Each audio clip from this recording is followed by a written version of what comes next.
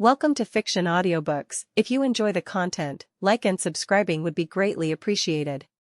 If you have any recommendations for novels, comment below. Chapter 1. Before she'd turned 2, Tanya could hold fire in the palm of her hand.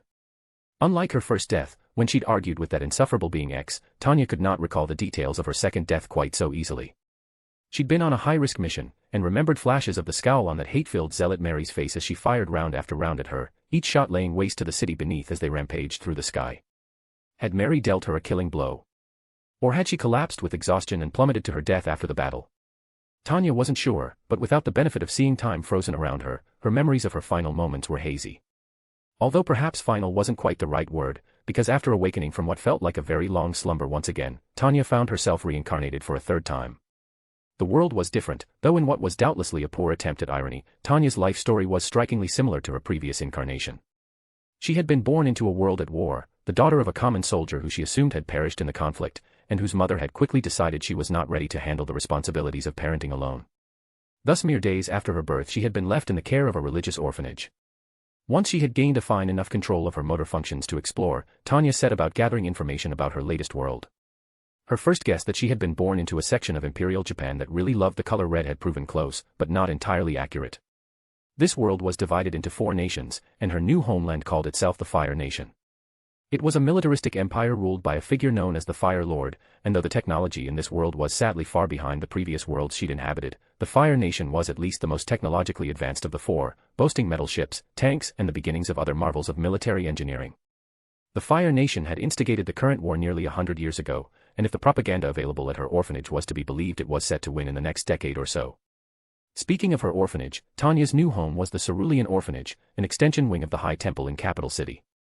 The organization who ran it were a strange group that called themselves the Fire Sages. Tanya had at first believed it was an on-the-nose reference to the name of her nation, but had soon been proven wrong after witnessing a fascinating sight. Firebending. She'd only been a few months old when she'd first seen it. Although the Fire Sages were responsible in theory for running the orphanage, in practice their involvement was in organization only. The ones who did the majority of the work were the nuns. There was one sage though, a relatively young and mousy-looking man named Ozai, who would occasionally drop by to entertain the children with stories about legendary heroes who commanded flames and fought dragons. Tanya had been listening half-heartedly to one such story when, out of nowhere, Ozai had decided to emphasize his story about how mighty the dragon's roar was by tilting his own head back and mimicking it. When a genuine jet of sparkling red flames had shot out of his mouth, she had fallen off her chair in surprise. Soon it became clear that the 4 nations were named for more than just their preferred color schemes. Some people in the Fire Nations possessed the power to telepathically manipulate fire through the act of moving their bodies in controlled movements reminiscent of ancient martial arts. Once Tanya had mastered speaking with her new mouth, a few quick questions revealed that members of the other nations could manipulate their named elements in much the same way. Once she'd discovered this, a new question had popped up in Tanya's mind. Was she a firebender? It was no great secret that all firebenders were conscripted into military service as soon as they were able, and it was definitely being X's style to grant her a curse disguised as a blessing. Just like he'd given her great magical power in her previous life knowing that it would force her to fight at the front lines, had he given her the power to firebend in this life, knowing it would force her into the war once again. Though logically she knew the best option would be to never uncover whatever talents being X may or may not have given her, resisting the urge to try it proved a surprisingly tough challenge. Something in her chest, something hot and powerful not dissimilar to the feeling of mana, ached whenever she was near a naked flame, bringing with it a longing to reach out and touch it. She did well resisting the urge for as long as she did, but a few weeks before her second birthday the temptation proved too much. She'd been alone in the library, reading a book of the history of the world in the candlelight, and had let her guard down. Her breathing had slowed, unknowingly rising and falling with the faintest flickering of the candle, and before she knew it the beauty of the tiny little flame had transfixed her. She reached out, plucking it from the candle wick as easily as picking a grape from a vine, and levitated it above her finger as she gazed deep into it, not even questioning how the flame did not fade away without fuel. A sharp gasp snapped her back to reality, and Tanya snuffed the flame in the palm of her hand as her eyes shot upwards. One of the Fire Sages was watching her with wide eyes, his expression caught between surprise and awe. Whatever hopes she'd had of dismissing it as a trick of the light were quickly shattered as the sage scooped her up into his arms and took her to see the head sage. While firebenders were not uncommon, most children did not discover their gift until the age of 5 or later. Those few who discovered it earlier were hailed as prodigies, but even among them it was unheard of for anyone to discover their gifts at the age of 1. And so it was that, much to her great annoyance, Tanya was singled out as a genius among geniuses, and began private lessons with the fire sages in the art of firebending at the tender age of 2. Whether she liked it or not, the path to becoming a master firebender had been thrust upon her. A path that would doubtlessly lead into the battlefields once again. Chapter 2. Before she'd turned 6, Tanya had earned herself a reputation. That year news had been abound that this year's Crouching Dragon tournament was the one to watch. The Crouching Dragon was an annual event where the firebending children of nobility and other influential figures battled it out in mock duels to demonstrate their strength. While it seemed barbaric to Tanya to make children blast jets of fire at each other for entertainment, she at least understood the unspoken reason behind it. In this country, skill at firebending was valued higher than anything else. Higher nobility boasted of bloodlines that had never failed to produce firebending children, and the achievements of firebending masters were celebrated far more than that of doctors, engineers, or non-bender soldiers. There was a direct, strong correlation between one's skill as a firebender and the respect afforded to them, so of course the political elite would be chomping at the bit to show off their progeny as a future firebending master at the earliest opportunity. Azula, the granddaughter of Fire Lord Azulon, and a prodigy who'd awakened to her firebending at the age of 4, had been relentlessly training under the finest tutors the Imperial Court had to offer for the past year, and this tournament would be the first public demonstration of her exceptional skill. At age 5 she was now able to compete in the tournament's youngest age bracket, alongside many children who'd only just discovered their abilities, and public opinion was that she was expected to dominate it. Rumor had it that she was daring, focused, and utterly ruthless when she had a goal in mind. It was clear that Prince Ozai intended for this tournament to be her debut into high society, a demonstration of the natural talent members of the royal family were blessed with. So Tanya was slightly concerned that she was being entered as well, and into the same age bracket no less. As representative of the Fire Sages, High Sage Ignis was granted a seat amongst the high nobility at the tournament and other such political events, and as such reserved the right to enter a contestant of their own. The Fire Sages rarely entered the wards in their care into these sorts of events due to their notoriously lackluster performances, though it seemed they had higher expectations for Tanya. The High Sage had plundered the High Temple's already strained budget to hire a luxurious palanquin equal to the kind the nobility used, which he and Tanya now sat in as they were transported to the tournament grounds. Judging by the ever-growing noise of the crowd outside, they must have only been a few minutes away. "Remember your breathing, Tanya," Ignis advised in his usual monotone manner. "Breath is the core of firebending. Many allow the pressure of the crowd to break their nerves and shallow their breathing, weakening their flames. Whatever happens, you must keep your breath deep and steady." "Yes, High Sage," Tanya dutifully replied, bowing her head slightly in acknowledgement and respect. Though she held little love for religions in general, she held a deep appreciation for a clear and efficient chain of command. "I will represent the Fire Sages to the best of my ability." "You will represent us by winning, Tanya." "I expect nothing less than absolute victory." A slight frown tugged at the corners of Tanya's mouth. "Sir, given the political importance of Azula's entry into this contest, might it not be wise to allow her the ultimate victory? Prince Ozai is an influential man, and has made no secret of his intention to use this tournament as a way to formally introduce his daughter to the public. Assuming that I could beat her, would doing so really be wise? It could turn the royal family's ire against us for years to come." Ignis snorted disdainfully. "Bah! What of it? Ozai has no respect for the importance of the sages. At every turn he scorns and mocks us. Perhaps knocking his precious progeny down a peg or two will remind him to show respect to Agni every once in a while." Warning sirens started blaring in Tanya's mind. Not good. Not good at all. This sounded eerily like a personal vendetta, exactly the kind of spite-fueled drama that was a nightmare for any human resources manager. The Fire Sages wanted to embarrass Prince Ozai and his family for nothing more than petty vengeance, and as their tool for doing so the royal family's retaliation would surely be directed at her too. Relationships with influential individuals could make or break a person's career, and the Fire Lord's family were the most influential people in the world. Souring any chance of a positive relationship with them was a fine way to guarantee an eternity stuck as a common foot soldier on the front lines. "We need you to win, Tanya," Ignis continued, unaware of her inner turmoil. "People have begun to forget the old ways the longer this war drags on. They forget to show the spirits the respect they are due, and us the respect we are due as their spokespersons. Today you will prove that even a peasant child like yourself can defeat those of noble lineage through the spiritual guidance and teaching of the Fire Sages, and the people will see proof of our importance once again. For it is right and proper that the sages should guide the people in there." Tanya zoned out as Ignis launched into another ramble about the importance of spiritual guidance, and her mind quickly kicked into overdrive to work out a solution to the problem she'd found herself forced into. Had this been what the Fire Sages had intended for her when they began her training almost 4 years ago? To become a poster child for their bid to become relevant to society again? How irritating. This was the political equivalent of being between a rock and a hard place, unable to act without making an enemy of a powerful institution that could drastically change the direction of her career. Was it possible to win the tournament without making an enemy of the royal family? Unlikely. What information she had gathered about Prince Ozai painted him as a militaristic man with high expectations for his subordinates and a very results-driven mindset.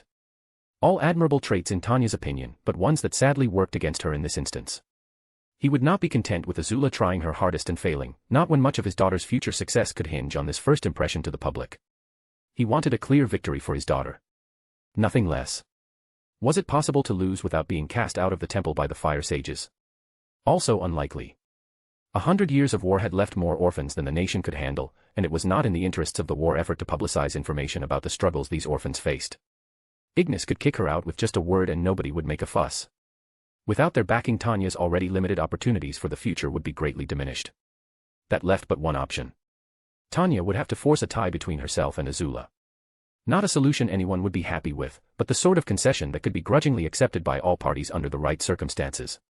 The sages could boast about how, through their enlightened training, Tanya had been able to match a prodigy of royal blood trained by the best tutors money could buy, and Prince Ozai could still introduce his daughter as having come first place in her age bracket. Oh, it would still be a sour disappointment to all involved, but wasn't that always the case when people allowed petty grudges to dictate their actions? There was just one problem. Winning was something Tanya could do. Faking a loss was harder, but achievable. But faking a draw. And in such a way that nobody in the audience spotted her deception. That would take some serious precision. What she needed was a strategy. The only way this would work was if she left as little to chance as possible, and that meant she had to use all the time available before her age bracket began to figure out how Azula fought. Chapter 3. It did not take long after the start of the tournament for an opportunity to gather information to present itself. Zuko, Azula's elder brother, was competing in the 7 to 8-year-old age bracket, which had been scheduled to take place near the beginning. Though Zuko was 2 years older than Azula, he discovered his bending abilities at the age of 6, and as such had been training for roughly the same amount of time as his sister. This presented a perfect opportunity for Tanya to get an estimation of how Azula would fight. After all, if the siblings had been training for the same length of time under the same tutors, then it stood to reason that their styles must share many similarities. From her seat at High Sage Ignis' side, Tanya watched the older children battle it out one by one in the ring below, her eyes firmly fixed on the royal boy whenever he made an appearance. Zuko was, distinctly average, if she was honest. It was clear he'd put a great deal of effort into his training, but he'd simply not trained long enough yet for that effort to start paying off. If he kept that mindset up until his teenage years, he'd probably blossom into a formidable fighter, but his entire age block was dominated by those who were bigger, more talented, or more vicious. As a result, Zuko pushed his way up to about the middle range of the rankings before being knocked out by a bulky boy who hadn't been afraid to dish out a few unsporting hits when the opportunity presented itself. Tanya had at least been able to learn a few things by analyzing his style.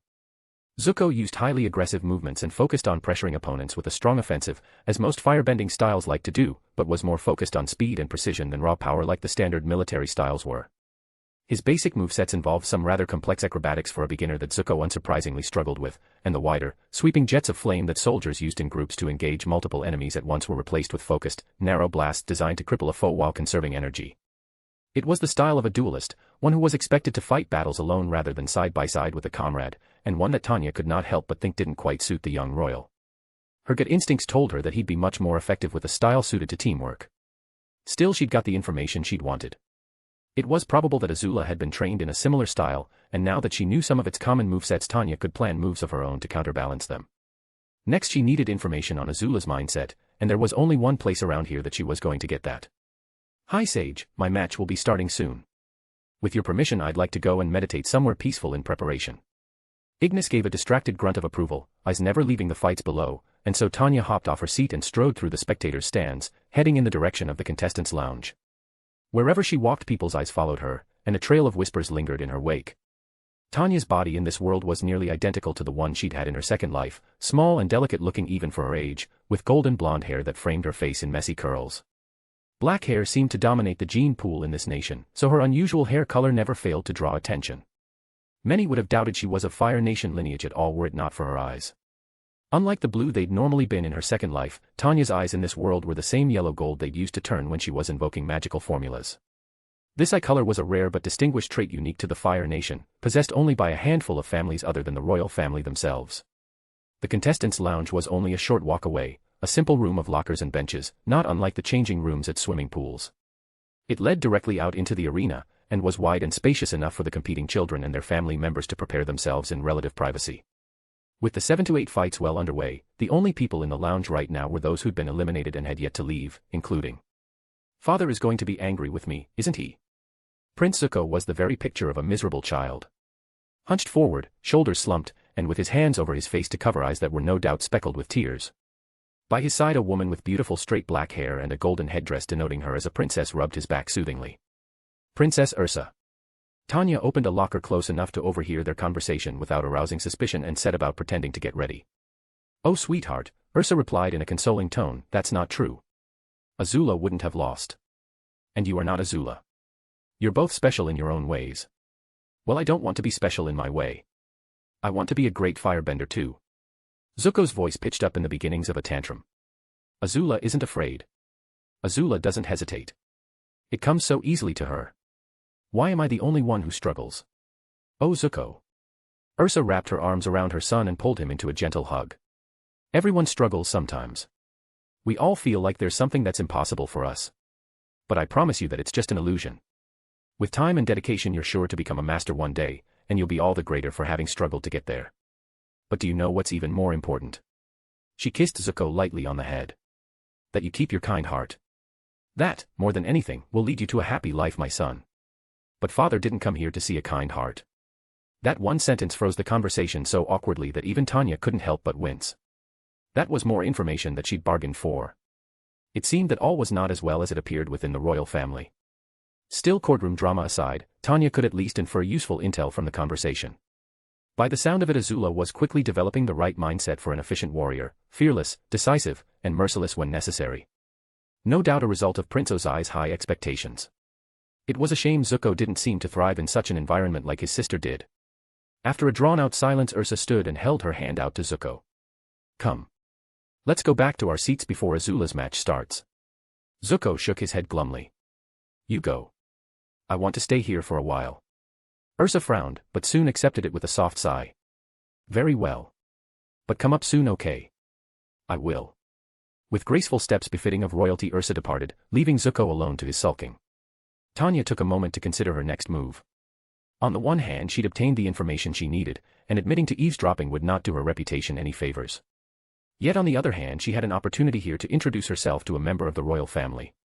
A few words of encouragement here could snag her a connection with a future important figure in high society. And as it so happened, she'd heard quite a few inspirational-sounding quotes during her first life. Oh, why not? It wasn't like a few words could do any harm. Chapter 4. Zuko felt ashamed.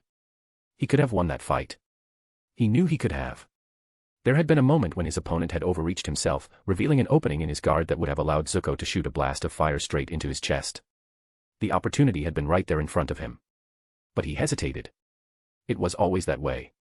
Zuko messed up enough as it was during training, but when sparring against an actual opponent he was somehow even worse. He'd been taught again and again to hit every opening your opponent gave you with all your might. Yet the moment he'd spotted his chance, all he could think about was how painful it would be for his opponent to be burned on the chest, and his fist had frozen. Azula wouldn't have hesitated. Father wouldn't have hesitated. Our greatest glory is not in never falling, but in rising every time we fall. Zuko jumped at the sound of a voice nearby, and his head quickly shot around to find the source of it. A few steps away stood a girl smaller and younger than him, with hair like spun gold and yellow eyes as sharp and narrow as a ravenhawk's. Whether it was her piercing gaze or the aura of danger cloaking her that caused an uneasy chill ran up his spine, Zuko did not know, but she immediately put his nerves on edge. You have to fight a battle more than once to win it. The strange girl warned like a doomsayer of old. All that matters is that you are the one who wins the war in the end. And no war can be won without blood, sweat and sacrifice. And then she smiled. Zuko had seen many different kinds of smiles before. He liked to think that the way someone smiled said a lot about who they were. His mother's smile was soft and warm, like the comforting rays of the sun on a summer afternoon. His uncle's smile was wide and hearty, full of adventure and life. His sister's smile was subtle and sly, like a satisfied jackal-cat when it caught a bird. But this smile was unlike any he'd ever seen before, and it sent a bolt of cold terror down his spine. It was wide like Uncle's, but strangely lopsided and full of sharp teeth. It was a smile that screamed recklessness, bloodlust, madness. The smile of a demon. With a short bow the terrifying girl strode away, leaving Zuko paralyzed by his fear. He was not the most sociable of children, but Zuko was certain that a smile like that was entirely wrong on a girl as small and young as her. Was she even a girl at all? Or perhaps one of those evil spirits Uncle warned him about. Whatever the case, Zuko was sure that he wanted nothing to do with that girl ever again. Tanya strode toward the arena with her head held high, a triumphant smile on her face. That conversation with Zuko had gone as well as she could have hoped. With a father like Prince Ozai, she'd suspected that using a military analogy would get through to him effectively, but she hadn't expected it to have been so effective as to leave him speechless. No doubt his spirits had been lifted, and in the future he might remember the kind words she'd offered him. Yet now was the time to put thoughts of future politicking to the side, and start focusing on combat. The competition in the 5 to 6 age bracket wasn't as intense as in the older years, but Tanya had to be careful to limit herself to match Azula's abilities during each of her fights to make her final deception seem more plausible. It required strength and discipline in equal measure. Here was hoping a new body and a few years of peace hadn't dulled her battlefield instincts. Something was very unusual about this year's tournament. Prince Iroh would admit that there seemed to be increasingly less he and his brother Ozai saw eye to eye on these days, but one thing they could always find common ground on was their deep appreciation for, and skill at, firebending. Which was why, as they watched the 5 to 6 age bracket unfold and Ozai shot him curious glances, Iroh knew he wasn't imagining things. Azula cut through her competition like a hot knife through butter. In each round she demonstrated her overwhelming talent in a different way. During her first round she went for speed, shattering her opponent's defense and taking them down in just under 8 seconds. In her second round she showed off her knowledge of advanced bending moves usually practiced by children 3 or 4 years older than her, and in her third conjured flames almost as big as she was. His niece was out not just to win, but to prove that she was superior to her competitors in every way imaginable. Yet she was not the only outstanding entry. The girl with the golden hair had not seemed like much at first. She was the shortest of the competitors, and held herself with the posture of a military child rather than a noble one. Yet in her first round the golden girl had shattered everyone's expectations by taking down her opponent quickly and efficiently. In just under 8 seconds to be precise. Just like Azula.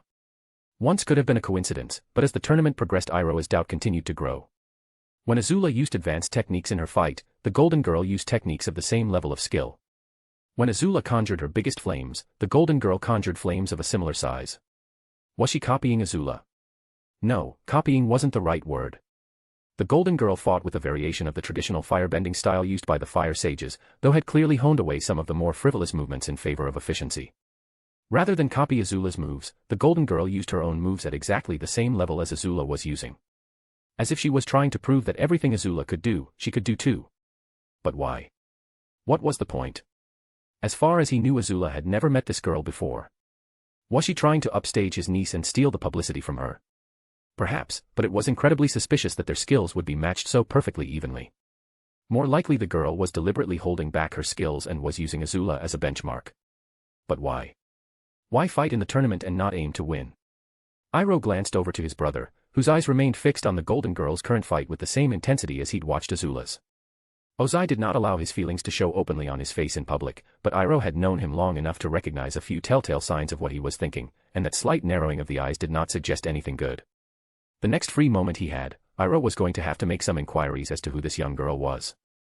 He'd be returning to his campaign through the Earth Kingdom in a few days, but something in his gut told him that today would not be the last time he saw this odd little girl.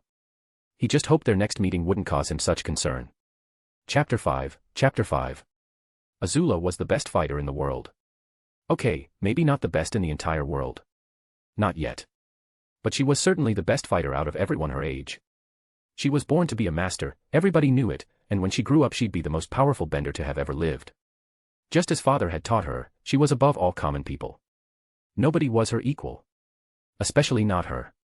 And now, ladies and gentlemen, we come to our final round. The announcer called, accompanied by polite applause from the audience. To my left is a rising star, a born prodigy, through whom the blood of generations of powerful fire lords flows strong. I give you Azula. Enthusiastic applause broke out across the audience, and Azula allowed herself to preen slightly in their adulation. The strong did not concern themselves with the opinions of the weak, father had taught her that, but there was no harm in accepting praise when it was well deserved. And to my right is the underdog nobody saw coming, who's danced through all her competition thus far like a pixie. I give you Tanya. To Azula's ears, the applause the blonde girl received was just as loud as her own, and a spike of rage jolted through her veins. Today was supposed to be her big day, the day she proved to everyone that she was the rising star of the future. She had made a point in each and every round to demonstrate how superior she was in any and every way possible. Yet this peasant girl, Tanya, seemed to have made it her mission to cast that superiority into doubt. Whatever record Azula set, Tanya was somehow able to perfectly match, as if making a statement that the two of them were equal. Tanya was not her equal. She couldn't be. Nobody could equal her talent and pedigree, especially not some street urchin the fire sages picked up. How the peasant had managed to cheat her way to the finals Azula did not know, but it stopped here. Father had instructed her not to fight too roughly, like they did during their private training sessions, but surely when he gave that instruction he hadn't been expecting this little upstart to act so impudently. Yes, this round she would demonstrate her superior brutality, and crush this peasant so thoroughly that nobody would dare presume themselves to be her equal again. The referee headed out of the ring, leaving the two of them with a few seconds to exchange words before the fight. Tanya bowed at the waist, demonstrating a surprisingly accurate knowledge of courtroom etiquette for a commoner. May the best woman win, Lady Azula. The nerve of her. To imply that it was debatable who the best of the two of them was. Don't worry. I will. Azula shot back, settling into her fighting position. Tanya smiled back briefly and settled into a position of her own. Ready. The referee called. Set. Begin. No sooner had the words left his lips than Azula had pounced into action, firing a sharp bolt of fire directly at Tanya's knee. Cripple her first, steal away her movements, and then hound away at her with power and agility. Just as father had taught her. Yet just as she moved, so too did Tanya. Blonde hair whipped around in a messy hurricane as she pivoted, drawing her knee out of harm's way while similarly building up momentum. From the pivot she spun into a leaping roundhouse kick, sending a slash of fire back in retaliation that Azula had to roll to the side to avoid. Rushing into closer quarters, Azula leapt up and brought a straight punch down towards Tanya's head. Again though Tanya was prepared for it, and raised both arms into a cross guard to block the blow, dispersing the weight of the punch across both arms. As Azula's feet returned to solid ground, Tanya struck, twisting one foot out like a snake to wrap around hers, and with a solid push sent her tripping backwards. The sudden feeling of losing balance didn't stop Azula for more than a moment however, and with practiced ease she embraced the change in momentum, falling into a backflip. There was just the briefest second however, at the apex of her backflip, when Azula's eyes had been unable to follow Tanya. As she regained her footing from the flip, Azula looked up, only to find that Tanya had not afforded her any chance to recover. She barely caught the first fist Tanya threw her way in time, and was forced onto the defensive as Tanya launched into a flurry of quick, probing strikes designed to ferret out weaknesses in her guard. Still recovering from her unplanned acrobatics, Azula was forced to slowly but surely give away ground as Tanya's barrage pushed her backwards. Rage boiled in Azula's stomach. This was not right. Why was she the one being forced to defend against this dirty peasant? Tanya was smaller than her, younger than her, lesser than her. She was an insect that ought to be squashed under heel. Channel the anger. Make it your strength. Father's teaching flashed through her mind, and with a fierce roar Azula stomped her foot against the ground, putting her anger into an explosive blast of flames. To her own shock however, the flames that emerged were not her regular red color. They were sharper, hotter, and a rich blue. Tanya seemed just as surprised if the way her eyes widened was any indication, and skipped backwards to put some distance between them while she assessed this new threat. But Azula was quick enough not to let this opportunity slip by. She lunged forward, harnessing her anger again, and with both hands unleashed a straight blast of blue flames. Tanya quickly spun her arms to form a flaming barrier, but when the blue flames collided against it, Azula was satisfied to see Tanya step backwards, a look of concern growing on her face. Yes. She has overpowering her. Most would have surrendered their reason when gripped in the throes of rage, but royalty was above such things. Azula's anger only sharpened her already impressive mind, and rather than maintain her powerful but ultimately stamina-draining attack, she switched tactics. As she cut off her stream of fire, Azula's arms separated, 2 fingers on each hand pointing out like knives, and from each hand a thinner stream of blue flames, about as thick as a ribbon, unfurled. She whipped her arms around in serpentine movements, causing the fire whips to soar outward towards Tanya and strike at her from a multitude of angles, like a nest of snakes hissing and biting at an intruder. Tanya seemed to realize the futility of blocking such an attack, and was forced to begin ducking and weaving through the frenzy of strikes. Dimly Azula could hear the approving roar of the crowd in the background, yet for the first time she found that she didn't care. The vengeful satisfaction of knowing that the tables had turned and that she was now the one forcing Tanya on the defensive was sweeter than freshly picked grapes. This was right. This was how it was meant to be. She had control of the fight now, and the street urchin was dancing to her commands, as was rightfully so. Azula redoubled her vigor, and the speed of the fire whips increased. One struck a glancing blow against Tanya's cheek, leaving a scorch mark. It was only then, with her attention drawn to Tanya's face, that Azula finally noticed the expression the blonde was wearing. She'd been expecting a look of discomfort, perhaps even fear. Instead, what she found was a maniac smile that stretched unnaturally across the little girl's face like a snarling hyena wolf, highlighting wide eyes that seemed to shine with malevolent glee in the light of the blue flames. Tanya flipped backwards to vault over an incoming strike, and Azula smirked as she noticed the odd angle Tanya was falling at. At last the peasant had made a mistake. From that angle she'd never be able to land on her feet, and once she hit the floor Azula would pummel her with a barrage of her strongest attacks. Her whip circled around Tanya's falling form, ready to strike. But then, in a blast of flames, Tanya was moving in midair. Technically speaking, the technique for using firebending for flight was a basic one. All you had to do was unleash your inner fire in a quick, intense burst over a short distance rather than let it roll further away from you, and the thrust generated would propel your own body in the opposite direction of the flames. A number of basic katas used the technique to enhance the momentum of a strong punch or kick, or in brief bursts to change the direction of acrobatic movements midair. But to actually use the technique to achieve sustained flight was a different game altogether. Humans were not born to fly, and required many years of practice and experience in order to gain an instinctive grasp of how much thrust and fire was needed to not just defy gravity, but control their flight smoothly. Yet if humans weren't born to fly, whichever spirit watched over Tanya's birth hadn't gotten the memo. With graceful arcs and spins Tanya flitted through the air with the ease of someone who'd been flying for a lifetime, dodging the tendrils of blue fire with so much less effort now that she had a whole new dimension of movement to play with. An odd silence fell over the crowd, and for a moment Azula forgot her rage and found that she shared their sentiment. With her small physique, golden hair, and the nimble ease with which she flew, Tanya did for a moment seem like some otherworldly spirit, like a pixie from a children's fairy tale. Tanya saw her opportunity, and dove forward through a gap in the whips to engage Azula in close quarters once again. As she rocketed down from above she cartwheeled, turning the flames at her feet from short jet bursts into an arrowhead shape, and drop-kicked Azula from above. Tanya was far from heavy, but the full force of gravity behind her shattered through Azula's guard and knocked her a considerable distance backwards. While stumbling to regain her footing, Azula became aware of just how heavily she was breathing, and how damp her forehead had become with sweat. Was she losing? No, that couldn't be possible. Could it? For the first time in her lift Azula felt an uncomfortable dread trickle down her spine as it dawned on her that she was probably going to be defeated. This dirty little peasant girl, who flew like a pixie and grinned like a demon, was going to beat her before the eyes of the entire nation. Tanya had not pressed her attack when Azula was thrown back, instead opting to reform her own stance and catch her breath as well. She was breathing heavily and sweating as well, betraying the fact that for all her skill she too only had the stamina of a child, yet unlike Azula she didn't look like she'd lost her confidence. In fact, if her feral smile was anything to go by she'd only become more excited. Neither of them had the stamina to draw this fight out for much longer, so whoever scored the next good hit would be the winner. Azula forced her breathing to steady, quashing down her feelings of unease and focusing on that same rage she'd felt before. As much as she despised Tanya, she was forced to concede that she'd have to give up on her original goal of winning brutally if she wanted to win at all. If they were so closely matched in strength, skill, and agility, then the only thing Azula had left to rely on was cunning. With a flick of her wrist Azula launched a quick, sharp bolt of blue flames directly at Tanya's face, a move not designed to do damage, but to draw her attention. Unfortunately it seemed that Tanya had the same idea, firing a similarly sized bolt of red flames at Azula. The two fireballs collided in the air between them, exploding like a firework of blue and red that obscured both of their visions. Azula darted forwards. Tanya wouldn't let this chance slip by either, and would be readying an attack of her own on the other side of the flames. As the sparks began to clear, Azula dropped down and slid on her knees, just in time to avoid the spinning wheel of fire that twirled out at her and passed narrowly above her head. As Tanya finally came into view again Azula couldn't help but grin at the look of surprise on her face, and whipped her legs out into a sliding kick that knocked Tanya's feet out from under her. Tanya went down, leaving both girls on the floor, and Azula wasted no time seizing her advantage.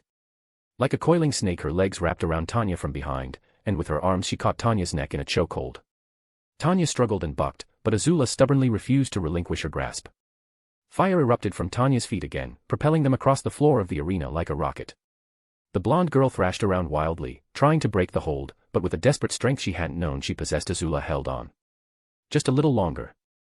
Just a few more seconds and she would win. Then father wouldn't be disappointed in her. Slam. The impact whacked into her back like a sledgehammer with such force that Azula's hold crumpled apart. Tanya's jets had never been intended to help her break free of Azula's grip. They'd been to slam them both into the walls around the edge of the arena. Azula struggled to get back to her feet, but the breath had been completely knocked out of her. She'd never felt this exhausted before. Tanya was still on the ground too, arms unsteadily raised to protect her throat. She rolled onto her stomach, bracing herself to stand once more, and a fresh spike of panic shot through Azula's chest. She tried to shoot a ball of fire, but with her breathing disrupted she couldn't summon so much as a flicker. All she could do was watch in horror as Tanya brought one foot forward and began pushing herself up to stand. Only for her knees to buckle. As Tanya's face planted itself into the dirt once more, the referee took that as his cue to run up and stand between them. Both contestants are unable to stand. The match is over, he declared. Quickly he examined them both, then turned back to the audience. The result is a tie. The audience broke out into a cacophony of applause, many even standing and whistling their approval. And who could blame them? That had probably been the most intense fight between 5-year-olds in Fire Nation history. Yet despite the cheers, all Azula cared about was the cold lump of dread settling in her stomach. She hadn't won. And now she had to answer to Father. Chapter 6. It wasn't often that Tanya allowed herself to act like the little girl she had the body of, but right now she was just so pleased with herself that she couldn't help but indulge in the desire to skip. It must have been a strange sight for anyone she passed by, a 5-year-old covered in bruises and scorch marks skipping merrily down the halls with a smile on her face. Perhaps that was why everyone hurried to get out of her way when they saw her. Whatever. Tanya couldn't bring herself to care right now. It had been a long time since she'd felt the satisfaction of accomplishing a difficult mission. Azula had been tougher than her brief reconnaissance had suggested. She'd cleverly kept that blue fire trick hidden up her sleeve throughout her previous matches, and had the stubbornness of a wildcat when boxed into a corner. If Tanya hadn't had 2 extra years of practice on her, she might have lost.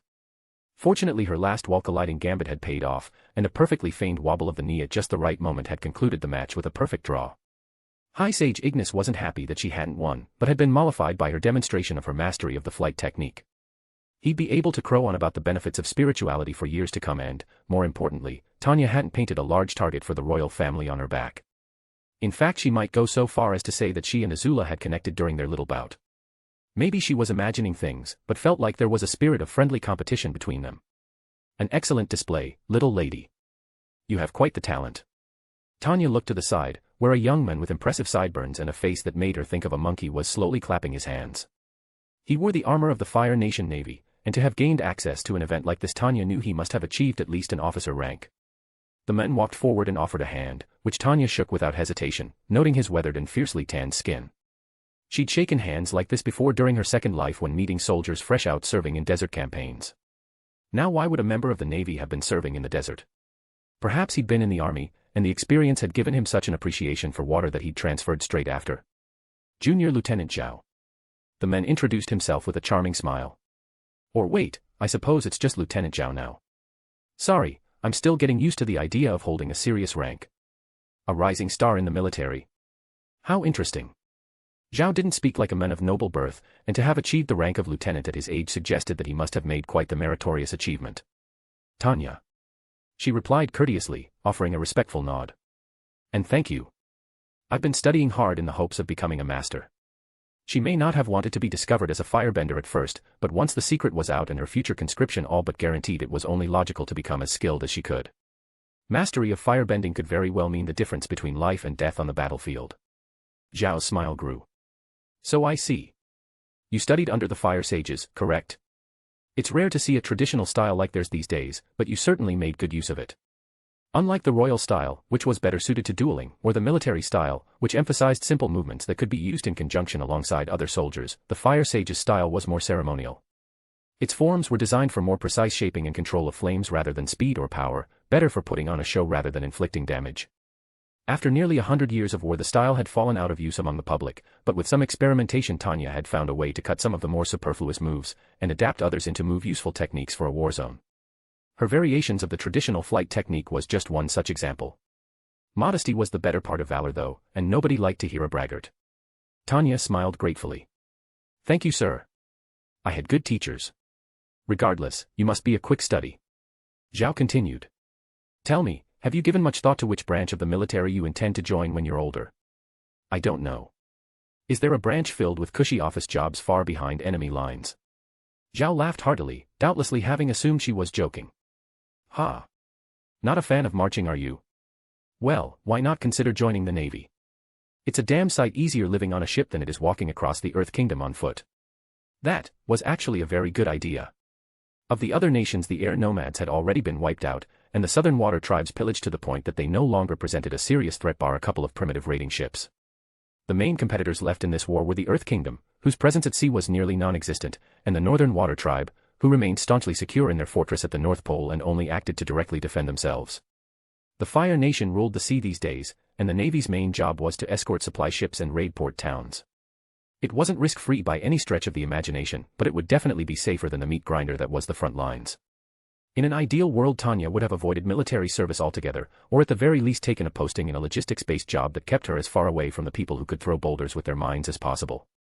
Sadly, firebenders were just too useful of an asset to not be used as much as possible.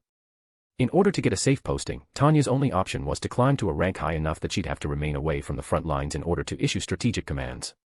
If her knowledge of the Navy's hierarchy was correct, she'd need to obtain the rank of admiral in order to be able to duck out of any form of direct combat, and the handful of admirals in the Fire Lord's War Council were all older men with many years of experience under their belts. Just below an admiral, however, came the ranks of captains, commanders who could stay safely within the decks of their huge metal ships and deploy their crew to do the most dangerous work for them. That was probably as close to an administrative job as Tanya could reasonably hope to get in the next decade or so before the war was finally won. Suppose that I was interested, Tanya began, how would I go about securing my place? I wasn't aware that conscripts were offered a choice of where to serve. Zhao's grin grew wider. It's just a matter of knowing the right people. Perhaps we should stay in touch. It's important that talent gets the recognition it deserves, don't you think? I'd be happy to have a position under my command reserved for you when you're old enough for service. What a nice fellow. Tanya found she didn't need to force the smile that came across her face as she nodded respectfully. That would be most kind. Thank you, Lieutenant. Zhao chuckled. Think nothing of it. I always keep an eye out for the firebending masters of the future. Chapter 7. Ozai wasn't usually disappointed by his daughter. Azula kneeled a few feet away from where he sat, nervously waiting for him to say something. After her performance today, she deserved to stew in his displeasure for a while. That she had awakened the rare blue flames had been a stroke of good fortune, enough to salvage her reputation after the disaster of a fight, but it did not absolve her of her failure. Azula took to the lessons he gave her like a natural, whether they be on combat, politics, or morality. There had been a few mistakes in the past, usually after her mother had filled her head with some sentimental nonsense, but it never took long to correct her mistakes. He could usually count on Azula to act in a way befitting of his heir. Yet today Ozai found himself disappointed. No, that wasn't a strong enough word. It was more accurate to say that he was infuriated. He had never imagined that Azula might lose to anyone of her own age, but now he saw that he'd been too lax in her training. Oh, the rabble might think that she and that commoner child had been equally matched, but Ozai was not fooled. The blonde girl had planned for the match to end in a tie right from the beginning, and Azula had allowed herself to be led by the nose. Speaking of the blonde girl, Tanya, Ozai was torn on how to deal with her. That she represented the Fire Sages irked him. People forgot, but the original Fire Lord had been a member of the Fire Sages, and had ruled with them as his equals. Time had separated the Fire Lord into a more political entity, but the Fire Sages still held the exclusive right to coronate the new Fire Lord, or to refuse to do so if they disapproved of them. The idea that those old fossils of a bygone era should have any power over the Fire Lord, however fleeting, was an insult. The weak should never dictate the will of the strong. Once he became Fire Lord and brought an end to this war, he would establish a new regime where the authority of he and his chosen heirs was beyond any doubt. Yet as much as he despised the Fire Sages, he did not see this Tanya as one of them. The girl had shown more than just firebending talent during her fights, but also cunning, ferocity and ambition. All traits he prized. That monstrous grin the girl wore as she fought was exactly the kind of expression he'd been trying to instill into his own daughter. He could not leave such an asset in the hands of the sages, but eliminating her would be such a waste. Azula shifted uncomfortably, drawing his attention back to her. That should be long enough. With slow, deliberate words Ozai spoke. You failed me. Azula's face blanched, her fists tightening so hard that her knuckles turned white. Good. At least she understood the consequences of failure. It was her fault. Azula stuttered. She must have cheated somehow. She is not my equal. Words are empty, Azula. Results are everything. Azula held her tongue, but her expression betrayed her indignation. Interesting. It seemed his daughter had taken the commoner girl's challenge personally. Could that be the reason why Azula had unlocked her blue flames in the middle of a fight of all times? Had her desire to defeat Tanya provided the motivation she needed to surpass her previous limits? And just like that, a plan formed in Ozai's mind. A solution that would kill all his birds with one stone. I shall be sending a letter to the High Temple, he declared. An invitation for Tanya to attend the Royal Fire Academy for girls under a scholarship from the royal family. It would be a waste to allow talent to untapped after all. Though I fear a peasant child may not feel comfortable among the children of nobility. I expect you to help her feel welcome. Take her amongst your friends. Azula's eyes widened in horror. But Father Dash. Am I clear, Azula? Azula bit her lip, visibly shaking with emotion, and for a moment Ozai suspected she might speak out in defiance. Yet the moment passed, and Azula's shoulders slumped as she accepted her punishment. Yes, father. Good. You may go. Azula stood, bowed, and hurriedly left, no doubt to find something to burn. Out of all the lessons he'd taught her, one she'd taken especially well to was his philosophy on friendship. Genuine friendship was a parasite for the strong, a leech that bound you to the weak and compelled you to waste your time and effort on solving their pitiful problems. Yet through the guise of friendship one could forge an effective leash to keep useful pawns under your thrall. Azula had done well in selecting her friends so far, choosing two girls of similar age with noble lineages and useful connections, who both possessed useful skills that Azula could learn for herself or deploy for her own purposes. However, her decision to not befriend a child with the ability to firebend was telling. She did not suffer anybody who might be able to rival her. Ozai had learnt many important life lessons indirectly from Iroh. His struggles to prove that he was just as good, if not better, than his oh-so-sanctimonious brother had taught him much about the drive hatred could grant you when used properly. Having a mortal enemy inspired you to put your utmost effort into destroying them. Yet the one who should have been that rival for Azula, Zuko, was a soft-hearted weakling who'd give up and run to his mother rather than provide any sort of challenge. In a way, Azula's success had been her failing. She had never learned how to deal with competition, for there was nobody who could compete with her. Until now. Enrolling Tanya at a royal academy would separate her from the fire sages for most of the time before she could be conscripted into military service, and would drive a wedge in the sages' plans to use her as their poster child. Forcing Azula to accept the peasant into her social circle would also teach his daughter how to cope with a genuine rival, while simultaneously giving his daughter time to work her hooks into this girl and make her a puppet.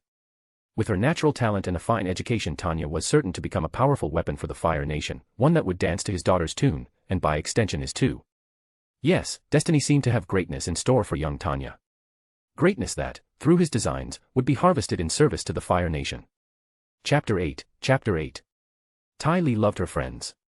Azula was always so brave, and talented in everything she did. She could count on Alusa to always be strong for the both of them, and to know what to do no matter the situation. Okay, sure, Azula could be a little rough sometimes, and could sometimes say things to her that made the corners of her eyes prickle with the beginnings of tears, but Ty Lee knew that it was just one of the ways Azula was looking out for her. Like that time she had confided in her friends about her secret dream of running away to join the circus, and Azula had laughed and began nicknaming her Circus Freak. Ty Lee had cried into her pillow when she got home, but come the next day she understood that Azula had actually been helping her.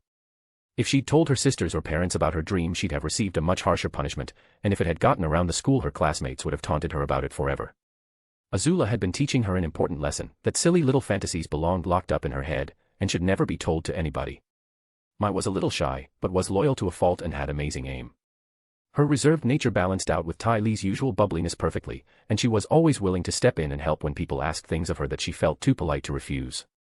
Sometimes Ty Lee liked to hang out alone with Mai and relax after Azula led them off on a fun, but sometimes stressful, adventure. Not that they told Azula about these days, of course, they didn't want her to feel left out. Then there was Tanya. Ty Lee was a little surprised when Azula had immediately taken a student with a commoner background under her wing, but she'd wholeheartedly approved. Tanya had such beautiful golden hair, and her serious attitude was adorable coming from someone so small and cute-looking. The fierce pout that would cross her face every time someone mentioned how darling she looked in her uniform made Ty Lee want to squeal with glee. The fact that she was a genius who consistently scored perfect marks in every test they did, no matter what lesson, and was always happy to help her out with homework was icing on the cake. But if she was being honest, Tanya scared her sometimes.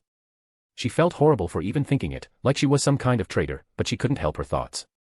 And she didn't mean fear in that uncomfortable sense she sometimes got when she couldn't do something Azula had asked her to do. No, she meant a fierce shiver that would run down her back and tell her to run away as fast as she could. The first time it happened was during their first lesson on military strategy since Tanya enrolled. As General Iroh's siege of Ba Sing Se was the talk of the nation at the time, their teacher had posed a hypothetical scenario to the class about how they would go about breaching the legendary walls.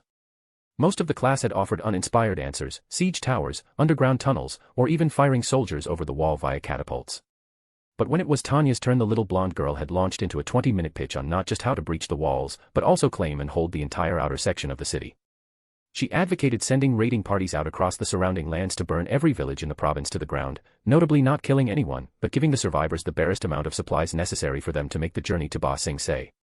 By flooding the city with refugees, she reasoned, Ba Sing Se's government would be incapable of properly handling the logistics needed to provide them all with food and shelter, leading to a growing sense of discontentment as the city clogged up with people and more refugees turned to crime in order to survive. If an uprising didn't naturally occur within the 6 weeks, spies could be snuck in amongst the refugees with orders to burn the food stores. Once the uprising began, many soldiers posted on the outer walls would have to be pulled back to help deal with it, leaving the wall undermanned for a mass incursion via siege ladders. It was not the tactical genius that scared Tai Li. It was the dispassionate, almost uncaring, way that Tanya spoke about both civilians and soldiers, how she referred to them as human resources rather than actual people. It was the glint in her eye when she talked about the efficiency of launching the assault in the middle of the uprising, massacring the guards when they were at their weakest. It was the ring of certainty in her voice when she finished delivering her pitch, as if she'd already tried a strategy like this before, and personally knew that it would be effective. In lessons of history, etiquette, economics, or anything else not applicable to war, Tanya was a model pupil, diligent, hard-working, and always successful. To be fair, she was all of those things during lessons related to warfare too, but it was at those times that she seemed to really come alive in the worst sense of the word, grinning like a lion before cornered prey, and spouting out cruel diatribe about the other nations or advising ruthless, merciless strategies to attain victory. Tai Li was not at all surprised when she found out that Tanya was in regular contact with a Navy lieutenant who'd all but guaranteed her a position in his command. For all that Tanya liked to claim that she thought war was a senseless waste of resources, none of her classmates believed her, even though they were too afraid to say it to her face. Tanya was a natural-born soldier. A natural-born killer. Yes, Tai Li loved her friends. But when she closed her eyes and dreamed of running away to join the circus, she never envisioned her friends coming with her. Peace and relaxation. Was there anything more beautiful? Tanya had been surprised to receive an invitation to study at the Royal Fire Academy for girls. It was the top school in the nation, exclusively for the children of nobility, and not a place she would have had any chance of getting into were it not for the scholarship from the royal family. It was a rare opportunity that suited her goals perfectly, for the academy worked in partnership with the army to offer officer training to its students. Graduating would allow her to enter the Navy at the rank of junior lieutenant, immediately giving her some level of authority and skipping the positions that were likely to put her directly in harm's way. It was only 2 ranks away from a captain, and 4 ranks away from her ultimate goal of becoming an admiral. The reason for such a stroke of good fortune revealed itself on her first day, when Azula had approached her at the first opportunity and introduced Tanya to her friends. It would seem that Tanya really hadn't imagined that spark of friendship between them during her match. Poor Ozai. No doubt he'd patiently endured Azula's pestering for as long as he could before finally giving in to her demands, and pulled a few strings to have a place offered to Tanya. An act of such soft parenting would no doubt have the more traditional nobility tutoring with disapproval. Being friends with royalty certainly had its advantages though, and not just at opening new doors for her career. Tanya had been expecting that, in a school full of noble children, a commoner girl like her would be a ripe target for bullying. Instead, most of the other students parted like the Red Sea wherever she walked, and treated her with unfaltering politeness, some even shaking at the knees whenever she stepped too close. Being best friends with royalty seemed to make her untouchable. Tanya aced all of her lessons, scoring perfect marks on every test or challenge they presented to her. The honor of being top student used to be Azula's alone, but when Tanya arrived, Azula had started studying harder than ever to match her, and once again Tanya felt pleased at the spark of friendly competition they shared. Yet if she was being honest, Tanya was a little bored by most of her lessons. Subjects like history and etiquette were interesting, but the simple fact was that Tanya had already been to school before, and in time periods that had been considerably more advanced than this one. She knew of concepts that her teachers couldn't even dream of, and having to sit through lessons that she already knew quickly became tedious. It was selfish and entirely ungrateful to dismiss her peaceful education as boring when soldiers fighting on the battlefield would have given a limb to be where she was, but such was the curse of perspective. In a few years' time, when she was forced into the war, she'd look back on these boring lessons with a fond smile. More interesting was the time that Tanya got to spend with Azula and her other 2 friends, Tai Li and Mai. Both were kind and friendly girls, and were always so eager to support Azula in whatever she said or did. That was true friendship right there. Sometimes Zuko would join in too, but most of the time he would avoid them whenever Tanya was around. Zuko acted very awkward in Tanya's presence, stuttering over his words, and looking away whenever she made eye contact. It wasn't long before Tanya came to an uncomfortable realization about why this was. Zuko had a crush on her. It was the only condition that matched all the symptoms he was displaying. Her inspiring words back at the tournament must have done too good a job at lifting his spirits, and now his feelings for her were leaving him confused whenever she was around. It was a disaster in so many ways. For one thing, although she now wore the body of a young girl, at heart Tanya was a middle-aged man. Having someone so young crushing on him, however unrequited, was an uncomfortable experience. For a second thing, Mai seemed to have a bit of a crush on Zuko herself if she wasn't mistaken, and Tanya had no intention of getting involved in some kind of period drama love triangle rom-com. And for a third thing, Zuko just wasn't her type. Unfortunately, Tanya didn't know how to go about letting him down gently without breaking his little heart, and so did her best to act with respectful, albeit a little cold, formality when talking with him to avoid getting his hopes up. There were some days when Azula invited her over to play privately, and the 2 of them usually spent their time sparring and practicing firebending together. Considering that she was Azula's only firebender friend, not to mention the only one who could beat her, Tanya didn't mind these bouts at all. She even let Azula beat her every now and again, just to make sure she didn't get disheartened. Coincidentally, on these days Prince Ozai would sometimes make an appearance, and had even invited her to stay for dinner a couple of times. Tanya liked Ozai. He was a firm, commanding man who put a staggering amount of effort into his work, but always found time for his daughter's education. Unlike his warmongering brother, General Iroh, Ozai preferred to dedicate his time to the arts of politics and statecraft, a far more worthy profession in Tanya's opinion. At the same time, though, it was clear that he wasn't afraid to wage war or even step into combat himself when the situation demanded it, and firmly believed in the Fire Nation's aim of bringing order and prosperity to a soon-to-be unified world. During their meals, Prince Ozai would quiz them about the state of the war, the history of the Fire Nation, and a range of other patriotic subjects, as well as offer his own logical and well-reasoned opinions on strategy, philosophy, and economics that Tanya often found herself agreeing with. His wording could be a little extreme at times, but the core of his beliefs was that rewards should only be given to those with the dedication, talent, or power to earn them. A true capitalist. Chapter 9. During their meals, Prince Ozai would quiz them about the state of the war, the history of the Fire Nation, and a range of other patriotic subjects, as well as offer his own logical and well-reasoned opinions on strategy, philosophy, and economics that Tanya often found herself agreeing with. His wording could be a little extreme at times, but the core of his beliefs was that rewards should only be given to those with the dedication, talent, or power to earn them. A true capitalist. The coming years were not kind to Azula or her father. There was one year when they received news that Lu Ten, the son of Prince Iroh, had died in battle, and that the siege of Ba Sing Se had been lifted. As if that wasn't bad enough, Fire Lord Azulin passed away soon after, wisely proclaiming Ozai to be his successor on his deathbed, and mere days later Princess Ursa's life was claimed by a sudden illness.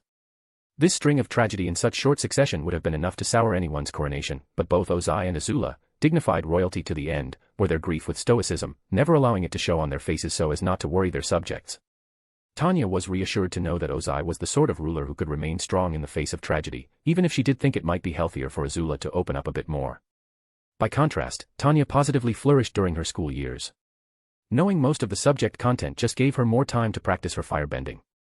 And she was unashamed to boast that she was bloody good at it.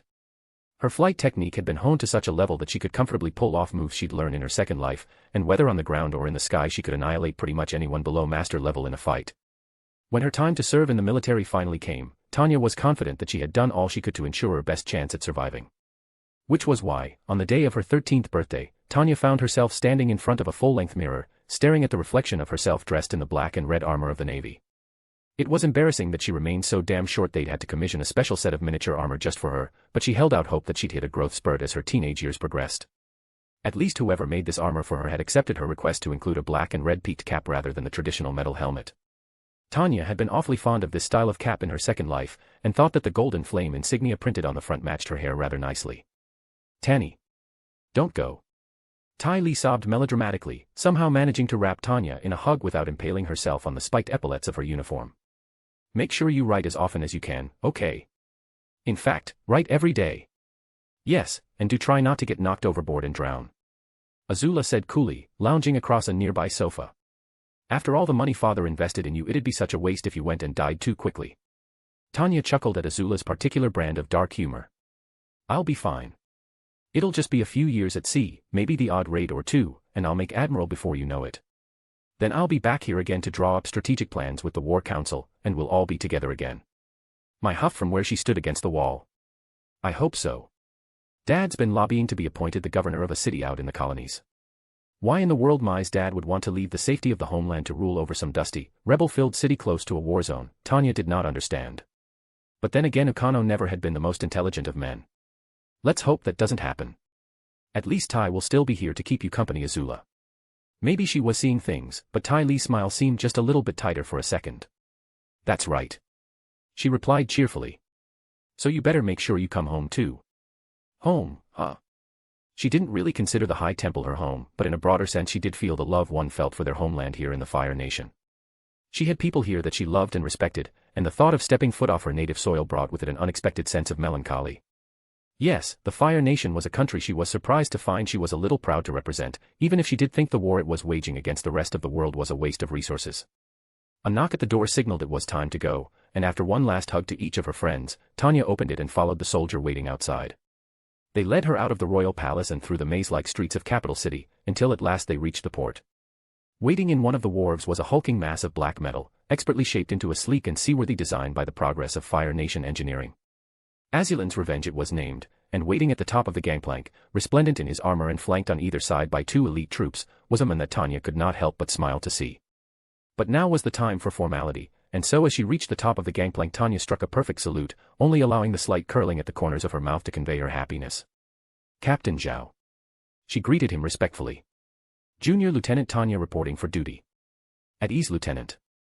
Zhao replied, giving a short salute and a smile of his own.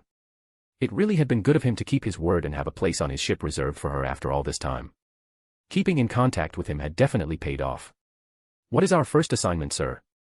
Tanya asked dutifully. Zhao chuckled. Eager for combat. Well, you're in luck. Scouts have reported an Earth Kingdom military vessel trespassing in our waters. Orders are to intercept and destroy them with maximum prejudice. A wicked grin crossed his face. I think it's the perfect opportunity to show me some of those techniques you've told me so much about. Tanya couldn't hold back the grin of her own. As you command, sir. Postings at sea were the worst. Anson stifled a yawn into his hand, keeping his bleary eyes fixed on the vast expanse of ocean ahead. He missed the feeling of good, solid rock and soil beneath his feet. Earthbenders weren't meant to live atop this water nonsense. Still, orders were orders, and everyone had to do their part if they wanted any hope of repelling the Fire Nation from their shores. The idea that his hard work, however boring it could be sometimes, could save his daughter from growing up in a country owned by firebenders was all the motivation he needed to keep going. He broke from his musings as a dark shape appeared on the far horizon. Quickly unfurling his spyglass, Anson's pulse began to quicken at what he saw. Fire National Ship. Port side. He shouted, and soon heard the alarm bells ringing and troops scurrying around into battle positions behind him. Just one ship. Good, it would be a fair fight then, and everyone knew that the Fire Nation never won in a fair fight. He kept his telescope fixed on the approaching threat as the captain came to stand beside him. Report. The captain commanded. One ship on the east horizon. Seems to be a cruiser. In range of our trebuchets. Not yet, but it's approaching fast. Wait, no, it's coming to a stop. Something wasn't right about this. The Fire Nation prized aggression in all things, and normally wouldn't hesitate to attack unless outnumbered. Why then had they stopped so far away when their weapons couldn't hope to reach them from there? A flicker of bright orange light against the dull darkness of the iron ship caught his attention, and Anson immediately tracked it through his spyglass. Sir, they've deployed something from the deck. It's rising rapidly. The captain frowned. Some kind of weapon.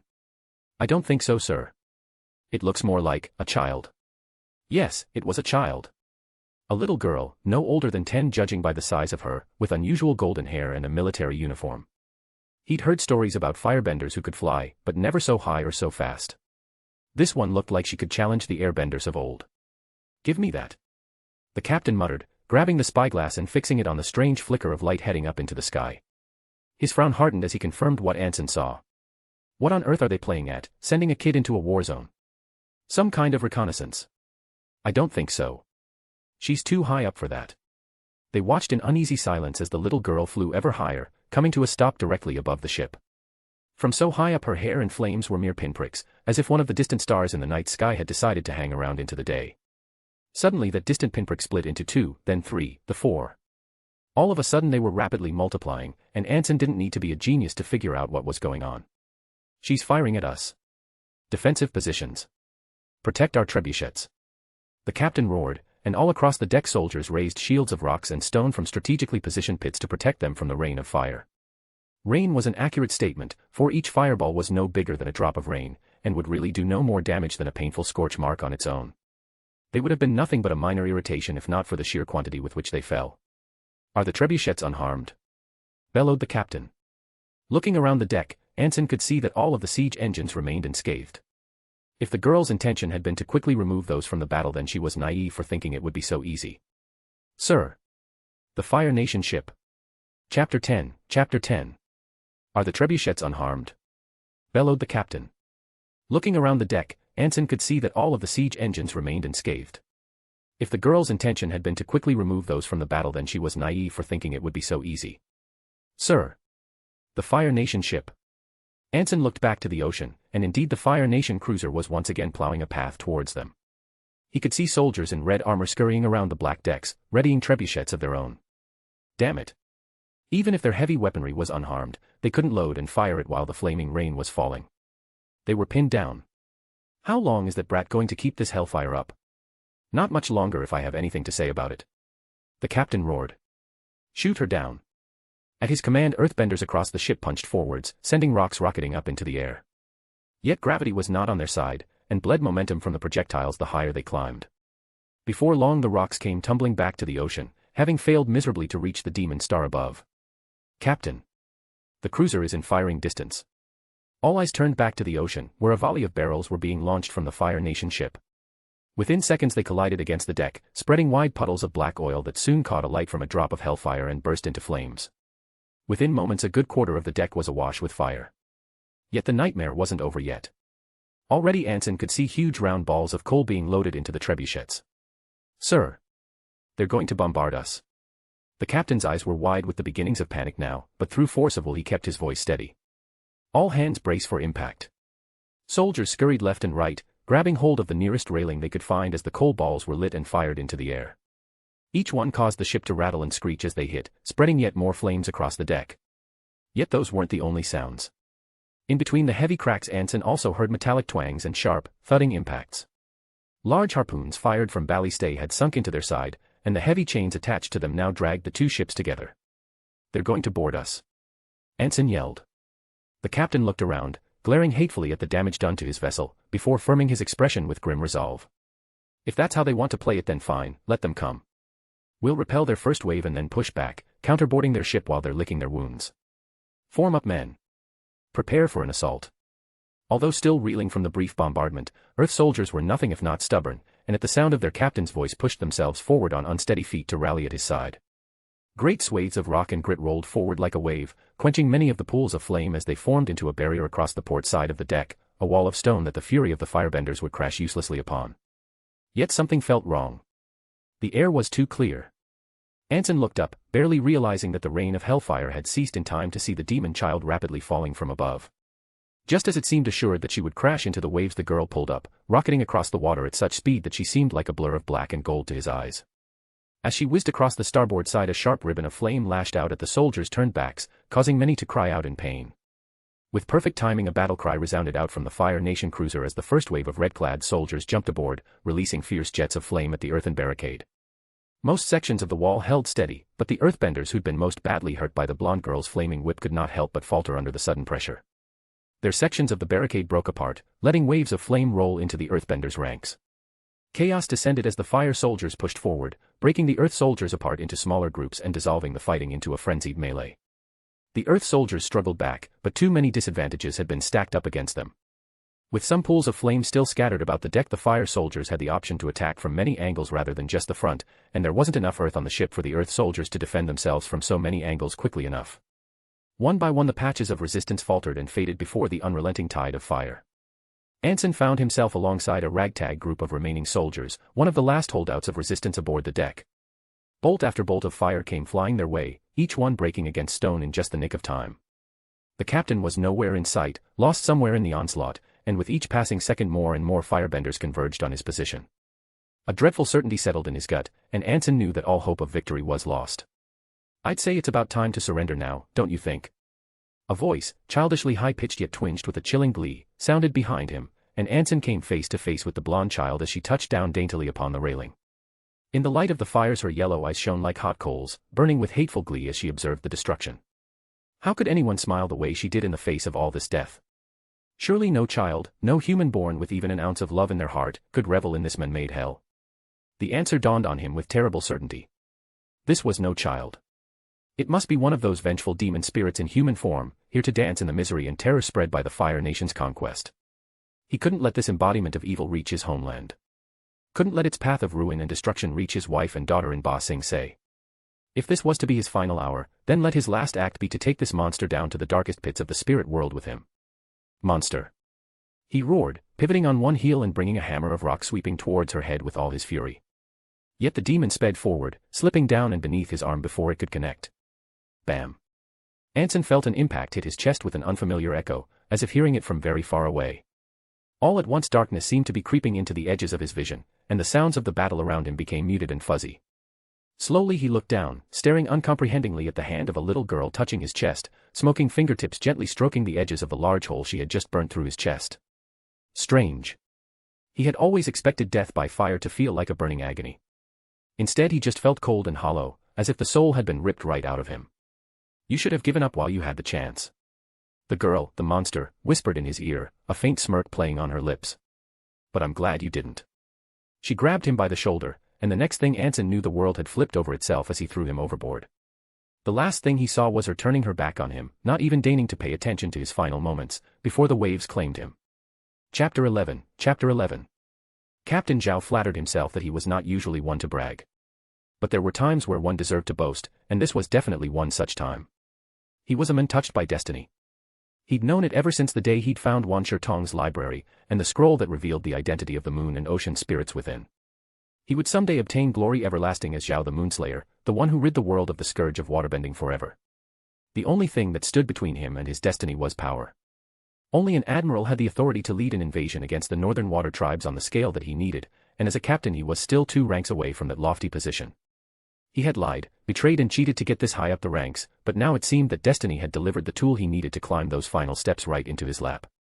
He'd known Tanya would be something special ever since the day he saw her compete against Princess Azula.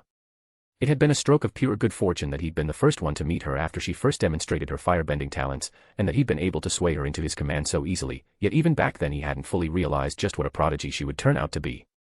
Not only was she a real firebending master at the age of 13, but one blessed with an incredible gift for flight, a tactical genius as efficient as it was cruel, and a close connection to the Fire Lord's daughter. Fire Lord Ozai himself had sent private messages to him inquiring about Tanya's progress, making it clear that she was someone he had singled out from the common rabble as someone of great importance to the future of the Fire Nation. And now that same rising star was bound to him. He was sure to be promoted to commander for the overwhelmingly successful capture of this Earth Nation vessel, and had Tanya to thank for it. He would continue to keep the girl close by his side, sharing her successes and promoting her in lockstep with his own ascension through the ranks. Some of his men were already calling her the Fairy of the Fire Nation because of her dainty appearance, and Zhao couldn't help but think the description was apparent. On the wings of this fairy he would soar towards the bright destiny that awaited him. Yes, he was without doubt the one chosen by destiny. Down, down Anson sank into the depths, unable to muster enough strength to so much as twitch his fingers, or close his lips against the bubbles of air that escaped his lungs. It was so cold, so dark, and yet with each passing second distantly comfortable, like falling asleep. In his last moments Anson's thoughts turned to the family he was leaving behind at home, unprepared for the nightmare that was heading their way from across the sea, and his heart was gripped by fear and regret. Without thinking his lips began to move, chanting a silent prayer. "O spirits, I pray to you for a better future for my daughter." And as the darkness claimed him, Anson heard a voice, deep and ancient, ring out to him from the depths. Like an étoile in ballet, or a prima donna in opera, she will have an unbreakable will and a glittering destiny. For I have heard you, and by my will it shall be done. Far across the sea, behind the great walls of Ba Sing Se, a beautiful woman dressed in the green of the Earth Kingdom gasped, suddenly stricken by a deep sadness. She did not know how she knew, but something in her heart told her that the worst had indeed come to pass. Her beloved husband was gone. He would never return home to hold her and their darling daughter together in his arms. Without thinking her hands came together, and her thoughts coalesced into a whispered prayer on her lips. "O spirits, I pray to you to protect my daughter. All I want is for her, the most precious thing my husband left behind in this world, to be protected." And in that moment she could swear that a voice, deep and ancient, whispered down to her from the sky. Swords will break before her, arrows will dodge her, fire will not reach her, and her wounds will heal. For I have heard you, and by my will it shall be done. Upon the walls of Ba Sing Se a young girl stood, staring out at the horizon before her. Out in the distance, somewhere beneath the setting sun, the armies of the Fire Nation marched to war, carving death and destruction upon the land in their wake. Such wanton evil was sure to draw the one she sought, the devil she had sworn to hunt across the very reaches of time and space, like a shark to fresh blood. Yet the great walls built to protect the city she lived in caged her, trapping her from chasing her divine destiny. If only she had been born an earthbender like her father. One powerful enough to join the military and fight back against the darkness. Then she would surely be able to find and defeat the devil once and for all. Unbidden, the words formed together on her lips into a quiet prayer. "O Lord, I pray to you to grant me the power I need to fight the devil." And in that moment she could swear that a voice, deep and ancient, rumbled up to her from beneath the earth. "Rock shall part at your passing. Stone shall shatter at your fury. Earth shall bend at your will. For I have heard you once again, my chosen one. And by my will it shall be done." Chapter 12. Chapter 12. War, Tanya mused, was a heck of a lot less stressful when your side was winning. Now at the age of 14, Tanya had served in the Navy for over a year. And what a good year it had been. There had been a couple of naval battles, but Tanya's assumption that the Earth Kingdom would not focus its efforts so much upon maintaining a strong navy had proven correct. The only combat she saw was attacks on lone ships and the occasional raid on seaside settlements, which was less of a battle and more akin to piracy. Child's play to the battlefields she'd seen in her second life. Most of the time their missions were to escort supply ships. With a number of achievements under her belt and a commander like Zhao, who was more than eager to report back to command how instrumental Tanya had been to their victories, she'd quickly found herself bumped up to the rank of captain. Technically speaking, she now commanded Azulin's Revenge, although since Zhao chose to maintain it as his flagship, she did not have the ultimate authority to control its destination or troops that she'd have liked. Their current assignment was her personal favorite, guard duty.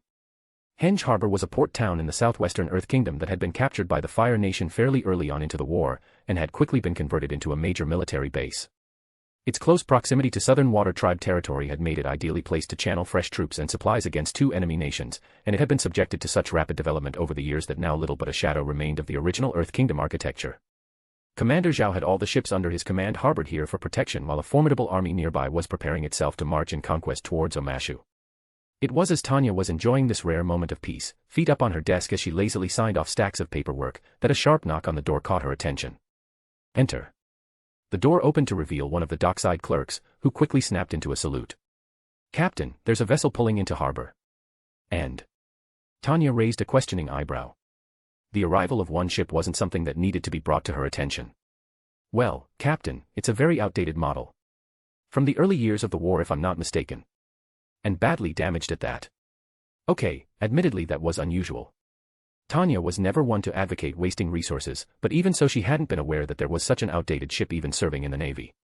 There was a possibility that this was part of some trick, but if so, Tanya couldn't fathom what its purpose would be. This was worth investigating. "Very well, I'll head over." Commander Zhao had already been informed. "He is en route now."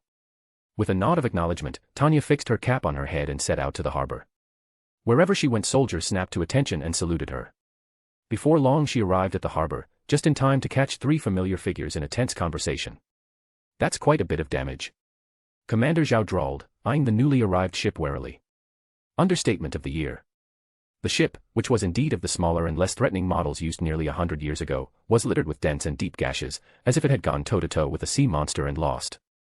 "Yes, you wouldn't believe what happened," replied a gruff teenage voice in an attempt at a sincere tone that just screamed lying. He always had been the most atrocious liar. "Uncle. Tell Commander Zhao what happened." Prince Zuko, for that was indeed who the mystery ship seemed to belong to, had grown up during his 2 years in exile. And not just in the sense that he was taller. Time at sea had stolen away the softness from his body, leaving him with sharper features and a leaner build. There was a hardness to his stance now too, an aggression that she'd never seen during his younger years, and a wariness in his eyes that spoke of the difficult trials he'd no doubt faced. The most noticeable difference, however, was, without a shadow of a doubt, the scar. Tanya had not been witness to that infamous Agni Kai, or the events that preceded it, but Azula had explained what happened to her. 3 years ago Zuko had decided to sit in one of the Fire Lord's war councils. Whatever strategies had been discussed there had to be kept top secret, but apparently Zuko had insulted the honor of the Fire Nation army by implying that they were weak and should retreat from an enemy force they clearly outnumbered. As tradition dictated, Fire Lord Ozai had no choice but to challenge his son to an Agni Kai. Agni Kais were a tricky custom. They were considered fights of honor, and though there was no legal set of rules governing them, traditionally an Agni Kai was only won when one opponent burnt the other. It was also acceptable to spare your opponent or duel them to the death, but most of the nation regarded these outcomes as too soft and too cruel respectively. It was well known that when his Agni Kai had begun, Zuko had immediately dropped to his knees and begged his father for forgiveness. Azula claimed that Zuko's courage had simply deserted him once it had sunk in just how much danger he'd put himself in, though Tanya suspected there was more to it than that. There were few people for whom the idea of attacking their own family would sit well. Yet Ozai had not challenged his son in a personal capacity, for it was not his personal honor that had been insulted. It was the honor of the Fire Nation military that Zuko had insulted, and as the ultimate head of the military Ozai had to act in a way befitting the Fire Lord. To have accepted his son's forfeit with a slap of the wrist would have set a precedent that it was okay to dishonor the military, and would have had the people up in arms at such a blatant show of familial favoritism. For the sake of upholding the traditions of the nation, Ozai had no choice but to settle the Agni Kai in the customary way, by burning his opponent. It had not been an act of cruelty, but of duty. Politics had tied Ozai's hands. Back in the homeland, with Zuko not around and Azula there to explain it to her, Tanya had swallowed that explanation easily enough. Now though, seeing the result of that fateful day forever painted across the face of a childhood friend, something about it just didn't sit right. Did Ozai really have to burn him quite so badly? It was a miracle that Zuko could see out of that eye at all. By Zuko's side stood former General Iroh, whose face passed through a myriad of comical expressions as his nephew put him on the spot to explain the state of their ship. Yes. I will do that. It was incredible. The elderly man exclaimed, before leaning closer to Zuko and not so subtly muttering. What, did we crash or something? Yes. Zuko continued. Right into an Earth Kingdom ship. Really? Zhao, unsurprisingly, sounded skeptical. You must regale me with all the thrilling details. Join me for a drink. Zuko glared at him and made to leave. Sorry, but we have to go. Zuko. Show Commander Zhao your respect. Iroh admonished, stopping his ward with a hand on the shoulder. We would be honored to join you. Do you have any ginseng tea? It's my favorite. Then please, allow me to escort you. All eyes turned her way as Tanya made her presence known. It was interesting to see the different reactions from the three men, delight from Zhao, shock from Zuko, and a blend of surprise and concern from Iroh. Hello Zuko. You've grown. Tanya. What are you doing here?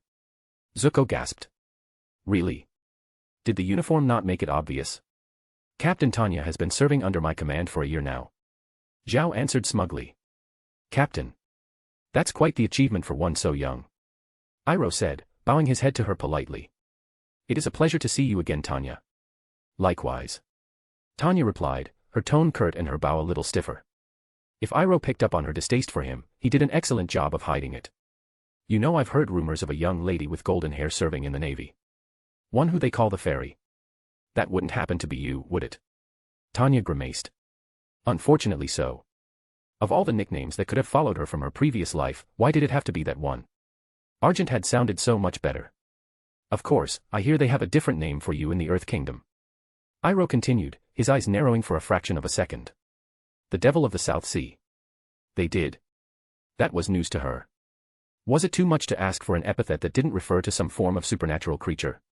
Or better yet, one that didn't have anything to do with war whatsoever. She'd much rather be famed for her exceptional personnel management skills. You're very knowledgeable about Earth Kingdom rumors. Tanya shot back. Iroh shrugged. We've heard things here and there during our travels. Yes, I'm sure the pair of you have had quite a few adventures over the years. Tanya replied suspiciously. Suddenly she turned on her heel and began walking away. Come, the officers' quarters are this way. I'd love to hear all about your journey. Hey everyone, I recently set up AP at Trian, and it would truly mean a lot to me if any of you decided to join and support my work. Chapter 13. And by year's end, the Earth Kingdom capital will be under our rule. The Fire Lord will finally claim victory in this war. Zuko had to fight down the urge to scoff. As always, the strategies of Zhao and so many other commanders in the Fire Nation military looked at the war as if it was in black and white, a game where all you had to do to win was to destroy your opponents. To them it didn't matter how much of the world was destroyed in the process, or how many soldiers were sacrificed along the way. If my father thinks the rest of the world will follow him willingly, then he is a fool. He sneered. Zuko. Tanya rebuked strictly, like a mother scolding an unruly child. Do not speak about your father like that. Zuko huffed, but once again found himself looking away uncomfortable from those intense yellow eyes of hers. Normally he'd be the last person to speak against his father, but right now his nerves were tense enough to play a violin on. After 2 years of desperate, fruitless searching and empty hope, he'd finally done what many thought was impossible, he'd found the Avatar. And not only that, but a child Avatar who, as of yet, only seemed to know how to airbend. The shame of not only having allowed a child to escape his grasp, but damage his ship so badly in the process, stung his pride like the bite of a snake wasp. And to make matters worse, Zhao was now sniffing around. That man's nose for glory was keener than any hunting dog's, and he would be just as tenacious as one if he finally caught the scent. Trying to stay calm and act natural when his nerves were a restless wreck was a difficult task for Zuko, and he hated how Uncle made it look so easy. If Zhao found out that the Avatar was back, then there was no doubt that he'd set off in pursuit as well, hoping to claim the prestige of capturing the Fire Nation's greatest enemy for himself. Zhao would be a tough competitor to beat, not because the man was much of a threat by himself, but because of the resources he had at his disposal, a small fleet of ships, hundreds of soldiers, and her. Agni, please, don't make me have to compete against Tanya. Even after being made tougher than ever by the trials he'd faced throughout his exile, Zuko still felt a shock of fear whenever Tanya was nearby. Who didn't these days? She was a psychopath. In the Earth Kingdom they whispered that she'd laughed with glee as she'd burned the crew of a ship alive, and from what he knew of Tanya, Zuko wouldn't put it past her. To think that she'd become Zhao's right-hand woman. If she'd been the one to capture the Avatar back at the South Pole, the first thing she'd have done would probably have been to break his arms and legs to prevent him from escaping. 2 years at sea have done little to temper your tongue. Zhao jeered, coming to sit beside him. So, how is your search for the Avatar going? Zhao was interrupted as Uncle knocked over a stack of polearms, the commotion drawing Zhao and Tanya's searching gazes away for the couple of seconds Zuko needed to breathe deeply and regain his composure. Zhao snorted condescendingly at Uncle's clumsiness, and shared a brief eye roll with Tanya before looking back to him. By that point Zuko's expression was as schooled as he could make it. We haven't found him yet. He replied evenly, doing his best impersonation of Azula when she was trying to look sincere. Hardly surprising. Tanya interjected. If they aren't dead already they must be what, 90? 100 by now. They clearly have no interest in participating in the war, and could blend in anywhere as long as TH000EY avoid bending in public. It's not like they're going to have the words "I'm the Avatar" tattooed on their forehead. Oh Tanya. If only you knew. Unless you found some evidence that the Avatar's alive. Zhao finished, a predatory smile stretching out across his lips. Damn it, he was starting to catch hold of the truth.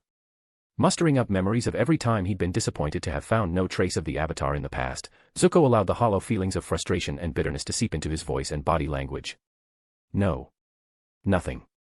A frown crossed Zhao's face, and he stood up to lean closer towards Zuko. Prince Zuko, the Avatar's the only one who can stop the Fire Nation from winning this war. If you have an ounce of loyalty left, you'll tell me what you found. With all due respect, Commandal RXR, I think that's enough. Tanya said neutrality, unexpectedly speaking in his defense. I know Zuko, and he isn't selfish. If he knew something that would endanger the Fire Nation, he'd tell us. A worm of guilt began to wiggle in Zuko's gut, but luckily Zhao was too busy turning away to shoot Tanya a sharp look to notice. People change, Captain. Sensing an opportunity to leave, Zuko stood up and began marching over to the door. Come on Uncle, we're going.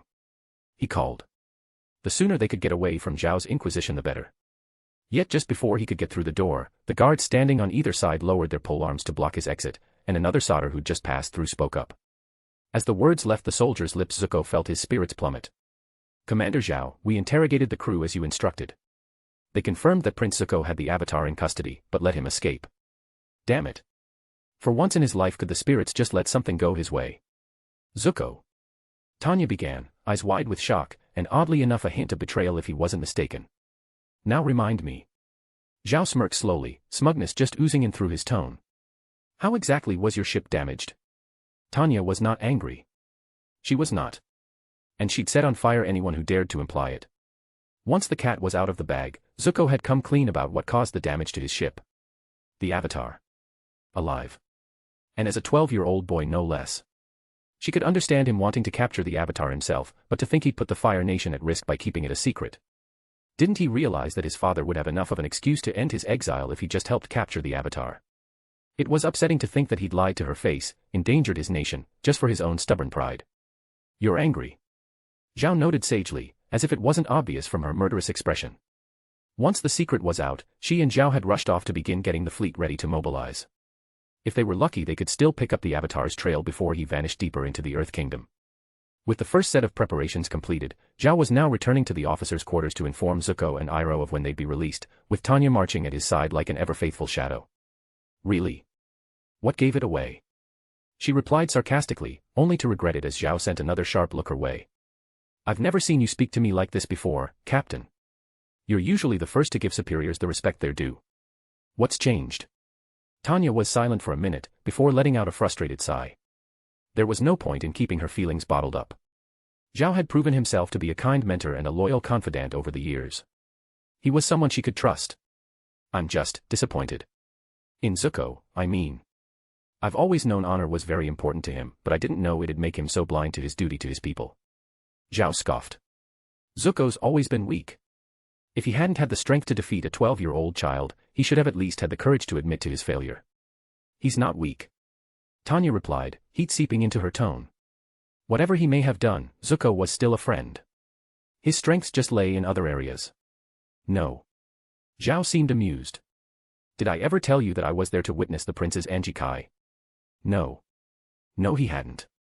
Tanya fell silent, but Zhao pressed onward. It was a disgraceful display, Tanya. At the mere sight of his father he fell to his knees, weeping and trembling like a newborn baby. That's why the Fire Lord banished him. He doesn't have the mettle to be the ruler our nation would need him to be one day.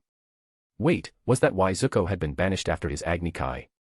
Had he really acted so poorly that Ozai had decided he needed to make Azula his heir instead, and resolved to banish Zuko until he could safely pass the throne over to his daughter? That did make an uncomfortable amount of sense. Academically speaking, Azula had the qualities of a better ruler, and Ozai always prioritized his duty as the Fire Lord first and foremost. Chapter 14. Chapter 14. Wait, was that why Zuko had been banished after his Agni Kai? Had he really acted so poorly that Ozai had decided he needed to make Azula his heir instead, and resolved to banish Zuko until he could safely pass the throne over to his daughter? That did make an uncomfortable amount of sense. Academically speaking, Azula had the qualities of a better ruler, and Ozai always prioritized his duty as the Fire Lord first and foremost. Sensing that his words had gotten through to her, Zhao continued walking, and soon had led them back to the officers' quarters. He pushed through the doors and addressed Zuko and Iroh in the no-nonsense tone he used when addressing most of his soldiers. My search part is ready. Once I'm out to sea, my guards will escort you back to your ship, and you'll be free to go. Zuko had maintained such a deep frown since having the truth dragged out of him that Tanya thought he looked wrinklier than a sour plum. Yet it turned out that he could get even frownier still. His face took on a mottled red hue as he glared hatefully at Zhao. Why? Are you worried I'm going to try and stop you? Zuko. Tanya admonished, not in the mood to put up with his attitude any longer. Commander Zhao had been kind enough to let you go despite your previous deception, and even had your ship repaired and resupplied. Don't you think you owe him at least a little gratitude? Gratitude? Zuko snapped, standing up and fixing his glare on her. You're going to try and steal the Avatar from me, and you expect me to be grateful? He isn't yours, Zuko. You had your chance, and you failed. Tanya snapped back, losing her cool in the face of Zuko's selfishness. Are we supposed to sit around and do nothing as the Avatar travels the world building his power, also that you alone can get another shot at being the one to capture him? Open your eyes, Zuko. The Avatar is more than just a powerful bender, he's a symbol that all the other remaining nations can rally behind. The longer he remains free, the greater the chances that he'll cause serious setbacks to our invasion plans. Zuko snarled. Father tasked me with the duty of capturing the Avatar. Me alone. I don't need you two getting in my way. Zhao laughed loudly. Ha! I think you'll find that you are one getting in our way. Don't underestimate me, Zhao. I will capture the Avatar before you. Prince Zuko. That's enough. Iroh warned, but went ignored. You can't compete with me. Zhao gloated mockingly, looking down on the banished prince as if he were a particularly disgusting insect. I have hundreds of warships under my command, and the devil of the South Sea. And you? You're just a banished prince. No home, no allies, your own father doesn't even want you. Okay, that was taking things a bit too far now. Tanya stepped forward, intending to start defusing the situation, but there was no stopping Zuko. You're wrong. He shouted. Once I deliver the Avatar to my father, he will welcome me home with honor, and restore my rightful place on the throne. Zhao sneered at him. If your father really wanted you home, he would have let you return by now, Avatar or no Avatar. But in his eyes you are a failure, and a disgrace to the Fire Nation. That's not true. You have the scar to prove it. All of a sudden Zuko was yelling, and had closed the gap between him and Zhao. Instinctively Tanya shifted into a fighting stance, ready to move if Zuko proved foolish enough to attack a commander in the middle of his own garrison, but fortunately Zuko had enough sense to restrain himself inches away from Zhao's face. Maybe you'd like one to match. Is that a challenge? Zhao scoffed disbelievingly. Zuko nodded fiercely and Agni Kai. At sunset. What? Was he insane? Zhao didn't get to be a commander by lazing around on a beach. He may use the orthodox military style of firebending, but Tanya could personally attest that Zhao was no slouch when it came to fighting. Once he got into a good rhythm, Zhao hit hard and fast, more than enough to overwhelm someone as inexperienced as Zuko. She had to stop this. Enough of this. She shouted, trying to physically push her way between the two men, and cursing her height since even when she did so they could still glare at one another over her head. Commander, please forgive him. He doesn't know what he's saying. Yet if Zhao had heard her he didn't acknowledge it. Instead he kept his stare fixed on Zuko, and a wicked smile danced at the edges of his mouth. It's a shame your father won't be here to watch me humiliate you. He said at last, turning away to leave. I guess your uncle will do. Come on, Captain. Zhao disappeared back through the doors, and Tanya sent Zuko one last irritated look.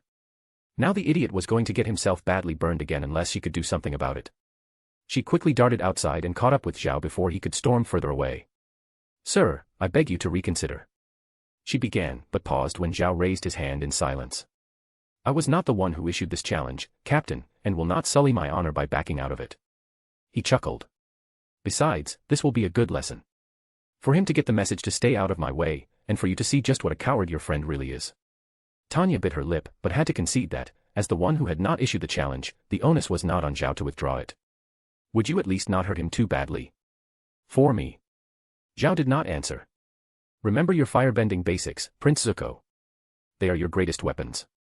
The orange light of sunset cast long shadows along the walls of the arena, bathing the ground in a fiery hue. With clear skies and a glistening ocean nearby, it was set to be a beautiful evening. How sad it was, Iroh reflected, that such a lovely sight was soon to be marked by senseless violence. Agni Kais really were a detestable custom in his opinion, even back before one robbed the happiness and birthright of his nephew.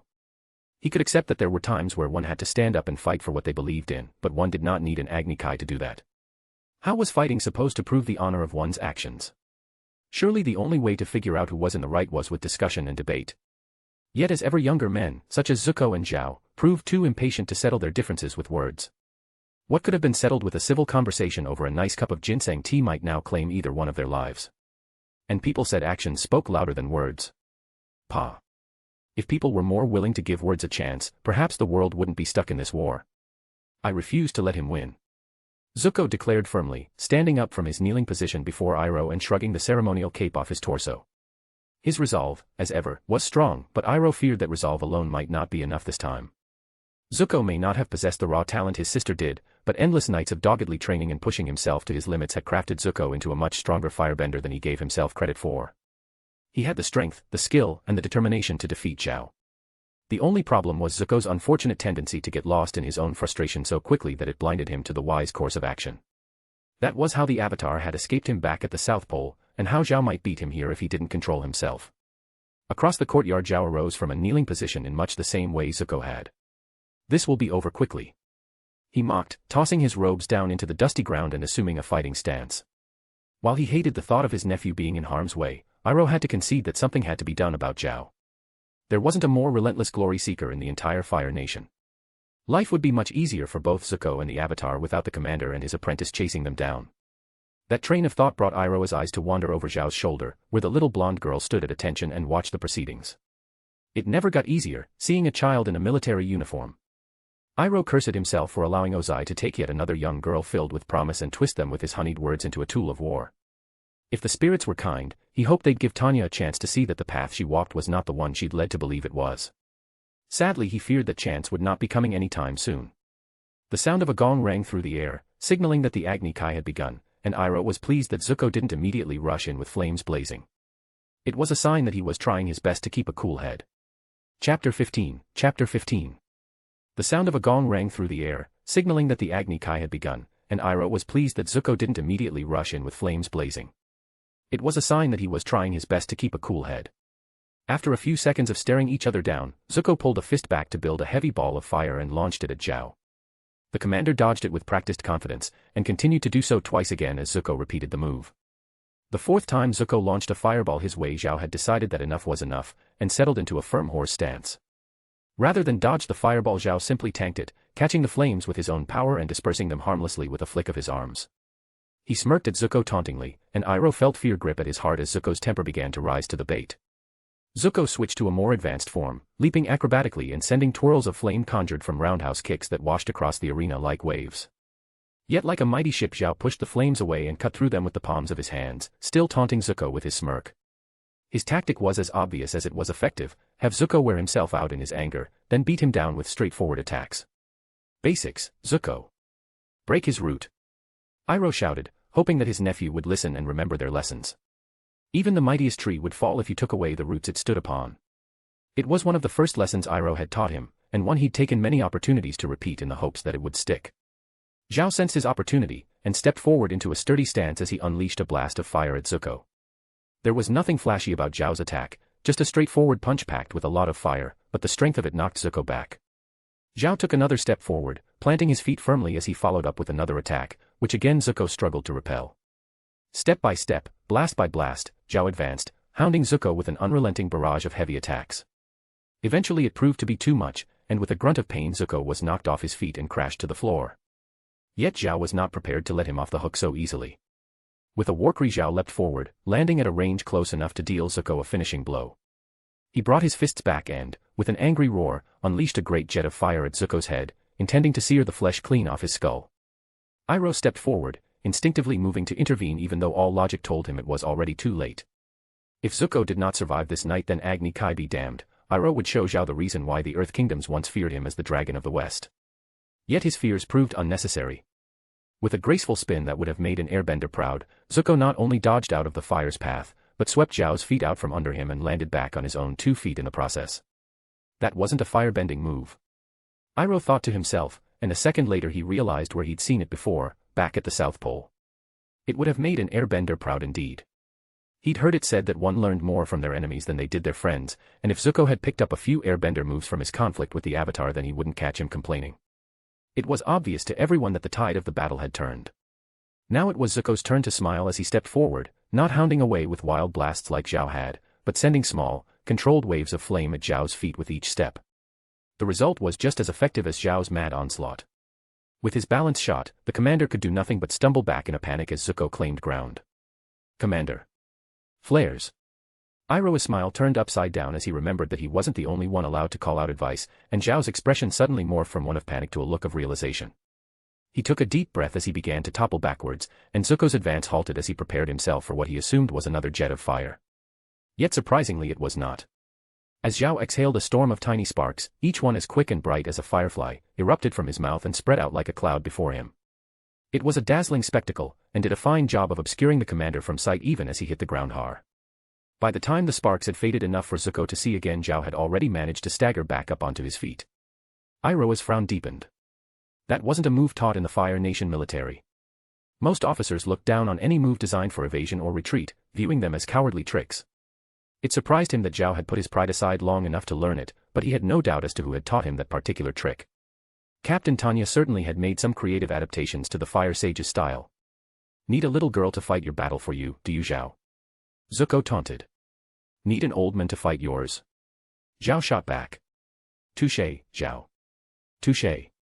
Zuko pressed the attack again, targeting Zhao's feet remorselessly with quick bolts of fire now that he'd identified his opponent's weak spot. Zhao, however, had wisened up to his game, and crouched low to bat aside the bolts with wide sweeps of his arms. He needed a sturdy stance to draw the most destructive power out of his style, and once again defaulted back to the tactic of letting Zuko wear himself out until the opportunity arose. Yet Zuko was having none of it. He leapt upwards, cartwheeling forward with a flame building around his foot in a clear sign that he was planning to unleash a heavy blast through an axe kick. Zhao settled back into his cross-armed horse stance, preparing to tank through the flames once again. Yet the moment his guard came up, the flames around Zuko's foot winked out, and the young prince leaned further into his kick to turn it into a forward roll. It had been a feint.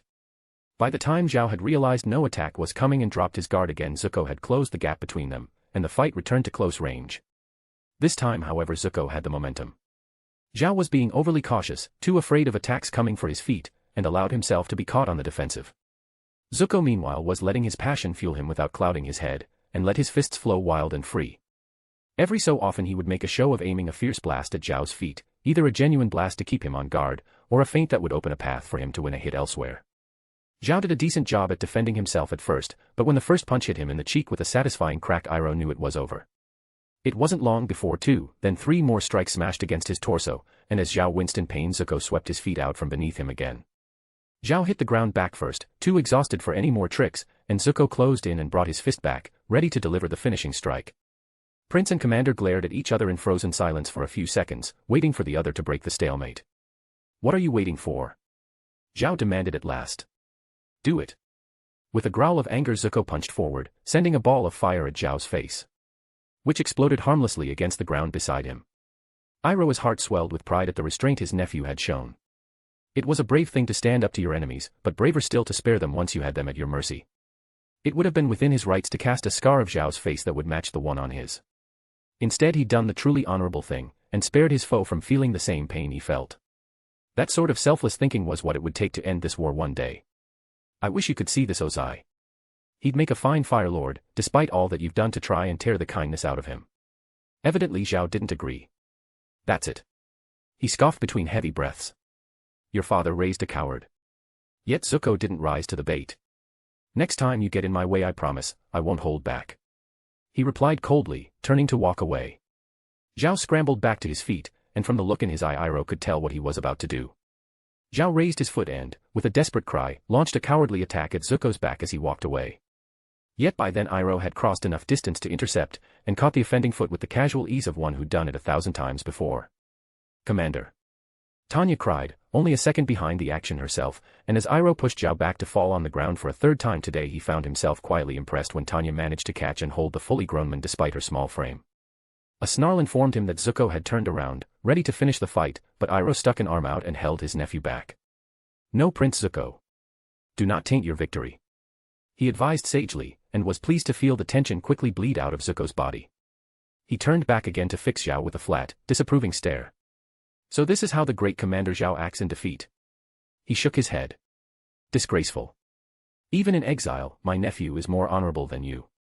Zhao, for once, seemed to be at a loss for words, his humiliation leaving him floundering in silence. Iroh nodded his head curtly. "Thanks again for the tea. It was delicious." And with those parting words Iroh turned away, leading Zuko to their ship as Zhao glared at their backs hatefully. Chapter 16. That treacherous, impudent, cowardly little weasel. Tanya sighed in exasperation as Zhao ranted and raved. The commander was many things, but gracious in defeat was not one of them. She'd used to take it as a sign of his determination to win, but after today's showing she'd have to rethink that. While normally she was far from the first one to advocate doing the honorable thing, Tanya had to admit that Zhao's behavior in an Agni Kai, which was supposed to be all about proving your honor, had been unseemly. Striking at the back of an opponent who'd spared you. That was low, even for her. "The next time I see him I'll decorate the other side of his face the same way his father did."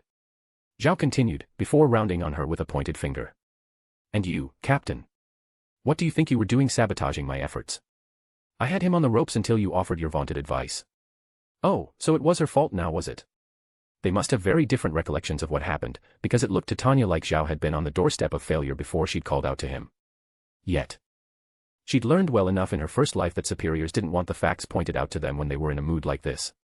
They wanted to feel like they were in control again, and there was no better way to feel authoritative than to berate a few subordinates. The best way to soothe their anger was to bow your head, tell them what they wanted to hear, and file a record to the Human Resources Department as soon as possible in case they genuinely tried to pin their failures on you. "My apologies, Commander." Tanya replied dutifully, bowing lowly in a sign of subservience. "I only wanted to help. I should never have presumed to offer advice to someone as knowledgeable as you. Please forgive my impertinence." Zhao snorted grumpily, but it was clear that her frustration had taken the white-hot edge off his anger. "See to it that you don't, Captain." He spat her rank out venomously, and turned his back on her to face his fleet of ships. "If you want to redeem yourself then personally see to it that every ship in the fleet is stocked and ready to depart at sunrise tomorrow. I don't care if the troops have to work through the night, I refuse to let the prince get a head start on capturing the Avatar." "Right away, Commander." Tanya snapped a crisp salute, and marched away to leave Zhao to his brooding. Great, now Zhao was letting himself be caught up in a personal vendetta as well. Thanks ever so much for that, Zuko. This morning she'd been relaxing at her desk enjoying a nice, peaceful assignment, and now she was preparing to get dragged across the world hunting the most powerful and dangerous bender on the planet. Even if they were a 12-year-old boy who only seemed able to control one element, the fact that he could trash an entire steel warship firmly placed him in the category of someone who she did not want to tangle with. Yet orders were orders, and complaining about them had never done anything before. She'd just have to play things smart and capture the Avatar outside of combat, or at the very least keep a nice, thick wall of soldiers between her and him. Maybe she'd see if she could even wrangle Zuko into an important assisting role somehow so that his father would finally have an excuse to let him come home. Her expressions sharpened as her mind turned to schemes and plans for the future. The emergence of this Avatar had thrown a wrench into her carefully constructed plans for promotion, but also provided her with an opportunity. If Zhao captured the Avatar with her help, then she'd be a shoo-in for his position as commander when they made him an admiral. Or perhaps the Fire Lord would make her an admiral himself. Yes, one way or another the Avatar stood between her and the nice, peaceful life she dreamed of. Better watch out, Avatar. The devil of the South Sea is coming for you. Weeks of searching, and nothing to show for it. Tanya's frown was beginning to become permanently etched onto her forehead. No wonder Zuko had ended up looking so mopey after dealing with this frustration for years. A heavy sigh escaped her lips as she sorted through sheet after sheet of intelligence reports sent by scouts and spies scattered across the Earth Kingdom. The last confirmed sighting of the Avatar had been by their agent in Omashu, who revealed that a young air nomad had been a guest of Mad King Bumi. After that, however, the trail had gone cold. Everything since then had just been second-hand sightings of bison-shaped clouds in the sky, and reports of suspicious activity that might be Avatar-related. Might being the term to stress, since apparently the Fire Nation soldiers in the local area had interpreted that as an excuse to send her reports about every ridiculous little thing that happened to them, claiming it was the Avatar's handiwork. A steak goes missing from a man's plate while his back is turned. Must be the Avatar. The mold on a wheel of cheese grows in the approximate shape of an arrow. Must be the Avatar. A patrol swears they see a monkey lemur earthbending. Must be the Avatar. It was ludicrous. Nonetheless, Tanya had to concede that it hadn't been an entirely wasted effort. After having discovered rumors that the Avatar had visited Kyoshi Island a few days before Omashu, Tanya had been able to plot a flight path of the Avatar's journey so far from the South Pole. This map indicated that the Avatar seemed to prefer sticking to coastal areas rather than journey through the middle of the Earth Kingdom, and if he followed Tanya's predicted course would soon be nearing the stretch of ocean where the Earth Kingdom and Fire Nation landmasses were closest, Crescent Isle. Commander Zhao had set up a blockade of the area to prepare for the possibility that the Avatar would pass by, and so the past 3 days had been the world's longest, wettest and most boring stakeout, floating still in the middle of the sea, scanning the empty sky around them for any sign of movement. Yes, hunting the Avatar was a truly exciting adventure all right. Half the crew were already displaying the first symptoms of cabin fever, and Tanya wasn't sure she'd be too far behind them. Captain. Tanya was startled out of her thoughts as a soldier burst hurriedly into her office. She drew in a sharp breath, ready to give them the verbal thrashing of a lifetime, but was cut off by the soldier's next words. Movement in the sky to the east. We think it's the Avatar. Finally. Tanya all but screamed, jolting up from her chair and pushing the soldier aside in her hurry to get to the deck. This was perfect. Forget fighting the Avatar in some epic duel for the ages. With the fleet of ships lined up here they could blast the sucker out of the sky with a hail of trebuchet fire before he had so much as a chance to fight back. Commander Zhao was already waiting on deck when she arrived, staring into the distance through a spyglass. Tanya took out a spyglass of her own and turned it in the same direction. It only took a few seconds of searching before she spotted a creature matching the one Zuko had described, a huge, beefy ball of fur that somehow paddled through the air like an enormously fat bee. The Avatar. She muttered triumphantly, a feeling of excitement budding in her heart at the thought of her quarry being so close. Zhao's hand reached out to push her spyglass slightly downward, fixing it upon a familiar ship of wrought black steel that chased along the sky bison's trail. And the banished prince. He muttered darkly. This must be our lucky day. Oh dear. It seemed that enough time had yet to pass for that grudge to settle. What are your orders? Tanya asked tentatively. Zhao grinned wickedly. Shoot the bison down, Captain. But sir, that's Prince Zuko's ship out there, and he's positioned for a better shot. What if we hit him by accident? So be it. Zhao's grin seemed to show a hint of teeth. It belongs to a traitor. Behind them soldiers scurried around, preparing the trebuchets for a first volley. Ignite. Zhao called, and in a flash 100 sparks produced from 100 hands fell onto 100 boulders of coal, setting them alight into blazing meteors. Launch. There was something eerily beautiful about seeing such a wide volley of fireballs launch into the sky in unison. It was like seeing a cluster of shooting stars, except that they left trails of acrid black smoke in their wake. The flying bison began to swerve in the sky, and Tanya smirked as she spotted a few close calls brush fire against the creature's fur. Fire at will. Zhao called. With the constant pressure of so much ammunition, it would only be a matter of time before one lucky shot hit the creature. At first the bison tried to go high, hiding amongst the clouds. But what good was hiding when the fleet was able to pepper the entire airspace for miles around with burning boulders? All it did was hinder the bison's ability to react, and unsurprisingly it wasn't long before they dropped back out again and instead sped down to the surface of the ocean. Taking twisting, snake-like paths, the bison swerved and swayed across the surface, narrowly missing each shot that crashed against the water. It was impressive it had held on for so long, but the closer it came to the blockade, the more accurate their shots became. Zhao held a hand up in a silent instruction for the trebuchet on the flagship to hold for his signal as the bison straightened into a last, desperate charge. Steady. Zhao muttered. The bison was close enough now for Tanya to make out 3 blurred figures on its back, 2 in blue clothing, and 1 in orange. Fire. The moment the fireball was sent soaring through the air, Tanya already knew it was going to hit. It was too fast, too precisely aimed, and the bison had not demonstrated the agility needed to avoid it earlier.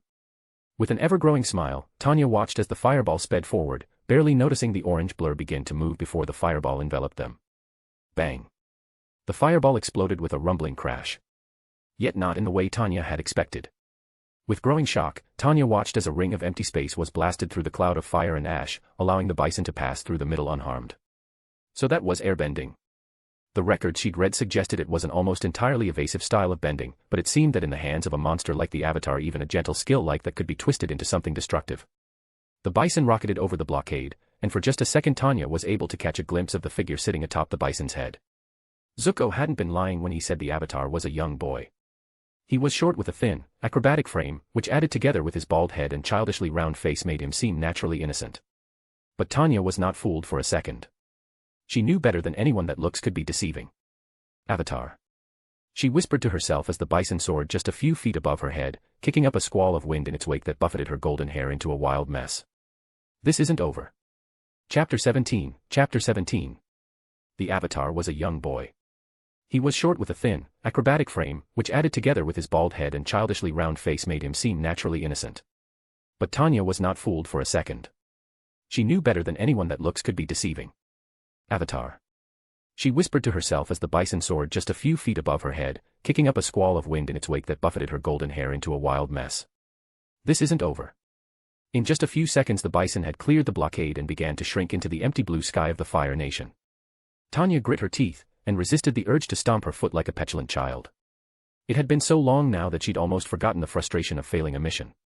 The fact that it hadn't been because of anything she'd done wrong didn't make it any less vexing. Tanya was broken out of her thoughts by a large hand grasping her shoulder, and looked up at the remarkably calm face of Zhao. Strange, she would have thought he of all people would be more upset. There's no time, Captain. He stated curtly. Do you have your emergency supplies kit prepared? Yes. Tanya replied without hesitation. It was a habit she'd picked up in her second life. You never could know when an enemy invasion might suddenly force you to evacuate your current base of operations, and there was nothing worse than a lack of supplies when fleeing for your life. Tanya kept a small backpack of dried food, water, and a few other useful survival supplies ready in her office so that, in the event of an unforeseen emergency, she wouldn't have to waste vital time packing before she fled. Get it? Zhao commanded, his tone making it clear that time was of the essence. In a flash Tanya was running, pushing fully grown soldiers out in her way and clearing stairs 2 steps at a time in her haste. When she returned a minute later, backpack in hand, there was an acrid smell across the deck that stung at the corners of her eyes. It wasn't hard to spot the source. Zuko's ship had been hit by one of the projectiles they'd been flinging at the avatar, and was now bleeding thick black smoke as it slipped narrowly between the blockade of ships. Strange, she'd been sure the blockade could have caught a ship like Zuko's, and Zhao would have loved to arrest the banished prince for breaking the terms of his exile. Unless. When Zhao approached, wearing the satisfied smile he usually wore when explaining a tactical scheme, Tanya had a pretty good idea of what he was about to say. We may not know where the avatar is heading, Zhao began, but we can trust Zuko more than anything to doggedly pursue them until his dying breath. That smoke signal he's leaving behind will allow the main fleet to track him. His smile faltered for a moment. But with a wily ex-general like Iroh on board I wouldn't put it past them to try some form of trickery. I want you to board Zuko's ship, stay hidden, and keep an eye on him. If something goes wrong I trust you to make the right judgment as to what to do. Sir, yes sir. Tanya snapped into a salute, then turned crisply on her heel and sprinted towards the railing. As she passed one of the engineers her hand shot out and pinched the welding goggles right off his head, ignoring his surprised shriek of protest, and fixed them across her eyes. Once she reached the railings she vaulted over them in one huge leap, and for a few seconds enjoyed the thrilling sensation of gravity taking hold of her and pulling her down towards the ocean. Then jets of flame sparked to life beneath her hands and feet as she triggered her propulsion technique, and like a rocket she raced across the sea towards Zuko's ship.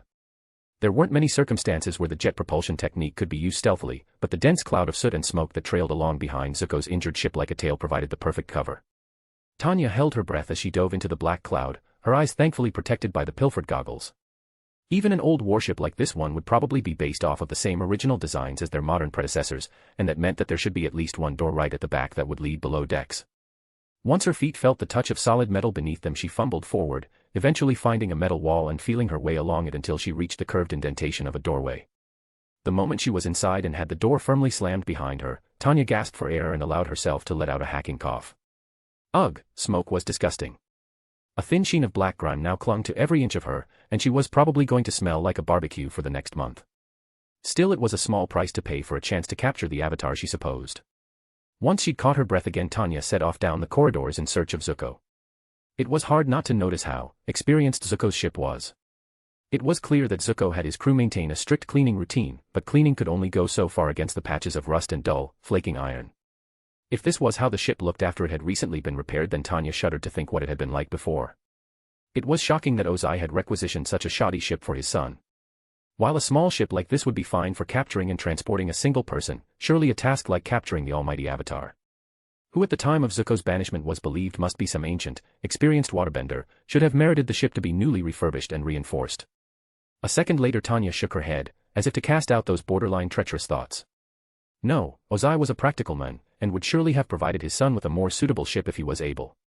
But every ship they had was already tied up in the war effort, and Zuko's banishment had been unplanned, unexpected, and too sudden for Ozai to plan ahead. This ship must have been the only option available, and any ship was better than no ship at the end of the day. The distant sound of footsteps and muttering steadily growing louder informed Tanya that someone was coming this way, and she looked around for somewhere to hide. As quietly as she could she opened the nearest door and slid inside. The room she found herself in was some sort of office. It was almost completely bare, save for a large desk of dark brown wood blanketed by a layer of messy, disorganized papers. It made the office worker in her cringe just looking at it. The footsteps back outside the door grew closer, until eventually Tanya could discern that they belonged to not one, but two people. Is following the smoke, but perhaps we don't have to be where the smoke is. That was Zuko's voice. We know that the Avatar's bison has been traveling far and fast enough to need rest soon, but Zhao doesn't. There was a rustling of paper. A map perhaps. Look here. Crescent Island is the closest stop nearby. I'd be willing to bet that the Avatar would at least stop there to rest his mount, assuming that it's not his final destination altogether. Under the cover of the smoke I could sneak off in the landing craft, while you keep the ship heading north and lead Zhao on a wild raven goose chase. Iroh hummed, the tone of it suggesting he disapproved but was reluctant to say so directly. Tanya didn't understand why. It was an intelligent strategy, and the only realistic chance Zuko had at succeeding. A clever plan, nephew. I could turn around past the next set of islands, pick you and the Avatar up from the other side just after sunset, and then escape back into Earth Kingdom waters before Zhao could catch us. However, for this to work our timing would have to be perfect. A slight delay would leave you stranded. I fear what lengths Zhao would go to if he captures you. Are you sure this is worth the risk? I will risk anything to capture the Avatar and restore my honor. Zuko replied sharply, the increasing pace of his footsteps betraying that he'd stormed off in annoyance, leaving Iroh behind. Inform the helmsman of our course. I will prepare the landing craft. It looked like she wasn't the only one who'd smell like barbecue today after all. Zuko seemed to have developed half a mind for cunning of his own during his exile. Personally she'd have brought a hand-picked team of elite soldiers along with her, but she couldn't fault Zuko's ability to turn the disadvantage of his damaged ship to his own benefit. It might have worked, had he not considered the possibility of a spy infiltrating his vessel. That he hadn't would spell his loss. Once the footsteps had faded into nothingness, Tanya turned to the office desk and began rummaging through it for writing utensils. With perfectly neat penmanship she wrote a note on the back of an empty slip of paper. The ship is a distraction. Zuko will sneak out under cover of the smoke. He thinks the Avatar will stop at Crescent Island. Once the note was finished Tanya neatly folded it up and slipped it into her pocket. A quick trip to the garbage room should be enough to find an empty bottle, and then she could leave a message behind in the ocean for Zhao to pick up. Then it was onward to the vehicle bay. Hopefully Zuko had room on his landing craft for a stowaway. Chapter 18. As the faint shadow of his ship disappeared into the cloud of smoke, Zuko let out a shaky breath. He had to keep a strong face in front of his crew, in front of Uncle, but now that he was alone the stony expression he'd become so practiced at wearing began to slip a little. I won't fail again. Not this time. The words were half promise, half reassurance. It was hard to forget that power the Avatar had displayed back at the South Pole, power enough to cast dozens of soldiers off into the freezing ocean with an effortless wave of the hand. And all that was from an Avatar who'd only mastered one. Zuko would not allow himself to be deterred. No matter how strong the enemy, true strength lay in not backing down. He would not allow fear to dictate his actions. I won't fail. He spoke aloud, feeling for a moment like saying the words would help make it real. I refuse to fail. That's the spirit, Zuko. An icy bolt of dread writhed down his spine, the facade of calm and focus he'd so painstakingly built shattering at a word. No. Not her. Even his luck couldn't be that bad, could it? Yet as he turned around, Zuko remembered that he should never underestimate the spirit's love for making him suffer. For it was none other than Tanya, the devil of the South Sea herself, who stood there upon the deck of his boat as if she owned it. Our greatest glory is not in never falling, but in rising every time we fall. Tanya quoted, a nostalgic smile across her face. Though it seemed gentle, Zuko could picture with perfect clarity how easily it would stretch back into a manic grin when the scent of blood was in the air. The first words I ever said to you, remember? It feels like the day was so long ago. You've really grown up since then. I know many fully grown men who would envy your resolve. All pretenses of informality suddenly drained from Tanya's face, leaving it the perfect mask of professionalism. However, as much as I hate to break it to you Zuko, this is bigger than you. Bigger than your pride. A fully realized avatar is quite possibly the only thing capable of turning the tides of this war. The Fire Nation cannot afford to leave it to one teenager, who has yet to even fully master one element himself, to be solely responsible for his capture. She stepped forward, eyes softening slightly in what could almost be mistaken for genuine concern. Be reasonable, Zuko. Zhao has the resources and men needed to capture the Avatar while it's still possible to do so, and together with your experience and knowledge we'd have him in custody before sunrise tomorrow. The Fire Lord will still honor you for being a part of his capture. There's no need to fight this battle all by yourself. She extended an open hand towards him. An offer of peace. Please, Zuko, this feud is pointless. Come and work with us. Work with your homeland. That was just another of Tanya's talents. She had a way of making everything seem so clear, so logical, when she made a speech, and knew how to inject just the right level of emotional blackmail into her words to make not agreeing with her feel like being pointlessly petty. Zuko had to admit that a lot of her argument made sense. However, he also knew how to spot the gaping hole in her reasoning, no matter how many sweet words she tried to cover it with. Zhao would never share glory. Zuko stated defiantly. The moment the Avatar was in custody he'd turn on him too, and we've lie after lie about how he'd caught them both single-handedly. A harsh frown sunk across Tanya's face. You underestimate him. No, you overestimate him. Tanya stood silently for a moment, yellow eyes boring into his. Then with deliberate slowness she retracted her hand. So that's how it has to be, is it? For perhaps the first time in his life, Zuko held her gaze head-on. He would not allow fear to rule him ever again, be that fear of the Avatar, Azula, or even Tanya. It is. I see. Tanya's neutral expression betrayed nothing about what she was feeling. I suppose that means that we're enemies now, doesn't it? Zuko tensed, preparing for a fight. I suppose it does. Very well then. Tanya stood a little straighter, eyes glassy and unfocused for just a fraction of a second, before they morphed into a piercing glare. Then I suppose, in the interest of being a good sport, I should mention that your little deception has failed. I've dropped Admiral Zhao a message to let him know just where the Avatar is headed. A sly smirk slithered across her lips. I wonder who will catch him first. You. Zhao. Or me. No. Zuko leapt forward, realizing what was about to happen, but it was already too late. With a blast of flames beneath each foot, Tanya took to the sky, rocketing off in the direction of the fire temple. Better hurry up, Zuko. Tanya called back as she raced off into the distance. Time certainly isn't on your side. Damn it. Zuko yelled, racing back to the ship's engine and turning it to full power. Damn the spirits for throwing obstacle after obstacle in his way. Damn Tanya for sabotaging his plan. And damn himself for not being careful enough to realize it. Now he not only had to catch the Avatar before Tanya, who had a head start, but also keep him from Zhao, who would only be a few minutes behind. It would be tricky, impossible even, some would say. But he refused to give up. No matter the odds stacked against him, he would not fail. Not this time. That stupid, arrogant, hot-headed jerk. Tanya was still in a foul mood by the time her feet touched down on Crescent Island, right in front of the doors of the fire temple. She felt like she had every right to be mad, all things considered. Why was Zuko so set on acting like a short-sighted, angsty maverick? He wouldn't see good sense if it paraded around in front of him dressed like a clown. Well, fine. If he was so determined to capture the Avatar alone, then he'd have nobody but himself to blame when she and Zhao beat him to it. Perhaps another couple of years exiled at sea would teach him to be a team player. With an angry shove, Tanya pushed open the heavy doors of the fire temple, and was utterly unsurprised by what she found inside. Fire sages ran here and there like ants, worriedly chattering about the Avatar and searching in random directions. It was painfully obvious that not only was the Avatar here, but that the fire sages were completely disorganized in their efforts to apprehend him. They hadn't even noticed her walk in for pity's sake. A stomp of her foot, accompanied by a bright flash of fire, soon put a stop to that. All eyes turned to her in a heartbeat, conversations drying up like water in the desert, and a flicker of satisfaction sparked through Tanya as she noticed how the sage's eyes widened at the sight of her golden hair. Even here at Crescent Island, everyone recognized the golden child of the High Temple at a glance. What? Tanya began with deliberate slowness, pacing her words out at just the right speed to command their attention. A shameful display. The Avatar arrives, and what do you do?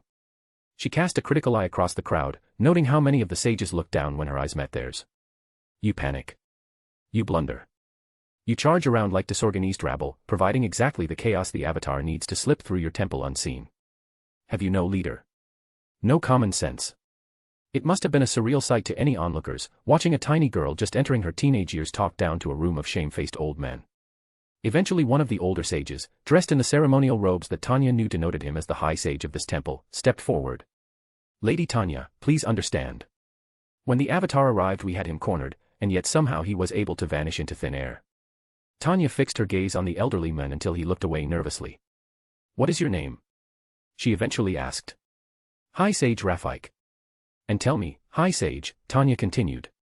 Have you been able to ascertain why the Avatar has shown up here? Rafik nodded quickly, desperate to show some worth. We believe he is attempting to contact Avatar Roku. Past avatars have been able to learn rare, forgotten techniques by communicating with and studying under their own past lives. We believe Avatar Roku may be attempting to impart a technique onto the new avatar that will help him slay the Fire Lord. Okay, that did sound worrying. In her first life she would have laughed in the face of anyone stupid enough to believe in reincarnation, spirits, or any of that mystical mumbo-jumbo. However, that was before she met Being X. Tanya believed in the spirits. A group of intangible, otherworldly beings of dubious moral character that took great pleasure in meddling with the affairs of another world and demanding its inhabitants worship them. Yep, it sounded rather familiar actually. She had also decided long ago that the lot of them could go fuck themselves. What right did the spirits have to demand worship from humans? To claim areas like forest and mountains as their holy territory, when they themselves were foreigners to the world of men. Historically the actions they were credited for seemed suspiciously to Tanya like attempts to curtail humanity's attempts to make industrial progress. And why wouldn't they? After all, her first world was evidence enough that as science and industry grew, the need to worship spirits or other such beings as gods plummeted. Chapter 19. Historically the actions they were credited for seemed suspiciously to Tanya like attempts to curtail humanity's attempts to make industrial progress. And why wouldn't they? After all, her first world was evidence enough that as science and industry grew, the need to worship spirits or other such beings as gods plummeted. Tanya considered herself smart enough to not buy into the majority of Fire Nation propaganda, but she had to admit that, from a purely logical standpoint, the Fire Nation's reasoning for starting this war as a means of sharing their prosperity with the world wasn't inaccurate. The Fire Nation was easily the most technologically advanced nation in the world, and were already spreading their technology into their colonized territories. When they did win the war, the world would definitely enter a new era of scientific progress. It would have been preferable if this technology had been spread through diplomacy and trade rather than murder, but Tanya had been born 100 years too late to do anything about that. The war had gone on too long to end with anything but the Fire Nation's overwhelming victory of crushing defeat by now. Peace was too distant a memory for all but a handful of the elderly to remember. In a world unified by the Fire Nation, the spirits would lose their grip on the faith of the masses in a couple of generations. No wonder then that they would send the Avatar, their great champion, to oppose the Fire Nation.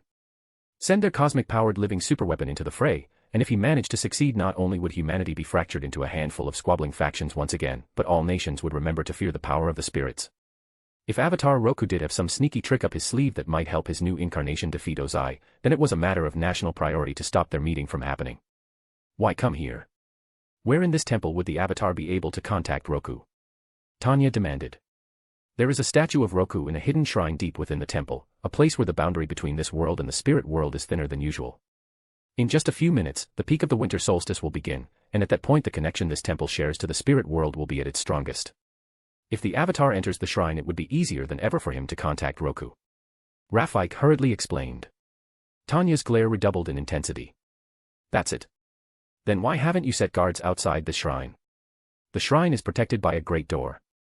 It would take a fully realized Avatar, or 5 master firebenders working together to open it. And what about the walls? Tanya spat back, tapping her foot against the distinctly stone floor for emphasis. We're in a volcano, which is made of earth, and the Avatar is capable of learning earthbending. What's to stop him from carving a tunnel around the door? Rafik began sweating profusely. We hadn't considered that. Then pray for your sake that the Avatar hasn't either. Tanya snarled, striding forwards further into the temple. Bring your strongest men and lead me to the shrine. You're all under my command now. The further down into the volcano they walked, the hotter the air became. Tanya shot wary glances at the streams of running lava they passed by, wondering how the plans for this building ever made it past health and safety, when suddenly a loud bang echoed out from up ahead. Without needing a command, Tanya and the sages raced forward. Before long the huge doors of the shrine, locked by some complicated-looking maze of pipes stylized to look like serpentine dragons, loomed before them, and Tanya was surprised to find a fire sage already waiting for them. Come quickly. The sage called. The Avatar has entered the sanctuary. Immediately the sages rushed forwards to investigate. How did he get in? Rafik asked. I don't know. But look at the scorch marks. And down there. Tanya cast a critical eye over the doors. There was indeed a fresh layer of blackened ash where fire had incinerated the coating of dust that lingered on the ancient doors. Not only that, but a shadow could be seen moving around underneath the doors. Something was moving around inside. The solstice hasn't reached us yet. There's still time. Tanya announced, striking a firebending stance. With me. We'll open these doors and drag him out. The other sages formed ranks around her, and as one all punched forward, unleashing powerful yet controlled jets of flames into each of the pipes on the door's intricate locking mechanism. With a heavy rumble the locks began to turn and clang, ancient gears twisting for the first time in decades, as the door swung open. To reveal a monkey lemur. For a second Tanya's brain whirled to a complete halt as she tried to process what she was seeing. Was it a coincidence? No, it couldn't be. How could she have been so blind? Zuko had told her that the Avatar traveled with a pet monkey lemur, and only a few days ago she'd received that report about a monkey lemur seen earthbending. That could only mean one thing. The Avatar's lemur can earthbend. She gasped, horrified at the implications of this discovery. He must have used it to dig a tunnel around the door. Actually, I think it must have just crawled in through the pipes. One of the sages replied. Oh. Yeah, that would make more sense actually. Wait, but that would mean we've been tricked. Ambush. Yet it was too late. Before the words had even left her lips, the unmistakable sound of a commotion stirred behind her. The fire sage who'd called them over was restraining Rafik, while young teenagers from the water tribe had emerged from behind the nearby pillars to restrain the other three. Tanya's feet shifted into a new position, preparing to fire precise bolts of flames at the ambushers' faces, when a blur of white fur suddenly struck her directly in the face. Get off me! She yelled, her voice muffled by the body of the monkey lemur that had attached itself to her face. As she thrashed around, trying to break the lemur's unexpectedly strong grip on her hair, she heard a girl's voice shout. Now Aang. The Avatar was going to slip in through the door she had opened for him. She couldn't let that happen, but neither could she see anything with this fucking lemur in her face. Yet there was no gust of air whooshing by as the Avatar seized the opportunity. No hurried footsteps as he sprinted past. Aang. Now's your chance. The girl's voice called out again in confusion. Then came another unexpected voice. A familiar, half-raspy tone that Tanya wasn't sure if she was glad to hear right now. The Avatar is coming with me. Zuko. He'd caught up already. Seemed that the prince had learned to work quickly under pressure. Finally able to get a grasp on the monkey lemur's tail, Tanya ripped the filthy pest off her face and let it dangle in the air. Around her the other sages were able to turn the tables in their ambushers and twist them into holds of their own. Close the doors, quickly. The other sages froze, and looked to her for instructions as Zuko said those words. Tanya glanced over at the banished prince, who had indeed been able to grapple the Avatar into a double-arm lock. For a moment her fresh anger from earlier returned, causing spiteful thoughts to surface in her mind. It would be but the work of a moment to subdue Zuko, await Zhao's arrival and claim the glory of capturing the Avatar for themselves. Yet just as soon as they came Tanya banished those thoughts, determined not to let personal feelings get in the way of duty. They had their victory, any infighting now would only create opportunities for the Avatar to slip away. Let Zuko take the credit for the capture and regain his birthright. She would still receive some acclaim for assisting. Besides, she had the monkey lemur. She was going to enjoy cooking the little pest after the humiliation it put her through. Very well, she replied, nodding to the sages. Close it. One of the sages pulled a length of chain out from under his robes, and Tanya did not want to think about why he'd thought to keep those there, and began to fasten the two water tribe kids to a pillar, while another began to close the door. Tanya, meanwhile, looked down at the monkey lemur, and an evil grin spread across her face as she conjured a ball of fire above her other hand. Now then, let's find out what roast lemur tastes like. Chapter 20. Tanya, meanwhile, looked down at the monkey lemur, and an evil grin spread across her face as she conjured a ball of fire above her other hand. Now then, let's find out what roast lemur tastes like. The monkey lemur started screeching and writhing frantically in her grip, but could not escape Tanya's hold. Grinning wickedly, Tanya brought the fireball close enough to singe some of its hairs. Only for her eyes to be drawn away at the sound of Zuko yelling in a mix of pain and fury. The Avatar was free, having managed to throw Zuko down a flight of stairs, and was charging straight for her. Immediately she relinquished her grip on the lemur and slid into a firebending pose, but by then it was already too late. The Avatar was fast. Moving with the speed of the howling winds themselves, he dodged past her, ducked through the legs of one sage, and sprang over the shoulder of another. He was going for the door, which had still yet to fully close. Go. The captive water tribe girl shouted, at exactly the same time that Tanya shouted no. Flames burst to life beneath her feet, and Tanya used the jet propulsion technique to surge forward, literally hot on the heels of the Avatar as he made a last, desperate jump towards the door. Carried by a gust of wind, the Avatar slid through the narrowly closing crack in the door. A fraction of a second later Tanya, for once grateful for her small stature, slid in after him. And with an ominous clunk the doors closed and locked shut, trapping the two young benders inside. Aang looked wide-eyed around the room he found himself in. Was it the Fire Nation's forgotten reverence, or Roku's own humility that caused his shrine to be so lacking in wealth? The shrine was mostly hewn from the stone around it, and sparingly decorated with rich red tapestries and other small items that must have meant something to Roku in life. Personally, Aang preferred it this way. It felt more personal, like a reflection of the man Roku had been rather than a gaudy display of past wealth. At the center of the shrine stood a statue of Avatar Roku, and a red beam of light trickling in through a window in the ceiling above traced a lazy path across the statue's body up towards the head. Thunk. As the doors clanked shut behind him, Aang heard another sound, the clinking of metal armor, and quickly twisted around to discover that he wasn't as alone in here as he'd thought. The golden-haired firebender from outside, the one who'd appeared leading the fire sages yet was herself dressed in military armor, had also slipped in through the doors behind him. Slowly the girl stood up, her eyes instantly locking onto him with a fierce glare.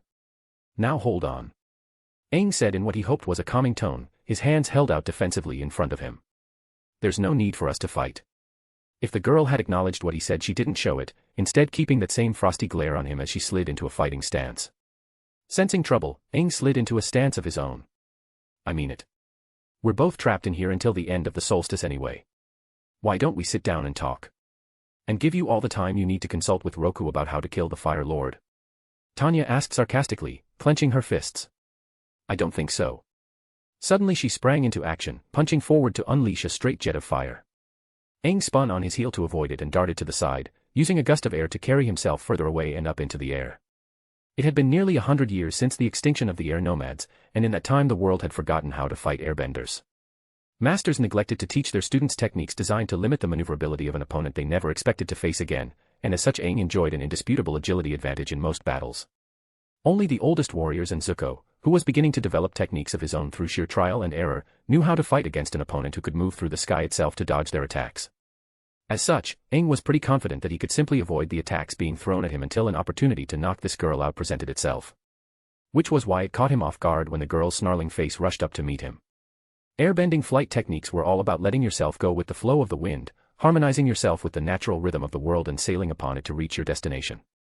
The technique this girl used was nothing like that. Using jets of fire spewing from her hands and feet, she forced herself into the air, defying the natural laws of gravity through her own power and will. It was a very firebender thing to do, like swimming through a tidal wave rather than surfing atop it. That didn't make it any less effective though. The golden girl collided with him mid-air, aiming to elbow him in the stomach with enough force to drive the wind out of him. On pure instinct, Aang twisted at the last second, causing the blow to knock painfully against his ribcage. It hurt, but knocking against a hard target caused the impact to push Aang out from the girl's reach. Still wincing in pain, Aang swung one arm out in a circular motion, conjuring a strong gust of wind to sweep him around underneath the golden girl and away into the direction she'd just come from. But the golden girl wasn't finished yet. Abruptly cutting off the jets of flame, she tucked her legs in and allowed herself to flip around in a lazy arc. When her momentum carried her to the wall of the opposite side, her feet found purchase against the smooth stone easily, and she bent at the knees with practiced ease to nullify the force that would have normally led to a bone-shattering crash. For a split second the kinetic force kept her pinned to the wall, almost as if she was some kind of Spider-Woman, before more jets of flame erupted from her feet as she leaped forwards again, propelling herself back towards Aang. There wasn't enough space for either combatant to fly to their fullest extent, so what followed was a deadly game of cat and mouse where they both used their respective elements to propel themselves off the walls, ceiling, and any other objects across the room. Aang swung around like a monkey, twisting and turning in impossible arcs through the sky. The golden girl meanwhile was more akin to a bloodhound, bursting forwards in quick, sharp bursts as she attempted to swipe him out of the air. From her fingers she shot small bolts of fire to try and intercept him each time he turned to evade her, and despite being a master airbender, Aang found himself only dodging each projectile by a hair's breadth. The girl's talent for aerial combat was insane. He'd have thought she had a lifetime's experience fighting airbenders if it wasn't historically impossible. It wasn't long before one bolt finally met its mark, scorching Aang's hand as he twisted to evade her charge. The pain disrupted his movement, causing the air he summoned to spiral out of his control and sent him careering down to the ground. With a horrible crunch he crashed down face first at the foot of Roku's statue, groaning in pain as the golden girl touched down gracefully behind him. How fitting. The golden girl sneered, pacing towards him like a panther stalking its prey as she conjured a dagger of flame in one hand. It was on this island that Roku perished and allowed the 100-Year War to begin. Now his reincarnation will be captured in the same place, and allow the Fire Nation to finally bring it to an end. Winded and unbalanced by the impact of his crash, Aang crawled forward and propped his back up against Roku's statue, turning to face his attacker with wide eyes. The cold, ruthless glint in her gaze caused an icy grip of fear to grasp around his heart. Of course I won't make the same mistake as Zuko. The girl continued, brandishing the fire dagger above her. Clearly the only way to capture you is to cripple you enough that you can't bend. Another step, and the girl was right above him, ready to bring down with a single strike. This is the end, Avatar. Whoosh. The world turned white. Aang looked around in shock. A white fog had appeared from thin air, filling the room in the blink of an eye. No, not the room, for as he looked around Aang realized that was suddenly no longer where he was. There were no walls, no statue, and no crazy golden girl trying to cripple him. All that existed was an endless space of white, cloud-like mist. It's good to see you, Aang. What took you so long? At the sound of a voice, one his ears had never heard before yet he somehow immediately felt he recognized, Aang turned around. There stood an old man dressed in rich red robes, his long white hair kept immaculately in place by a golden headpiece. Avatar Roku. Chapter 21, Chapter 21. Why isn't it working? It's sealed shut. Zuko could feel his temper boiling, already threatening to overspill. Objectively he knew that he was prone to making bad decisions when he was like this, but he just couldn't help himself. He'd had him. Had the Avatar literally right there in his hands.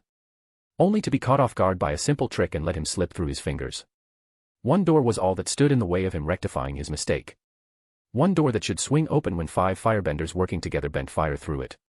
But of course, in typical Zuko fashion, the spirits had decided that now was the perfect time for whatever mechanisms controlled the door to not work properly. It must have been the light. Avatar Roku doesn't want us inside. One of the sages supplied. With a frustrated growl Zuko fired one last blast of flames at the door, more as a release for his anger than anything else, and turned around to storm over towards the captive sage. Why did you help the Avatar? He demanded. The traitorous sage stared back at him, not with the defiance or anger he was expecting, but with a peculiar mix of melancholy and pride. Because it was once the sage's duty. He replied. It is still our duty. Duty? How could this man talk of duty? His first and foremost duty was to the Fire Lord, like all children of the Fire Nation. Surely his duty towards his own people should come before all else. Yet before Zuko could respond he was cut off by the sound of clapping. What a moving and heartfelt performance.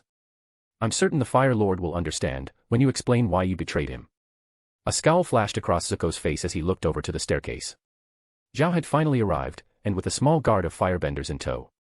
All around him the fire sages bowed low, showing a respect for the commander that they hadn't shown to him. And Prince Zuko. Zhao continued as his soldiers moved forwards to seize his arms. It was a noble effort, but your little smokescreen didn't work. Tanya made sure of that. He looked around, an uncharacteristic look of concern adorning his face. Where is she anyway? You're too late, Zhao. Both the Avatar and your pet demon are inside, and the doors are sealed shut. Zuko spat defiantly. Zhao eyes the doors for a second. Then, much to the surprise of everyone else, burst out into raucous laughter. So you're telling me that an untrained, inexperienced Avatar is locked in that room with the most monstrously powerful firebender of her generation, a girl who I've personally witnessed burn entire ships of people to ashes single-handedly, and I should be worried? He asked, a grin that spoke of absolute confidence on his face. You know her better than most, Zuko. Do you envy anyone being locked in a room with her? Sooner or later those doors will have to open again, and then the Avatar will be mine. Or whatever's left of him anyway. Aang listened as intently as Roku explained about the coming of Sozin's comet, how the Fire Lord planned to use it to bring an end to the war, and how it was his destiny to master all 4 elements and defeat him. The pressure of having the fate of the world rest on his shoulders was terrifying. What if I can't master all the elements in time? What if I fail? He asked. Roku smiled gently, his expression showing how familiar he was with what Aang was feeling. No matter when or where they were born, it was a pressure that all Avatars were destined to bear eventually. I know you can do it, Aang, for you have done it before. Those few words did wonders to soothe Aang's mind. Yes, he was the same soul as every previous Avatar, and they had all managed to rise to the challenges they faced and protect the world. If they could do it, so could he. The solstice is ending. Our time grows short. Roku declared. But before you go, there is one more thing I need to share with you. Tell me, Aang, what do you know of worlds? The question seemed like a fairly random one, and threw Aang for a moment. Well, there's the physical world, where humans and animals live, and the spirit world, where spirits live. True. The human world and spirit world are entwined tightly together in balance, like yin and yang. One cannot survive without the other, and under the right circumstances it is possible to travel between the two. Roku explained. Yet these are not the only worlds in existence. Creation is vast and unending, and life exists in many forms across an infinity of worlds bound by a variety of rules. That was fascinating and all, but Aang didn't really see what that had to do with the Fire Lords. His expression must have given away what he was thinking, for Roku sighed and continued. As these other worlds are not entwined like our two worlds are, traversing between them is incredibly difficult. Difficult, but not impossible. Sometimes exceptionally powerful beings are able to travel to other worlds, and not always for innocent reasons. 14 years ago an incredibly powerful spirit from another world forced its way into the spirit world. We do not know who it was or why it came, but individually it was stronger than any spirit in our world. However, despite this it was not strong enough to face the combined might of all spirits together, and quickly retreated. At the time we thought it had gone forever, but then last year it reappeared once again, only making contact with a single mortal before fleeing. It was then we realized that it had made a window into our world during its first visit, and has been watching the war unfold from behind the scenes for over a decade now. But why? Aang asked. What purpose would a spirit from another world have for watching this one? Roku's face grew grave. As I said before, Aang, the physical world and spirit world are closely entwined. As the war unbalanced the physical world, so too does it unbalance the spirit world. Every forest burned down by an invading army, every river dammed to bring famine and drought, weakens the spirits associated with it. If this war continues and the world completely falls under the Fire Lord's sway, the spirit world will be weakened like never before. It would be the perfect opportunity for this foreign spirit to invade and take control, establishing themselves as the one and only spirit that the Fire Nation need ever worship. Aang's face furrowed in concern. But we don't know for sure what that otherworldly spirit is intending, right? All it's ever done is speak with one person. That was the case, until mere seconds ago. Roku answered. The moment the solstice began, the barriers between the physical and spirit worlds within this room weakened, allowing us to communicate. Yet at that very moment the foreign spirit appeared once again, and used the opportunity to contact a mortal of their own. Contact. But who? Aang's eyes widened as he understood the implications. There had only been one other person in the room besides himself that the spirit could have communicated with. The golden-haired girl. Yes. Roku confirmed. That girl is a mystery, even to the spirits. No one has ever seen her soul before in any past incarnations, yet she fights like one who was born with a weapon in her hand. I fear that she, as well as whoever was contacted last year, have been chosen as the agents of this otherworldly spirit in whatever scheme it has devised. Be careful around her, Aang. But she's in the room with me now. The moment the solstice finishes, she could kill me. Aang replied. A small, confident smile curled up on the corner of Roku's mouth. I can help you with that. But only if you are ready. Chapter 22, Chapter 22. Tanya glanced warily around the world of white mist she'd found herself in. Clearly the Royal Fire Academy's curriculum was in sore need of updating. She'd been taught that the Avatar was the only being in the world that could bend all four elements, and that they possessed a powerful connection to the spirits. What they'd apparently failed to mention was that they could trap people in some kind of alternate mist dimension. If she'd known that was a trick they had up their sleeve, she'd have never engaged him in a direct confrontation. More worrying was the fact that there was no visible exit in sight. A few strands of worry began to worm uncomfortably inside of her, but through force of will she bottled them up. Now was not the time for panic. If there was an entrance, then there must also be an exit somewhere, she just had to find it. And if there is no escape, what will you do? Will you pray for salvation? Tanya gritted her teeth by reflex. It had been a lifetime since she'd last heard it, but she'd recognized that smarmy-ass disembodied voice anywhere. Her nemesis finally revealed himself. Being X. She stated dispassionately. I wondered when you'd come crawling out of the woodwork. Though she couldn't physically see him, Tanya just knew the being X had some condescending glare on whatever his equivalent for a face was. Prideful as ever, I see. So what's your plan this time around, What scheme has the also-mighty one concocted to make this blasphemous wretch see the light? Tanya asked sarcastically. Send her off to fight in a war again. Top marks for creativity there, especially after it worked out so well last time. She'd been expecting some sort of arrogant retort from being X, but to Tanya's surprise when his voice spoke again it was laced with amusement. Ah, but this is not quite the same as last time. You are to be congratulated, Tanya, for I have learned something from you. There are not many across all planes of existence who can claim to have taught a lesson to a god. Oh really? This, Tanya decided, did not sound good. And what exactly did I teach you? I believe that, when faced with the horrors of their own self-made wars, all mortals would fall back to praying to the divine for salvation. And I was half correct, for the vast majority do. But it would seem that there is one soul in every million that is so wretched, so debased, that they actually thrive in such horror. They soak up blood to sate their hunger for violence like a flower soaks up water, and grow amongst battlefields littered with the bodies of their fallen comrades and victims alike. You, heathen, are one such flower of war. Her. Thrive in war. Ha. This was further proof that being X was no true god, for if he really was all-knowing he'd have surely known that Tanya despised war. All it was good for was sending young men and women blessed with intelligent minds and the potential to become something productive for society to early graves. If that's true, then what is the point in sending me to yet another battlefield? Tanya asked. What's so different about this one? It was something that occurred to me as I heard the prayers of the soldiers who fought against you. Do you know how many begged me for salvation when they heard you had arrived at the battlefield? How many implored me to enact vengeance upon you as they watched you shooting down their friends one by one?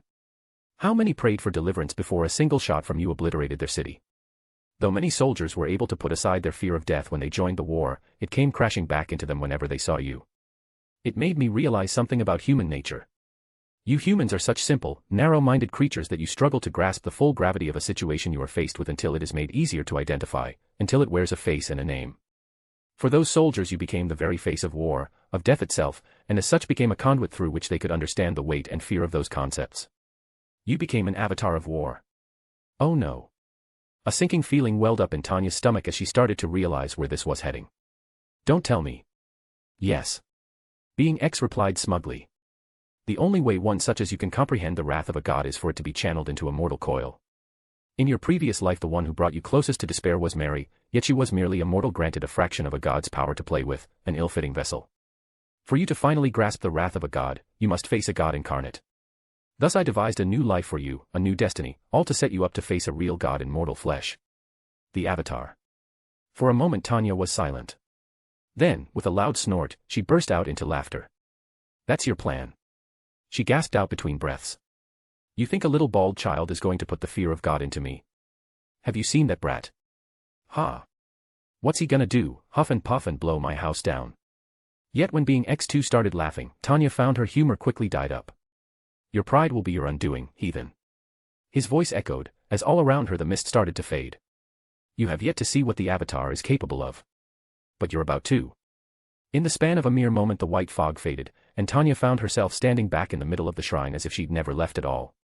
So after all this time waiting, being X finally revealed that his master plan was to intimidate her by pitting her in a war against a pacifist monk child. How ridiculous. He'd even put her on the winning side at that. How could she possibly lose? Sorry about that. She began casually, feeling a spike in confidence as she turned back to the cowering Avatar, resummoning the flaming dagger in her hand. Now, where were we dash? She abruptly froze as she finally noticed the one difference in the room. The Avatar. Where before a frightened child had lay, now stood a tall man in regal red robes. Long white hair seemed to sway as if blown by some unfelt wind, and an ethereal blue glow radiated from him like a holy light. His eyes shone a similar blue color with such brightness that they obscured his pupils, and though it was impossible to tell for certain, Tanya was sure that his eyes were fixed disapprovingly on hers. It was impossible not to recognize him, not with a statue of his very image looming right behind him. Avatar Roku. Was this what the Avatar had hoped to learn by coming here? It made sense. Why bother mastering all four elements himself when he could simply learn to transform into his older, stronger past incarnation in an instant? A fully fledged avatar like Roku would be able to match even the Fire Lord. A feeling of dread washed over Tanya, causing her to instinctively step backwards. She could feel the Avatar's power crackling in the air like electricity, and every single one of the instincts she developed to keep herself alive in the battlefield screamed at her to run for her life, for the enemy before her was someone she stood absolutely no chance of defeating. So shocked was she by this turn of events that she hadn't even noticed the doors opening behind her until Zhao's voice echoed out from behind her. Fire. Only her instincts reacting to the sound of fire being conjured behind her saved her life, as she ducked down just in time to avoid the multiple streams of fire that flew over her head towards Roku. But Roku simply stretched out his hands, wresting control of the vast quantity of flames away from their creators and redirecting them to swirl around him in a burning circle. Then he thrust out his hands again, and Tanya had the foresight to create a shield of flames in front of herself a second before a wave of fire unlike any she'd ever felt crashed over her. The force behind it sent her flying backwards out of the room and into a pillar, just as it knocked Zhao and his men to their feet and melted the chains around Zuko and the Avatar's friends. Avatar Roku is going to destroy the temple. We have to get out of here. One of the sages shouted as the other turned to flee from Roku's wrath. A second later his warning proved true, as Roku punched the ground with enough force to send a shockwave rippling through the island. At his call the ground began to shake, and bubbling pools of lava began to hiss and crackle as they erupted through the cracks. Tanya was busy blinking away the spots swimming in her eyes when a firm hand grasped her by the forearm. "We have to go. Now." Zhao growled, not giving her a chance to reply as he threw her over his shoulder and began to run, leading the way for his men as they fled from the rapidly collapsing temple. As humiliating as it was to have to be carried like a child, Tanya had to admit that just guarding against Roku's attack had left her so weak she wasn't sure her legs would be steady enough to carry her. She hadn't seen that much destructive power from a single person since Mary, and back then she'd never been crazy enough to take one of her attacks head-on. However, while Mary had been a berserker, throwing her power around madly in a wild rampage, Roku had wielded his strength as if it were an extension of himself. He had absolute control of his power, and was infinitely more dangerous because of it. And this was the entity that Being X had manipulated her into fighting against. She was totally screwed. Chapter 23. No prince, no avatar. Apparently, the only thing I do have is 5 traitors, and an incompetent subordinate who couldn't outsmart a lemur. Tanya looked down in shame. She had no excuses. Zhao had trusted her to capture the avatar, but she'd wasted the opportunity. If she'd just tried a little harder she could have captured the avatar before the solstice, and then Roku would have never showed up. The burning wreckage of the fire temple in the distance was a monument to her failure. But Commander. Rafik spoke up. Only Xiu helped the avatar. Yet Zhao was in no mood to listen to reason. Save your stories for the Fire Lord. As far as I'm concerned, you are all guilty. He declared, gesturing for his nearby soldiers to apprehend them. Take them to the prison hold. No. Please. Rafik struggled against the soldiers, but was too old to force his way to freedom. As he and the other sages were dragged away he glanced over to Tanya, desperation in his eyes. You are one of us. A child of the Fire Temple. You know this is an injustice. Please, Captain Tanya, say something. Zhao's gaze bored into her, daring her to speak up in their defense. They weren't wrong, it was a clear injustice and an awful abuse of power, but Tanya knew how to read the room. She was so far from Zhao's good books that it wasn't funny, and if he sensed so much as a hint of disobedience from her at this moment she'd be joining them in the brig. No, Tanya was not such a selfless person as to risk her own freedom in an attempt to secure theirs. The best she could do was keep her head down, wait for this to all blow over, and then bring this issue up again after she'd done something meritorious enough to get back in the commander's good graces. When it became obvious Tanya wasn't going to say anything, Zhao sneered. That's what I thought. Take them away. As the fire sages were led away, Zhao turned his back on her to stare out towards the ocean, where the avatar's bison had been seen flying away into the horizon back towards the Earth Kingdom. For a moment a heavy silence hung between them, and Tanya resisted the urge to fidget uncomfortably. When Zhao finally spoke again, the sharpness of his tone made it clear that he was not in the mood for anything less than total obedience. Next time there can be no failure, Tanya. Am I clear? Yes, Commander. Tanya replied dutifully. You and I are birds of a feather, Tanya. We both seek positions worthy of our ambitions and intelligence. When the Fire Nation wins this war a new era will begin, and it will be people like you and I who will shape it. It was destiny that placed the Avatar in our path, so that we might be the ones to claim the glory for capturing him. Zhao clenched his fists. But if we should fail, the Fire Lord will hold us responsible, and he doesn't take kindly to failures. We cannot fail, Tanya. If we do, it will be the end of us. Do you understand? It was the sign of a bad workplace to punish someone for failing. Negligence, disrespect, or just plain stupidity should be met with consequences, but the act of failure itself could be a result of inexperience or just simple bad luck in many cases. How could any new employee grow into a competent asset if they were afraid to test their skills and knowledge by taking a risk every now and then? But it was too late to back out now. Tanya had been born into the Fire Nation, had sworn her loyalty to the Fire Lord, and was locked into whatever fate awaited her new homeland, whether that be good or terrible. As unreasonable as this demand was, what choice did she have but to obey? I do, Commander. Good. Zhao turned to face her, the anger in his eyes settling into a look of raw determination. The Avatar has won this battle, but the war isn't over yet. Not by a long shot. For hundreds of years, Fort Tempi had served as a bastion of the Earth Kingdom, as immovable as the mountain it was hewn into. Built back during the war against Qin the Conqueror, the military outpost had allowed the land for miles around to be kept free of banditry. And now it stood in the Fire Nation's way. Earthbending soldiers manned the walls in full force, piles of heavy rocks at their sides as they observed the army of common soldiers amassed in a defensive formation before them. In the distance the rhythmic pounding of thousands of men marching in unison heralded the coming arrival of the Fire Nation army. Scouts had reported that they were outnumbered 2-1, but that didn't concern their commander. The Earth Kingdom was always better at fighting defensive battles, and with the fortifications of Tempi to assist them he was confident that the Earth Kingdom would win the siege. The Fire Nation had made such headway into the Earth Kingdom because it used dishonorable tactics such as damming rivers, burning farmland, and other forms of sabotage to force the Earth Kingdom soldiers out of their defensive positions before engaging them. There had been no sign of such cheap tricks here though, which meant their commander must have arrogantly believed he could take them in a straight fight. The foolishness of the Fire Nation truly knew no bounds. It was as the first row of Fire Nation troops came into view, one of the watchmen up on the walls blew their horn in warning. The Earthbenders manning the walls looked over to where he was pointing, and a chorus of fearful murmurs broke out across the troops as they spotted what had caused the alarm. High up in the night sky a pinprick of fast-moving light, like a shooting star, could be seen flying towards them. The Devil of the South Sea was here. For the soldiers of the Earth Kingdom she was something of a boogeyman. Tales of her terrible deeds passed around in hushed, fearful tones during night watches. Though she had the appearance of a fairy-like little girl with hair the color of spun sunlight, her eyes glimmered like hot coals with the heat of a soul that blazed with lust for violence. They said she arrived to battle on a flying chariot made of hellfire, and devoured the spirits of those she slew to fuel her unnatural powers.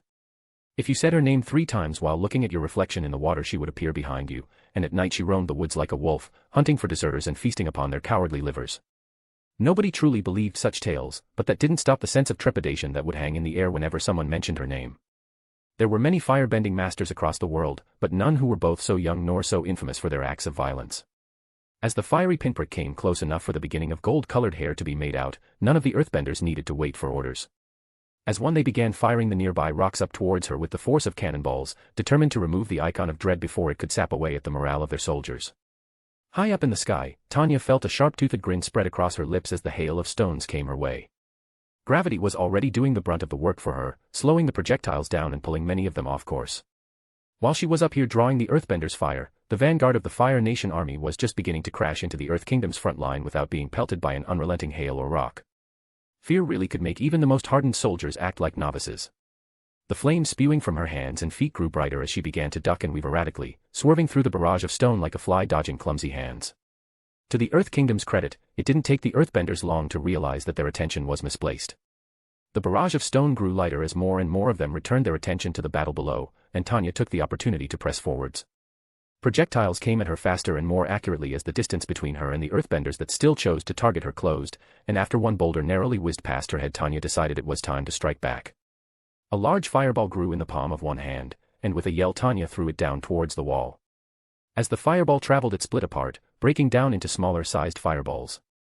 One crashed harmlessly against the stone walls of Fort Tempi, and another was blocked by an attentive soldier, but the other 4 struck Earthbenders with enough force to knock them cleanly off their feet. A bright flash of light flared out from Tanya's feet as she pushed her propulsion technique to the maximum, rapidly accelerating towards the wall, until she was close enough to make out the terrified expression of the nearest soldier. Then the flames cut off abruptly as she flipped around, now falling towards the quickly approaching rampart's legs first as if intending to drop-kick it. Moments before a bone-shattering impact flames burst from her hands and feet again, not aiming to counter her momentum, but push her up into a horizontal line.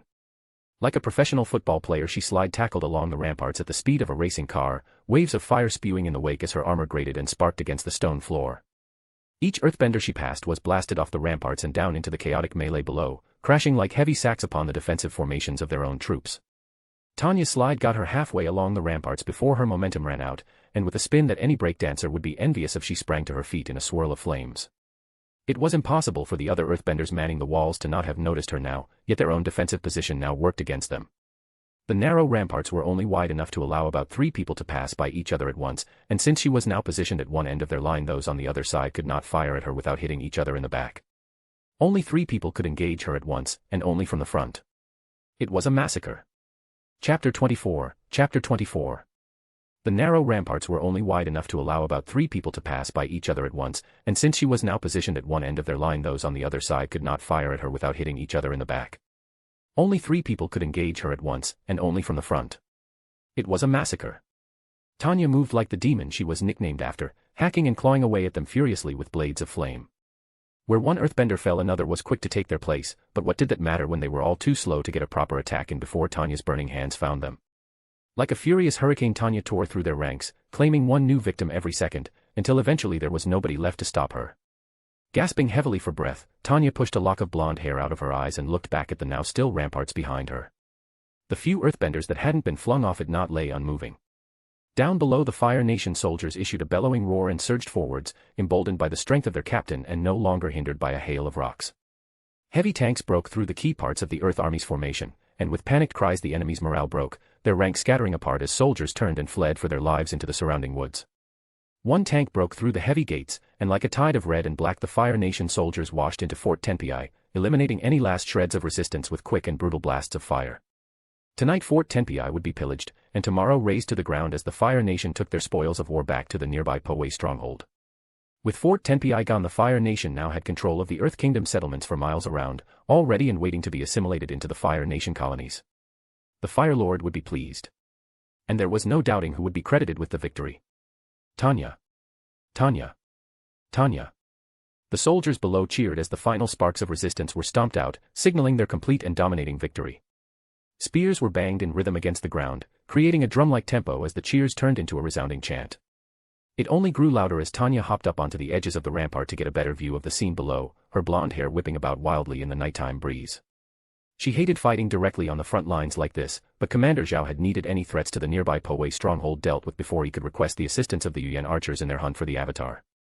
A prize like this would finally be enough to sate the disappointment that had been lingering between them ever since her failure to capture the Avatar back at the Fire Temple.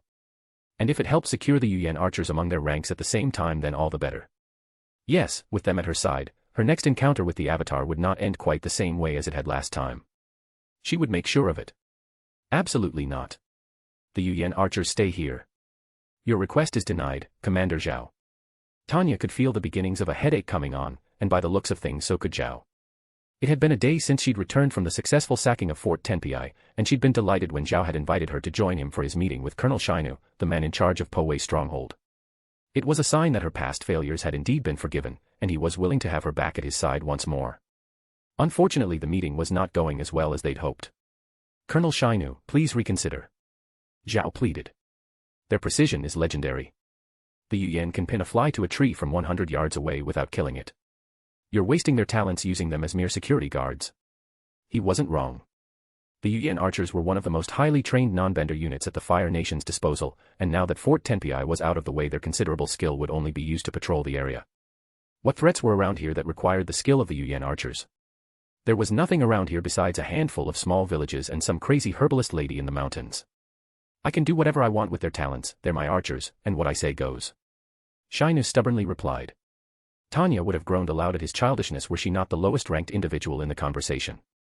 Instead she settled for just groaning in her head. She'd worked with managers who refused to loan out their skilled employees back in her first life, and it always boiled back down to the same reason: they just didn't want to share. Why give away your top assets to someone who'd be competing for the next big promotion alongside you after all? That selfish mindset stunted companies, and would stunt the Fire Nation military as well if left unchecked. Zhao was getting frustrated, so Tanya took that as her cue to try another line of reasoning. Colonel, the Avatar is a danger to us all. She interjected. The longer we leave him free to roam, the more powerful he will become. What happens if, 1 year from now, he comes here at the head of an Earth Kingdom army? Threats must be dealt with swiftly before they can grow into real problems. Your hunt for the Avatar is nothing but a vanity project. Shainu spat, before turning back to Zhao. We're fighting a real war here, and I need every man I've got, Commander. But that's final. I don't want to hear another word about it. Zhao was fuming at this point, and Tanya couldn't blame him. She'd very much like to deck this moron in the face herself. Real wars meant neutralizing the enemy's superweapons as soon as possible. Before Zhao could argue back, however, a squawk came from the sky, and all eyes turned to a messenger hawk as it swooped down and perched on Shainu's arm, presenting a missive tied to its leg. As Shainu read its contents, his expression became ever more grave. News from Firelord Ozai. Zhao asked shrewdly, picking up on his change in mood. In response, Shainu gritted his teeth in frustration, and passed over the missive for Zhao to read. As his eyes scanned its contents, a pleased grin spread across Zhao's face. It appears I've been promoted to Admiral, he stated smugly. News about the successful destruction of Fort Tempi must have reached the Fire Lord. My request is now in order. For a moment Shainu glared, but quickly realized that he could no longer win this battle of wits and bowed respectfully. As he turned to leave, Tanya bowed deeply to Zhao. Congratulations on your promotion, Admiral. Thank you, Tanya. Zhao replied, placing a hand on her shoulder. And with my promotion, I suppose that leaves my old position of commander empty. We can't have that now, can we? He smiled at her mischievously. Congratulations on your promotion too, Commander. Commander. He was promoting her. Tanya had been worried for a moment that her debacle at the fire temple might have ruined her chances, but on reflection it had been foolish to think that. Zhao was a fair man, his treatment of the fire sages notwithstanding, and had never yet failed to reward those who were competent and loyal. It was gratifying to know that he still wanted her at his side. Now she was just one step away from becoming an admiral herself, at which point a cushy office in a fancy mansion back at the homeland awaited her. Zhao might be honorable enough to lead from the front lines, but she personally would be more than happy to stay as safe and comfy as possible and direct her subordinates from afar. Listening in from the rooftop above, a figure clad all in black with a blue mask clenched his fists, before disappearing into the shadows. Chapter 25. Chapter 25. Literally the next day Zhao's decision to take command of the Yuyan archers was vindicated. The Avatar, for whatever reason, had been spotted running up the mountain towards the herbalists. His timing could not have been better. The Yuyan archers had been dispatched to apprehend him, and to say that they had done an amazing job was an understatement. They had gone above and beyond the call of duty, literally jumping off a cliff in their pursuit, and had successfully captured him unharmed. The moment the Avatar had been dragged back to Po Wei stronghold he'd been chained up in the main interrogation cell, and a messenger had informed Zhao and Tanya. Which was how Tanya now found herself following along at Zhao's heels as they made their way there. Zhao practically oozed satisfaction, his grin never slipping for even a second as they traversed the metal hallways. This is destiny, Tanya. Destiny. He repeated for what must be the 5th time now. Agni has placed the Avatar in our path so that we might capture him and earn what we are owed. He wasn't wrong, capturing the Avatar was all but guaranteed to make them heroes of the Fire Nation. Perhaps they'd even be promoted again on the spot. That would make Tanya the youngest admiral in Fire Nation history. More importantly, however, an Avatar that was locked away in the dungeons couldn't learn to master the elements, and would never be able to threaten her as being ex-intended. All they had to do now was transport him back to the Fire Nation and her every problem would be solved. When they finally reached the cell, Zhao opened the door and led the way inside. The room was fairly large, but bare of all furnishings besides 2 burning braziers and 2 pillars to which heavy chains were fashioned. Stuck in the middle of them stood the Avatar, small and meek compared to the thick restraints used to bind him. So this is the great Avatar. Zhao sneered, circling around the captive boy. Master of all the elements. I don't know how you've managed to elude the Fire Nation for 100 years, but your little game of hide and seek is over. The Avatar looked up angrily. I've never hidden from you. Untie me and I'll fight you right now. No. Zhao came to a stop in front of the Avatar's face. Tell me, how does it feel to be the only airbender left? Do you miss your people? A look of hurt crossed the Avatar's face, and for a second Tanya felt a shred of sympathy for the boy. Not only was he the sole survivor of a genocide, but had only found out about it decades after it had happened. Quickly she clamped down on and buried that feeling. Now was not the time to empathize with the enemy. If Zhao had felt any sympathy, however, he didn't show it. Don't worry, you won't be killed like they were. He continued, deliberately ignoring the Avatar's glare. See, if you die you will just be reborn and the Fire Nation would have to start searching all over again. So I'll keep you alive, but just barely. The Avatar took a deep breath, and before Tanya could react blew a gale force wind at Zhao, knocking him over. His grin replaced with a scowl, Zhao picked himself up and glared at the boy. Blow all the wind you want, but your situation is futile. There is no escaping this fortress, and no one is coming to rescue you. He snapped. Tanya, make sure our guest is comfortable. With that he stormed out, leaving Tanya alone with the Avatar. Now that he wasn't riding a flying hairy cow or leaping around the room, she could finally get a proper look at the one being X has chosen to pit her against. He didn't look like much, small and gangly, really no more than a boy, yet some part of Tanya's mind could not help but overshadow him with the image of Roku, a premonition of what he would one day grow up to be. She also couldn't help notice that he smelled faintly like frogs for some reason. When it became clear that she wasn't planning to say anything, the Avatar spoke up to fill the silence. Not going to gloat as well? No. Tanya replied disinterestedly. I just wanted to make sure you weren't going to turn into Roku again and bring this stronghold crashing down on my head. It surprised her when the Avatar actually had the decency to look a little sheepish. Sorry about that. I never wanted to hurt you, I just didn't feel like I had a choice. Tanya hummed dismissively, and began pacing around the Avatar slowly. It's all right, I don't hold it against you. This is war after all, we all must do whatever we have to survive, no matter how uncivilized. You sound like you don't approve of the war. The Avatar replied curiously. That's because I don't. It's a senseless waste of human resources. Then why support it? The Avatar asked passionately. This whole war is pointless. Nobody would have to suffer any more if we all agreed to put our weapons down and just talk to each other. Tanya chuckled. Of course, the Avatar was still just a child, clinging to a naive view of the world. If only diplomacy was enough to bring an end to this war. She said wistfully. Personally, I would like nothing more than to settle our nation's disputes with words. But how many people are alive right now who remember a time when the world wasn't at war? 10. 20. For 100 years both sides have spilled blood in the name of their nation, and wept for the sons and daughters they sent to the front lines who never returned. Do you think all that hatred can be brushed aside with just a few words? I'm not saying it would be easy. The Avatar replied. I know how it feels to lose your family to war. But as long as people cling to that hatred, the suffering will just continue for everyone. If the Fire Nation surrenders, we can all turn our attention to reconciliation and healing. Oh. Only if the Fire Nation surrenders? Tanya asked. Well, yeah, you are the bad guys after all. A guffaw slipped out of Tanya's lips before she could stop herself, and she flushed a little at the unseemly sound before regaining her composure. We're the bad guys, are we? I mean, you are the ones who started this war. So would we not also have peace if the Earth Kingdom and Water Tribes surrendered? Would there be a war if the Fire Nation had nobody left to wage war against? The Avatar had no answer to that, staring at her blankly as he considered that other point of view for what was likely the first time. There are no good or bad guys in war, Avatar. Tanya reprimanded. Look at Chin the Conqueror. Or any of the warlords that came before him. Worldwide unification is inevitable, whether than be at the hands of the Fire Nation, Earth Kingdom, or even the Water Tribes. Wars will always break out once a population becomes large enough that it is forced to expand its borders, and will keep occurring until one day this world is successfully united beneath one government, leaving nobody left to fight against. She stopped her circling in front of the Avatar. The Fire Nation offers technology no other nation can compete with. All would share in our prosperity and scientific knowledge, and it's not like we would treat the colonies badly. Unhappy workers are unproductive workers after all. The idea that our world must remain divided between four nations is an outdated concept. Imagine, Avatar, what the work would be like if the Fire Nation was victorious. It would be a world of progress. A world without border disputes or petty international politics. A world with no wars left to wage. The Avatar was silent for a moment. Then, in a surprisingly calm voice, he spoke. A world with nobody to stop the Fire Lord from doing whatever they wanted. That was true.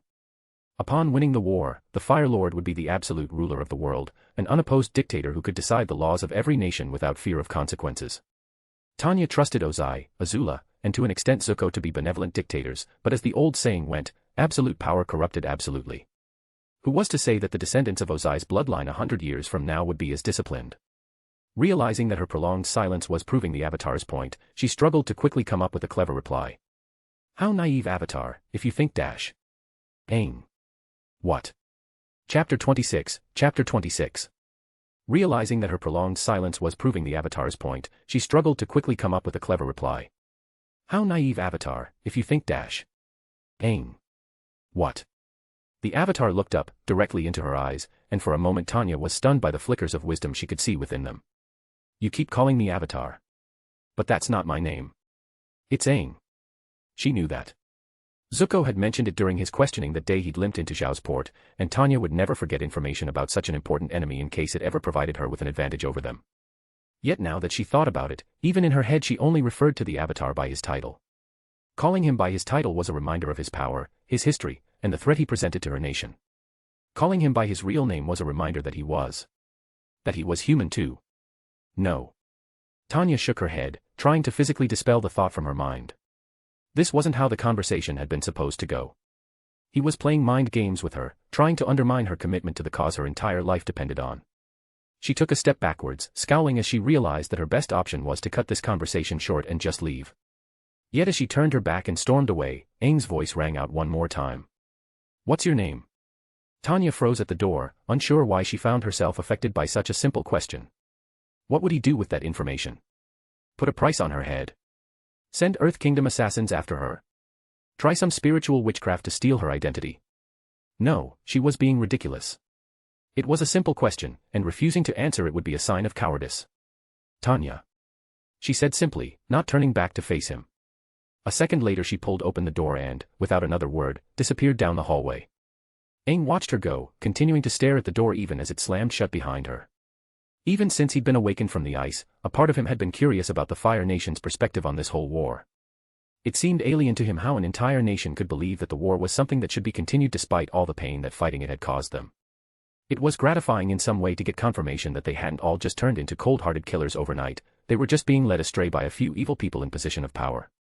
If he could bring an end to this war, there was still a chance that the Fire Nation he'd once known, the one that had produced his best friend Kuzan, could be reborn once again. Sleep would not come easily to Tanya. It wasn't that she was doubting her loyalty to the Fire Lord, but Aang's words were enough to make her ponder the ramifications of the Fire Nation winning the war from a broader perspective. And something about the tone of the speech Zhao had delivered to the soldiers moments ago, a prediction that this would be the year the Fire Nation burnt Ba Sing Se to the ground, struck a wrong chord with her.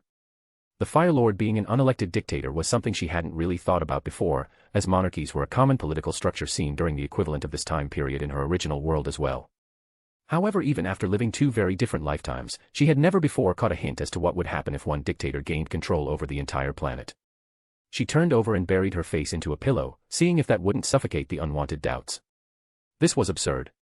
Why should she care if some dictator another 100 years in the future proved unworthy of their power?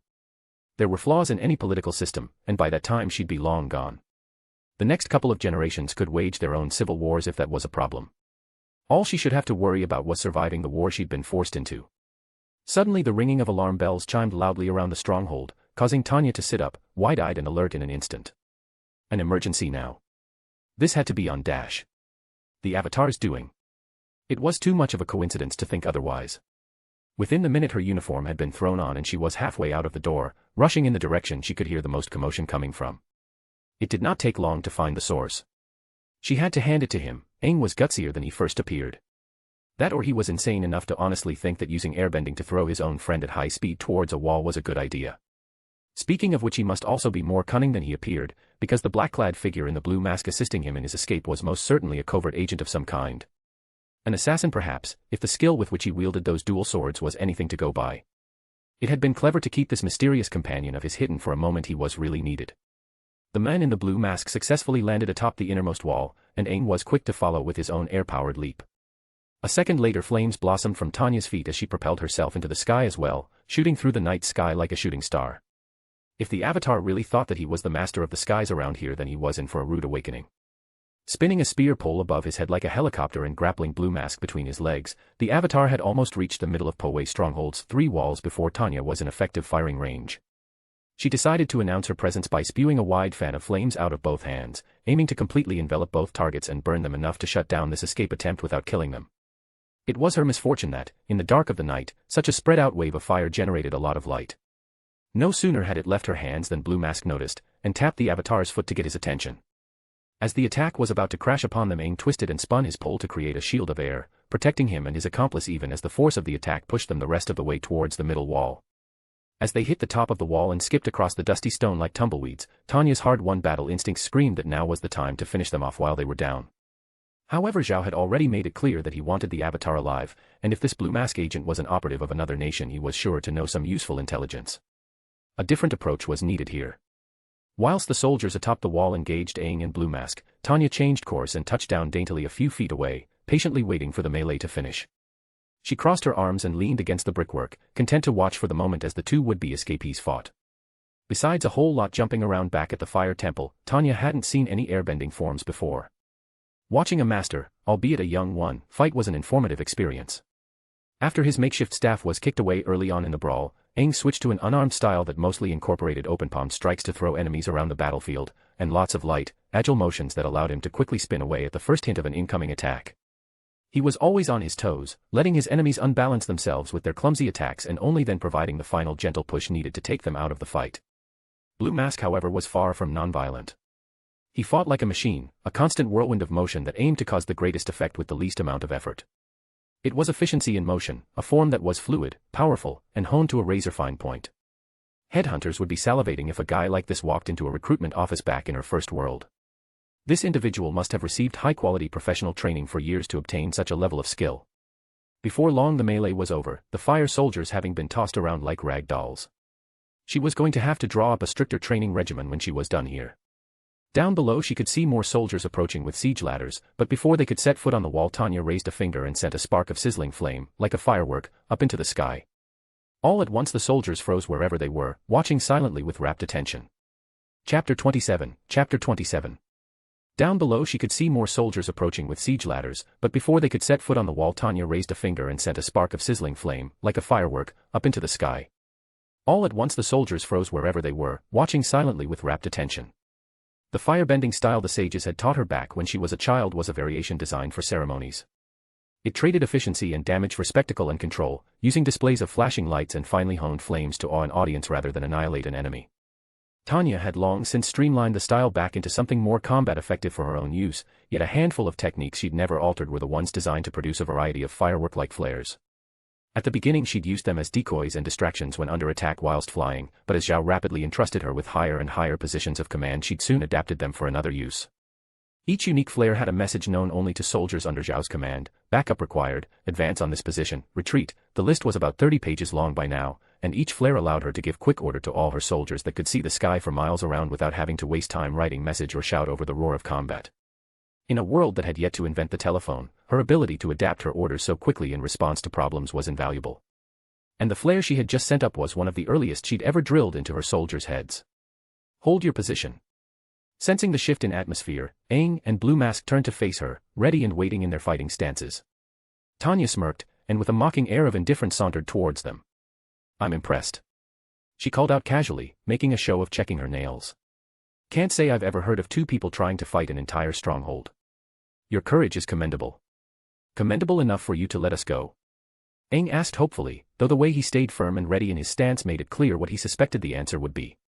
Tanya's only answer was to let a grin settle across her face and sink into her own fighting stance. A second passed, then 2, then 3. It seemed like they were happy to wait for the first move. Tanya's grin only widened. Never let a firebender strike first. One moment she was completely still, and the next she crossed half the distance between them, sweeping forwards with both arms to unleash 2 huge wings of flames that spread out to the left and right and then closed in on the duo, enveloping them from every direction. The avatar twirled, beckoning a mild hurricane around himself and his ally that dissipated the flames into a sea of sparks. Yet as the sparks faded, Tanya was nowhere to be seen. Meanwhile, along the side of the wall, Tanya ran as quickly and quietly as she could manage without her feet slipping. Her left hand was pointed down towards the ground, creating enough jet propulsion to counteract the gravitational force acting upon her and thus run alongside the wall without falling. Once was behind the avatar's position she turned to face upwards, throwing back her other hand with a second jet boost, and sprinted straight back up the wall. Neither target saw it coming as she suddenly skipped over the wall behind them, briefly flipping in the air and shooting out a bolt of fire at Blue Mask's unguarded back before she landed. Blue Mask had good instincts, and rolled forward with the blow as it struck between his shoulder blades. It mitigated the damage somewhat, but nowhere near enough to prevent a nasty burn. However, Tanya did not care, as before the bolt had even hit Blue Mask she had turned to Aang and unleashed a constant stream of fire at him. The Avatar, having had a little more time, was able to hop to the side to avoid it, and scrambled into a panicked run as Tanya twisted towards him, rotating at the hips to bring her jet of flames chasing at Aang's heels. Yet Blue Mask refused to stay out of the fight for long, and rushed back over to attack, forcing her to end her fire stream in order to defend herself. Twin swords rushed down towards her torso in a powerful cross-slash, which Tanya intercepted early with the elbow plates of her armor. She kicked out, foot wrapped in flames, at Blue Mask's stomach to force him to back away. Yet to her surprise, Blue Mask did not back away. He tanked the kick, ignoring the flames licking at his stomach apparently through sheer force of will, and grabbed Tanya's leg by the shin. Tanya yelped in shock as she suddenly found herself dragged up and over Blue Mask's head and slammed bodily into the ground on the other side of him. It was both painful and humiliating. Before Blue Mask could repeat the maneuver she kicked out with her other leg, the blast of fire she unleashed this time far more intense, and forced Blue Mask to let go and dodge or risk having a hole incinerated through his chest. She spun, beginning a technique designed to send a wave of fire across the ground to burn her enemy's feet, when a wall of intense wind shot out around Blue Mask's side and struck her, doing little in the way of direct damage but easily picking her up and sending her tumbling uncontrollably along the ramparts. For a good 10 seconds her world consisted solely of a series of sickening spins, shapes and colors swirling rapidly past her eyes, and sharp bumps as she rolled uncomfortably across the stone floor. When at last the wind lost enough force to relinquish its grip on her, Tanya was sprawled out of her back, her hair a wild mess and her eyes spinning with dizziness. A deep groan escaped her lips, not one of pain, but of frustration at realizing an unfortunate truth. She was weak against airbending. The issue lay with the body being X had foisted upon her. It was small, naturally delicate and very, very light. In a world without magic, bending or any other supernatural powers it would have been a terrible body for any would-be warrior to be born with, as it meant that Tanya had to maintain a rigorous strength training routine to be able to punch just as hard as your average civilian. Fortunately, in both of the supernatural worlds she'd been incarnated into, Tanya had been able to rely on her huge reserves of magic power to deal damage for her, and use her small body to her advantage by nimbly dodging most attacks. Against earthbenders her body was perfect. Earthbending was the naturally slowest form of ending, favoring sturdy defenses that would not crumble easily over quicker, flimsier alternatives. Against earthbenders she could easily dart her way across the battlefield, avoiding their attacks and bypassing their defenses, then hit them hard from an exposed angle. She was average against other firebenders, and waterbenders too she suspected, who struck a balance between speed and power. But airbending, thanks to the pacifist ideals that shaped it, focused on speed rather than dealing direct damage.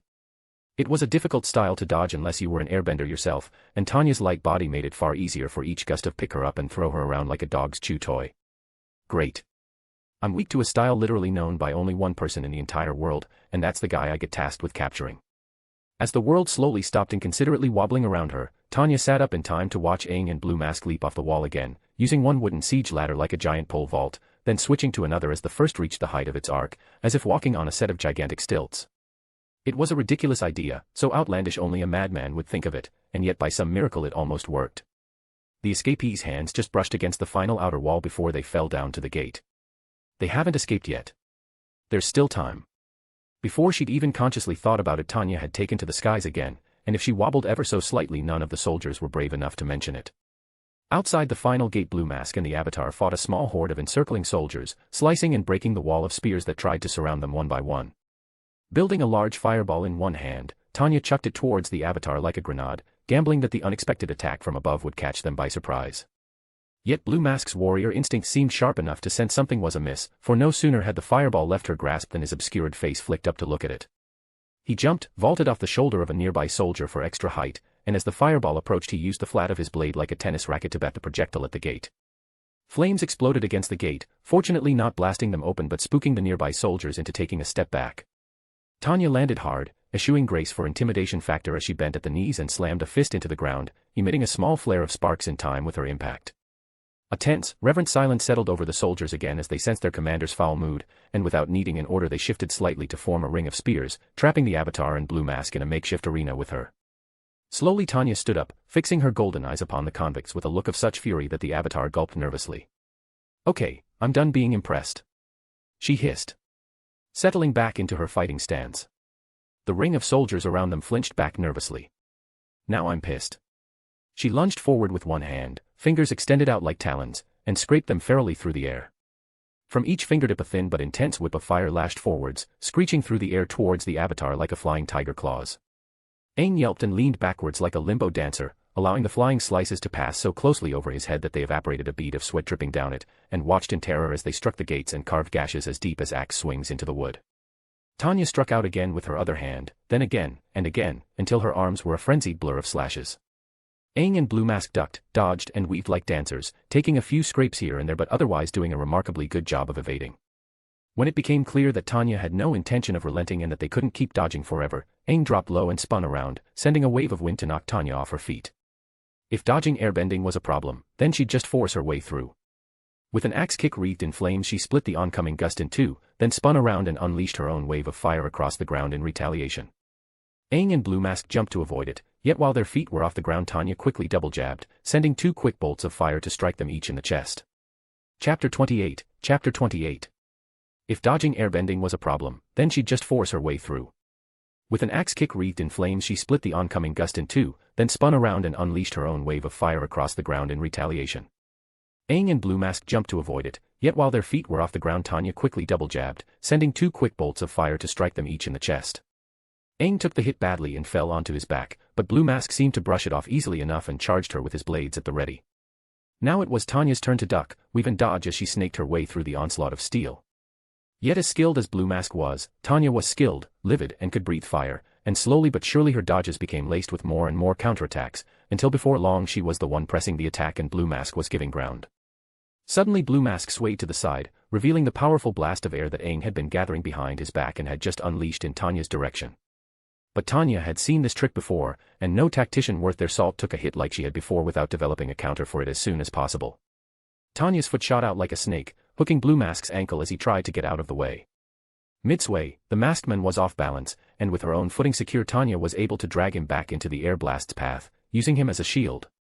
Realizing that he was about to hit his only ally, Aang threw his hands up and forcibly redirected the powerful gale upwards at the last second, lifting Blue Mask up into the air rather than pushing him into the awaiting sea of spears surrounding them. Ever prepared to take advantage of an enemy's weakness, Tanya spotted her golden opportunity. Blue Mask was out of the fight for a few seconds, and the Avatar had lost his footing from his own rushed redirection. She darted forward, extending one arm with a single finger pointing toward the Avatar like an arrow tip. From that finger burst a tiny flame no bigger than the tip of a pencil, but containing fire condensed so tightly that the heat of it could melt through a few inches of solid metal.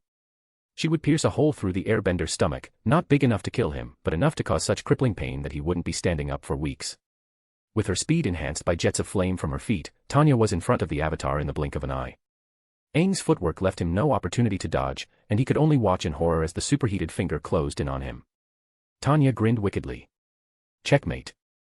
Nobody would have to suffer any more if we all agreed to put our weapons down and just talk to each other. Tanya froze, finger a mere centimeter from the Avatar's flesh. Aang stared back at her, frozen by fear and the tense silence. In all honesty, Tanya wasn't entirely sure herself why she had hesitated.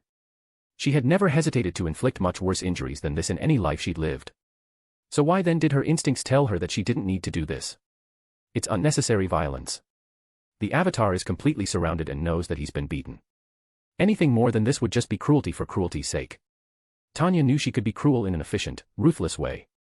She was the sort of person who deliberately stationed soldiers she disapproved of to defend locations she knew were about to be attacked by forces they could hope to defend against. But that cruelty had always been in the name of fighting for her country, not in the service of her own personal pleasure. Yield. She hissed icily, glaring at Aang. The nomad nodded silently in acceptance, and Tanya slowly drew her finger away and extinguished the flame upon it. Take him back to his cell. Double the guard around him. She ordered the surrounding soldiers, and when the sound of someone hitting the ground hard next to her revealed that Blue Mask had returned to Earth, she nodded her head in his direction. And take this one to a cell too. Aang slumped his head in defeat as the surrounding soldiers cautiously advanced, and Tanya turned her back, ignoring the faint trace of guilt she felt settle in her stomach. She was just in time to see Zhao push his way through the crowd, ready to retake control of the situation. He looked pleased, smug even, as he regarded the downbeat nomad. Excellent work, Tanya. He all but purred, reaching out to pat her shoulder in a fatherly fashion as she came to stand beside him. I knew my faith in you would be rewarded. Is he dead? Colonel Shainu, who had just succeeded in pushing his own way through the crowd, asked. No. Tanya replied, turning to face Zhao. Captured alive, just like you wanted. Suddenly the ringing of steel and cries of surprise caught their attention, and in unison both the admiral and commander whipped their heads back around to spot the cause. Blue Mask had been able to shrug off the soldiers that came to arrest him and darted towards the Avatar. But not to protect him. The sharp blades of the twin swords now rested against the Avatar's neck, an unspoken promise of blood about to be spilled. Some of the soldiers made to attack, but with a gesture Zhao commanded them to stop. He knows we want the Avatar alive. Tanya thought. He's using him as a hostage. But was he bluffing, or serious? Without a face and eyes to look at, Tanya found herself unsure. At first glance it seemed ridiculous that a man who'd nearly succeeded in breaking the Avatar out of a heavily guarded stronghold would then execute the one he'd worked so hard to liberate. Then again, his skill at stealth and swordsmanship suggested some level of intelligence service training. A captured Avatar would not be able to aid the war effort again until he died of old age, which considering Aang's youth might be another 100 years. Kill him however, and he would be reborn in the water tribes, able to be raised and trained to fight again in about 10 years. Sure, he'd likely never find an airbending teacher, but better an Avatar with 3 elements than one with none. For a moment the tense silence lingered, both sides watching and waiting for the other to make a mistake. Eventually it was Zhao who spoke first. Open the gate. He growled through gritted teeth. Admiral, what are you doing? Shainu asked. Let them out, now. Zhao demanded, his tone making it clear that heads would roll if he had to say it again. Slowly, reluctantly, the soldiers manning the gates got to work, and inch by inch the heavy door of the stronghold creaked open. The moment it was wide enough, Blue Mask began walking backwards through them, taking his hostage with him. How could you let them go? Shainu hissed. Tanya shot the colonel a dirty look, about to sarcastically ask what he'd do differently in such a situation, but was beaten to it by Zhao, whose expression was strangely calm. A situation like this requires precision. Without explaining himself, he turned and began to walk to the stairs leading to the top of the wall. Confused, Tanya and Shainu glared briefly at each other before following. Do you have a clear shot? The Yuyan archer did not reply verbally to Zhao's question, but the way he tensed his arms seemed to be a silent gesture of confirmation. Blue Mask was still within arrow range, and had yet to release his threatening hold on Aang, assuming that from such a distance any attack would present too much risk of hitting the avatar. Clearly he'd never seen the skill of the Yuan archers himself. But Tanya had. She stood tense at the edge of the walls, ready to take to the air at a moment's notice. Knock out the thief. I'll deliver him to the Fire Lord along with the avatar. Zhao commanded. A second later the arrow flew, soaring through the sky with the swiftness of a bird. A wooden crack resounded through the air as the projectile struck true, and as Blue Mask fell backwards, fire roared from Tanya's feet as she rocketed towards them like a bloodhound. Yet she wasn't the only one who could bend. As Blue Mask hit the ground, Aang waved his hands, and a gust of wind kicked up a wide cloud of dust that concealed the surrounding area. It only took a few seconds for Tanya to arrive, and when she did, a wide blast of fire dispelled the cloud of dust. But no sign of the avatar, or his accomplice, remained. The other soldiers arrived shortly after and fanned out, hunting for any sign to suggest which way they'd fled. But airbenders knew better than anyone how to escape, and something in her gut told her that they wouldn't find hide nor hair of Blue Mask either. Tanya turned back to the stronghold just in time to see Zhao glare at her in disapproval and turn away. She'd failed to capture the avatar. Again. Chapter 29, Chapter 29. What makes our nation great? It had been an hour since the avatar's escape, and on Zhao's command all soldiers had gathered in the main courtyard, where a wooden stage had been hastily set up. In neat, uniform rows the soldiers stood at attention, each wearing their full armor and helmets so that, from where she stood beside Zhao on a balcony overlooking the courtyard, they seemed to Tanya like an army of identical, faceless pawns arranged on a chessboard. Zhao had not shared with her what the purpose of this assembly was. In fact, he'd barely said a word except to set this gathering up. Truth be told, it worried her. Zhao was the type to rant and rave when he was angry, then move on when he got it all out of his system. This unusual behavior was making her nervous. Is it that we are stronger than our fellow men? That we are braver? More intelligent? Zhao continued. Many would say yes, and I would not disagree with them. But what is the reason that we possess these qualities, while the other inferior nations do not? Is it because of blood? Because the spirits smile upon us? He slammed a hand down on the balcony railings, creating a metallic ringing that resounded across the courtyard. No. It is because we see a truth that the other nations refuse to accept. That we are part of something bigger than ourselves. While the other nations feud between their petty tribes and kingdoms, grasping for their own personal satisfaction, we alone stand united under the guiding hand of the Fire Lord. Every one of us, from the humblest farmer to the richest noble, freely gives the fruits of our labor, not for personal gain, but as a contribution to the greater good of our nation. That is why we succeed. Because we offer our skills, our service, even our very lives, to something bigger. And one day, when all corners of our world are united beneath the Fire Lord's loving rule, we shall all share in the rewards of a world without conflict. Our utopia. The soldiers below erupted into roars of approval, and Tanya found herself clapping along with them. Zhao could be a very charismatic leader when he was in the right frame of mind. Zhao made a gesture, and the cheers of the soldiers slowly shifted into murmurs of confusion as Zhao's personal guard walked out from the fort, dragging with them figures in tatty brown robes with sacks over their heads and ropes binding their wrists. The guards stepped onto the wooden platform and began tying the captives' hands to the wooden platform. But there are some within our nation who possess rotten hearts. Who eat the fruit of others' labor and contribute nothing themselves. They are parasites in the skin of men, thieves, cowards, and traitors. Zhao continued, his voice taking on a graver tone. They fester in every dark nook of our nation, every shadow cast by the Fire Lord's light. They might be the urchin who begs for your money, the colonial who works in your shop, even. He glanced back at Tanya for a split second, his eyes wide and dark with suspicion. The soldier you trust to watch your back. Down below, Zhao's guards ripped the sacks off the prisoners' heads, and Tanya let out an involuntary gasp as she recognized them. The sages Zhao had arrested back at the Fire Temple. And not just them, but the 4 soldiers she'd assigned to stand guard outside the Avatar's cell. All were gagged and fearful, tugging unsuccessfully at the ropes as Zhao's guards stepped off the platform. Zhao turned back to the crowd.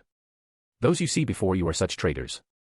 The fire sages, who aided the Avatar in contacting the spirit of his past self. And the soldiers who, through their idleness, allowed a single man in a mask to free the Avatar and abscond from this very stronghold. Because of them, the Avatar remains at large. Because of them, a threat to our beloved Fire Lord walks free, gaining more and more power with each day that passes. Their selfishness had robbed the rest of us of the rewards we all struggled together to achieve. And how shall we deal with this treachery? Should we forgive them? Welcome them back into our fold, knowing that they will continue to feast upon our hard work? No. He raised an arm, and down below his guards settled into firebending stances. We shall remove them. Zhao dropped his hand, and all at once his guards punched, launching streams of flames at the wooden platform. In mere seconds the wood caught alight, and the prisoners' screams of fear turned into howls of agony. Admiral. Stop this. Tanya hissed urgently, mind racing to come up with a way to stop what was undoubtedly a war crime. And one committed against their nation's own people no less. But Zhao ignored her. Let this be a reminder to all of you. He roared, voice carrying easily across the crackling of the flames and the dying wails of the prisoners. To fail the Fire Nation is to betray the Fire Nation. And this is how the Fire Nation deals with traitors. As if to highlight his point, the screams of the prisoners trailed off with pitiful, gasping whimpers, leaving not a sound besides the hiss of the flames to carry across the fearfully hushed courtyard. Zhao turned around and made to leave, but stopped as he passed Tanya and put a hand on her shoulder, leaning down to whisper in her ear. Twice now you have had the Avatar in the palm of your hand. And twice now you have let him escape. I would think you incompetent, had I not personally seen you level ships, raise fortresses and massacre enemies by the dozens. So I ask myself why, despite your power, one peace-loving 10-year-old continues to evade you. Zhao's eyes flashed dangerously in the firelight. One would almost think your heart wasn't in it. For the first time since she'd met him, Tanya felt a tinge of fear writhe in her stomach as Zhao's eyes bored into hers. She'd known that Zhao could be vicious, even downright bloodthirsty, but had only ever seen it directed at the enemy before. Now she felt it turned upon her, and as if a curtain within her mind had been drawn back, she realized the truth. Zhao did not see her as a protégé, nor a friend, nor even as a comrade with a shared dream. He saw her as a weapon. His favor was reliant upon her achieving results he could bring before the Fire Lord. And if she proved incapable of providing them, he would dispose of her. Zhao stood up straight once again. I am generous to have allowed your 2 previous failures to go unpunished. But the next time we find the Avatar and you fail to capture him, it will be you standing on that platform. He said, as casually as if discussing the weather, then continued to walk back into the stronghold. 3rd time's the charm, right? I hope it is anyway. For your sake. Chapter 30. Tanya had a serious problem on her hands. In some ways things between her and Zhao had not changed at all.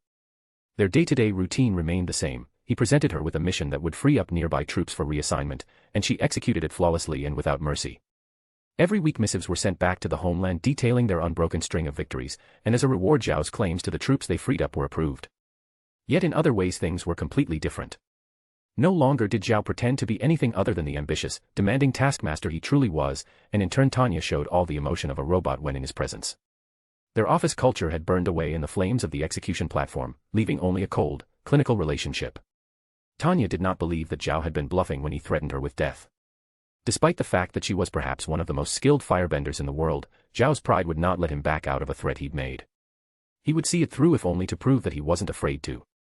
This was, of course, a problem, as Tanya had no intention of dying by his hands or anyone else's. There was no denying, however, that the sword of Damocles was dangling perilously above her head. There were precious few choices she could make that didn't place her in mortal peril. Request a transfer, and Zhao would no doubt deny it and then send her on a suicide mission. Leave the military altogether, and she'd be hunted down by the Fire Nation as a traitor, unable to take refuge within the other nations thanks to having slaughtered so many of their troops. Stay, and whenever the Avatar next showed up she'd be executed if she didn't manage to catch the slippery bastard, which was not a gamble she was comfortable taking given her current track record. If only she'd been more hesitant to trust Zhao right from the beginning. If she'd been able to establish her own method of communicating with the homeland outside of military channels, she could have contacted Azula, and pulled on her connections to have Zhao brought before a military court. She had enough evidence against him to send Zhao to prison for a lifetime. And it was no secret that Fire Lord Ozai, who would doubtlessly preside over such a trial, favored her. Sadly Zhao had all communication within his fleet closely monitored, and would no doubt personally read any letters she tried to send through official channels. When I'm in charge, I'll make sure proper procedures are put in place to prevent any other barbarians from abusing their position like this. She thought to herself as she marched through the corridors of Zhao's flagship, heading towards the helm whilst clutching a binder of papers close to her chest. She rapped sharply on the door when she arrived, and pushed her way in when Zhao's voice called for her to enter. The helm was currently a neatly organized flood of maps, astral charts and other stacks of important-looking scrolls, all organized around a large map sprawled out across the central table that showed the most up-to-date layout of the Northern Water Tribe's capital city. Various arrows had been drawn in red, all representing potential paths for troops to take in order to reach vital areas, and a large black circle had been drawn around one area that appeared to be some kind of holy shrine in the middle of a lake. It was no great secret among the officers that Zhao was planning a siege of the North Pole, but the admiral had kept his strategy infuriatingly close to his chest. Tanya stepped inside just in time to see Zhao finish locking something within a heavy safe, and tuck the key hanging from a piece of string around his neck underneath his shirt. "Admiral," she announced coolly, her face an emotionless mask as she snapped into a perfectly formal salute. "We've received another lead on the Avatar. A nearby town just reported that a young boy with airbending abilities disrupted their Fire Day festival mere hours ago. Zhao's grin was like a shark's, full of teeth and aggression, and as cold as the depths of the ocean. Excellent. Fortune smiles upon us once again. Fortune. Right. Nothing at all to do with the hours of complicated analysis Tanya had done since they received reports that the Avatar had been sighted in Makapa village and Mosu Abbey. Assuming that the Avatar was heading to the North Pole in search of a waterbending master, Tanya had predicted the route he would take and adjusted their own course to intercept. There was as much good fortune involved here as there was playing cards with aces hidden up your sleeve. Not that Zhao would care for her mentioning it. Gather my personal guard. Zhao declared. There can be no mistakes this time. I'll see to the capture of the Avatar myself. So, the Avatar was here and you let him slip away. Zhao was not happy. Not in the slightest. Why was it that incompetency seemed to rife within the Fire Nation these days? To think that an entire town of soldiers had failed to capture one little boy who only knew how to blow air. Since when were children too much of a challenge for the Fire Nation's finest to handle? Yes, sir, but other than that the festival went off without a hitch. The anxious leader of the town guard reported, just as a huge piece of burning wood crashed to the ground behind him. No fights. Theft was way down. I don't care about your local crime rates. Zhao spat. Which way did they go? They headed into the forest, up the river I suspect. Not immediately north. Interesting. Witnesses had reported a hooded man throwing bombs had helped the Avatar escape, yet Tanya's reports had not mentioned any such figure present in his last 2 appearances. This smelled like an opportunity. With the cover of trees to hide them, they could ambush the Avatar before he had the chance to flee on that fat, flying cow of his. He turned to his ever-faithful right-hand woman, who stood woodenly at attention by his side. Tanya had been in a sulky mood ever since his little show of authority back at Poway Stronghold, speaking only when spoken to, and even then only ever in a curt, formal tone. It was like watching a child try to give someone the silent treatment, except that her position as his subordinate forced her to break said silence whenever he desired it. Frankly, Zhao didn't care. He'd had to rope Tanya along with kind words at first, but she was too tightly bound to him for that to matter anymore. She was under his power, and had no means of escaping before he could launch his invasion of the North Pole. He had no doubts that the moment they returned to the homeland she'd go sniveling to the Fire Lord about what he'd done to the sages, but by then the Fire Lord wouldn't care. He hated the sages anyway, and with the title of Moonslayer under his belt Zhao would be a hero beyond reproach. Any laws he'd broken along the way would be swept under the rug as ends justifying the means. Ready the river boats. He commanded, watching with satisfaction as Tanya quickly, but clearly reluctantly, saluted him in acknowledgement. We're going after the Avatar. For too long he trusted his subordinates to handle the task for him, but as the old adage said, if you want something done right, do it yourself. This time he'd see to the capture of the Avatar personally, and nobody, not even the Blue Spirit, would mess things up. Chapter 31. Chapter 31. Zhong was not impressed when the Avatar returned to his cottage. What are you doing here? I did not tell you to stop. He admonished the boy sternly. He had taken Aang up a nearby mountain with clear instructions to focus on his breathing, a vital skill for any firebender to properly learn. It had also been meant to teach the boy patience, but clearly that lesson had gone over the young nomad's head. I've been breathing for hours. Aang protested. You want to stop breathing? I want you to stop wasting my time. I already know how to squat and breathe and feel the sun. The Avatar replied heatedly. I want to know how to shoot fire out of my fingertips. Oh, the folly of youth. Pretty much every firebending child said those same things when they started their training. It was straight into the spectacle, the destruction, with little regard for the danger of the power they wielded. Once upon a time firebending children were forbidden from conjuring fire until they had undergone a trial to prove their understanding of the dangers of their element. Like many of the old traditions, it had quickly been thrown away when the Great War started. Nowadays most children received nothing but military training, which went straight into how to shoot fire at their enemies from the very first lesson. A gruff sigh escaped his lips as Zhong realized that a different approach would be needed to get this lesson through to Aang. He was a good kid really, far more empathetic than most his age, but the pressure put upon him to end this terrible war was bringing out the recklessness within him. Perhaps he could use that natural empathy to teach this lesson. He was not normally one to open up about his past, but these were extraordinary circumstances. I had a pupil once who had no interest in learning discipline. He said slowly, mind already turning to form the image of Zhao. Not the hardened killer he'd become, but as the fresh-faced young cadet he'd once been when Zhong had first met him, so curious, so eager to learn, so ambitious. He was only concerned with the power of fire, how he could use it to destroy his opponents and wipe out the obstacles in his path. Often recently. Lo and behold there in his doorway stood Tanya, his rival in the hunt for the Avatar, in all her 5-foot glory. And from the Cheshire grin on her face he knew she was up to something. What do you want? He snarled aggressively.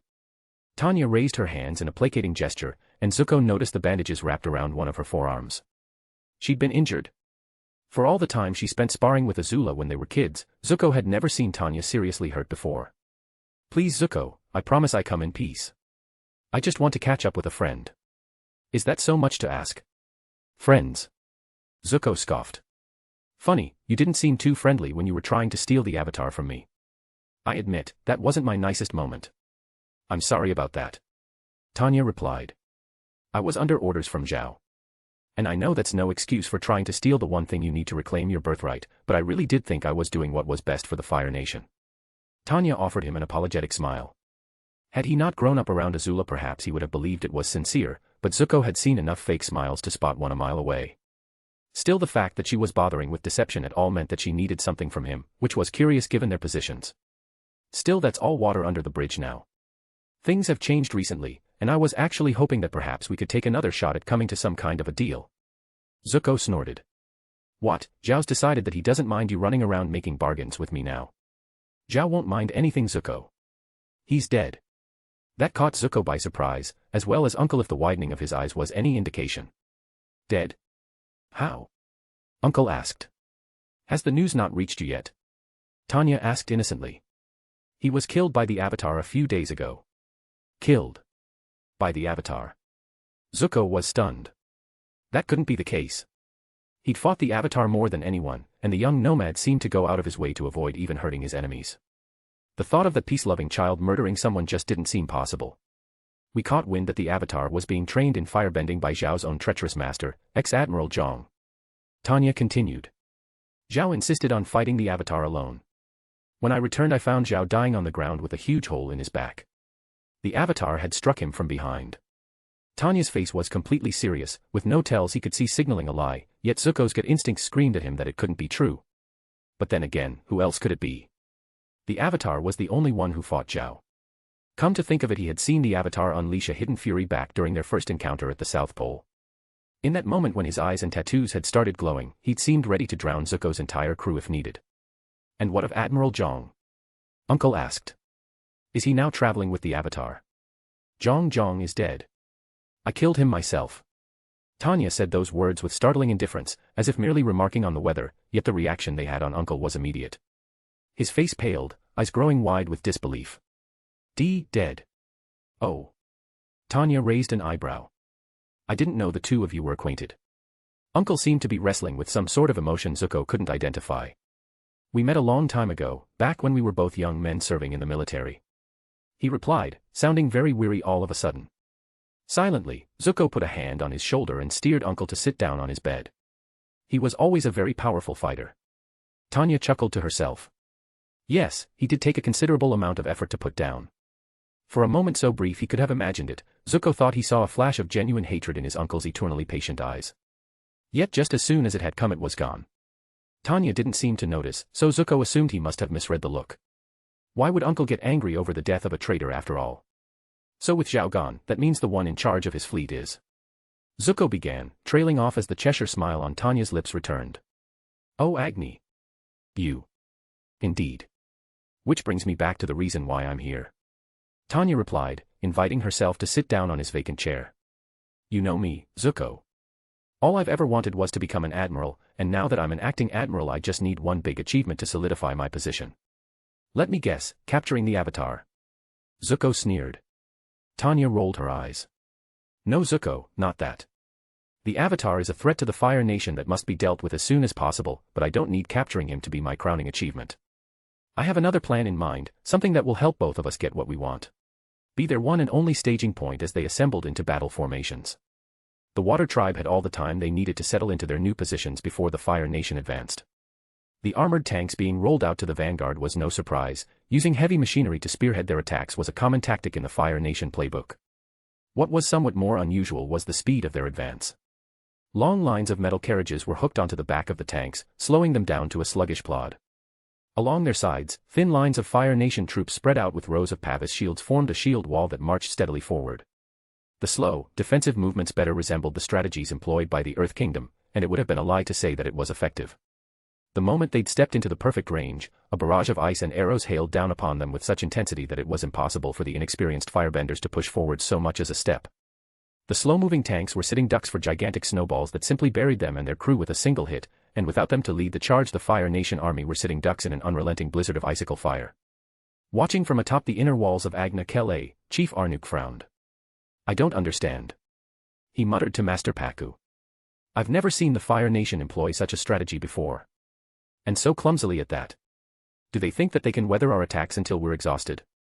It's not like we're going to run out of water around here. It is unusual." Paku agreed. "They are clearly not used to such tactics, and I can think of no logical reason why they'd believe such a strategy would enable them to defeat us. Their casualties are piling up, while we have barely lost a single warrior." Arnuk frowned. "What do you make of the Avatar's report? That Admiral Tanya leads their forces. Her reputation claims she has ruthless cunning, but I see no sign of it here." "Indeed, but then again she's only led smaller forces in the past. Perhaps she didn't realize the difference in logistics needed to command a larger army. It would explain their sloppy coordination." Sloppy indeed. While the walls of Pavis shields prevented their troops from being outright decimated, they were barely wide enough to provide cover for more than a single soldier. Whenever the troops behind them tried to move along their battle lines in any sizable number, they were forced to break out of cover, and immediately took an icicle to the face for their trouble. They were only a few minutes into the attack, and already piles of corpses were beginning to pile up with alarming speed among the Fire Nation ranks. Chief Arnuk's frown thickened. Is it really incompetence? The Fire Nation has never hesitated to use dishonorable tactics before. Could they be feigning weakness in order to lure us into a trap? Master Paku stroked his beard. Perhaps, but what trap could be worth sacrificing so many soldiers for? If they keep going at this rate, they'll all be dead before moonrise. That was true. Though the Devil of the South Sea was infamous for her disregard for human life, surely even she couldn't be so heartless as to sacrifice the entirety of her own army for victory. Then why did his instincts scream that something wasn't right about this? Far away from the noise of the front lines, a colony of turtle seals lazed around their cave. It was still too early in the morning for all but the young pups to be up and about, and so the ice cavern was quiet, save for the snorting of heavy breathing and a couple of playful yaps. Suddenly a frenzy of noise burst from one of the ice holes, gasping for air and splashing around so loudly that the nearby seals jumped awake and fled. The figure that had burst from the freezing cold water ignored their alarmed barking as he pulled himself out, shivering violently, and huddled into a ball. Rhythmic pulses of orange light flashed about the cave as the figure exhaled snorts of fire to warm himself up over and over again, until the violent shivering began to fade to a manageable level. Uncle, Zuko decided, really did give him the best advice sometimes. He didn't know how his uncle had known that a simple fire-breathing technique would be so useful in such a cold climate, but he was suddenly glad he'd spent so much time under his uncle's tuition practicing his breathing. Once the shivers had stopped entirely, Zuko pushed himself up to his feet and staggered over to the mouth of the cave. The sun had risen, and Zuko greedily lapped up the warmth of its rays after his punishing experience. When Tanya had tasked him with sneaking into Agna Kele, he didn't think she'd had such a risky method in mind, but it had worked out in the end. He was far behind enemy lines, and the water tribe's full attention was turned away from him as they focused on the invading armada. He couldn't ask for better conditions for sneaking around. From what he could see, he was somewhere towards the back of the city. Recalling the map of the city Tanya had drilled into his head, that meant he couldn't be more than an hour or so away from the destination. Tanya had been very clear about how important the timing was for her strategy. Tonight would be a full moon, the zenith of the waterbender's powers, and he had to complete his mission at just the right moment. It's so warm here. How is that possible? Aang was curious about that himself. It was warm here, a pleasant bubble of tropical heat amidst the cold tundra that seemed to defy the laws of nature. Yet there was more to it than that. Something about this place felt strong and calming, like going to sleep curled up against Appa. It almost felt like this place was alive. You smiled proudly. It's the center of all spiritual energy in our land. She replied, leading them over to a perfectly round pond. After being chased away by Tanya, a disheartened Aang had returned to inform Chief Arnuk who the leader of the Fire Nation forces really was, and how badly they were outnumbered. The chief had reassured him that, even against such numbers, Agna Kele would repel the invasion, but there was a tightness around his eyes that couldn't be disguised.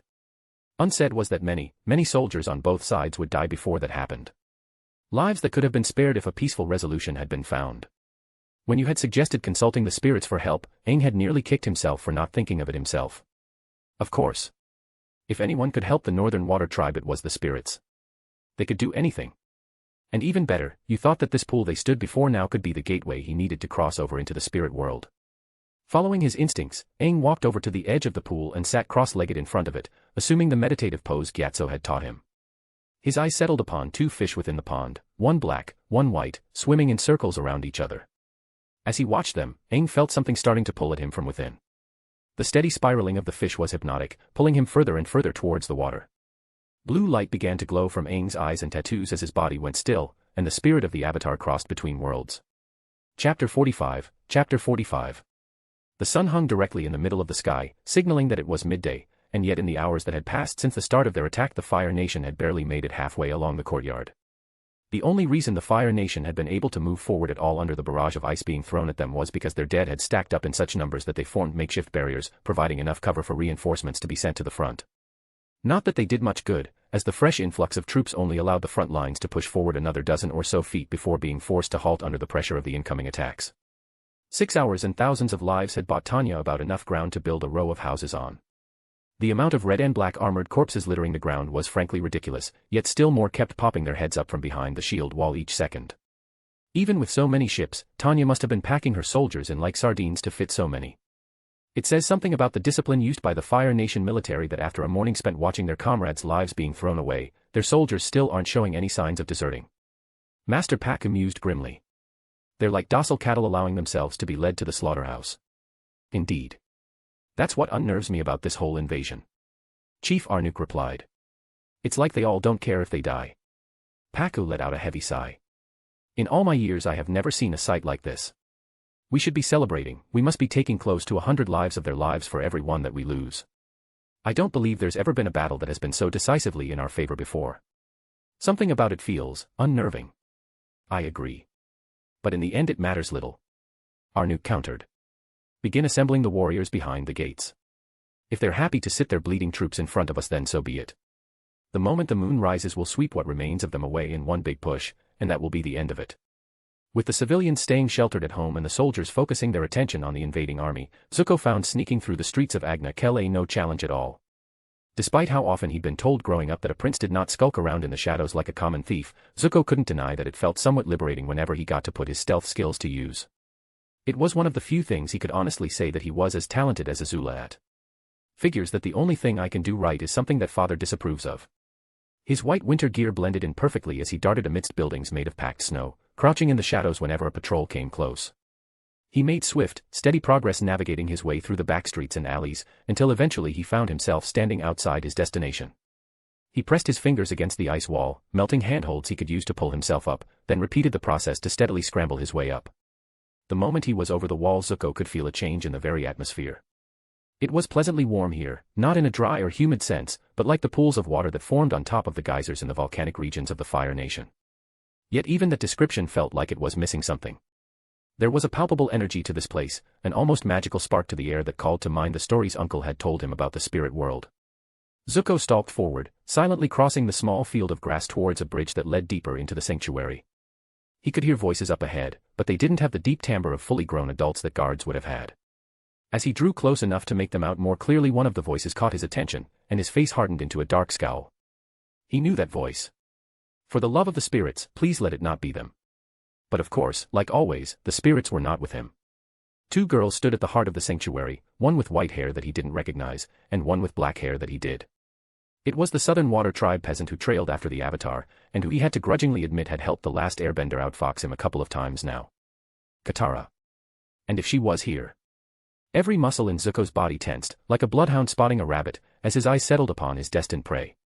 Sitting cross-legged beside the pool was the Avatar, eyes and tattoos glowing, but body relaxed as if asleep. Typical. Just typical. He'd spent years of sleepless nights trying to find the Avatar, and the one time that he would have actually liked to avoid him for just a few minutes the universe dropped him right in front of him.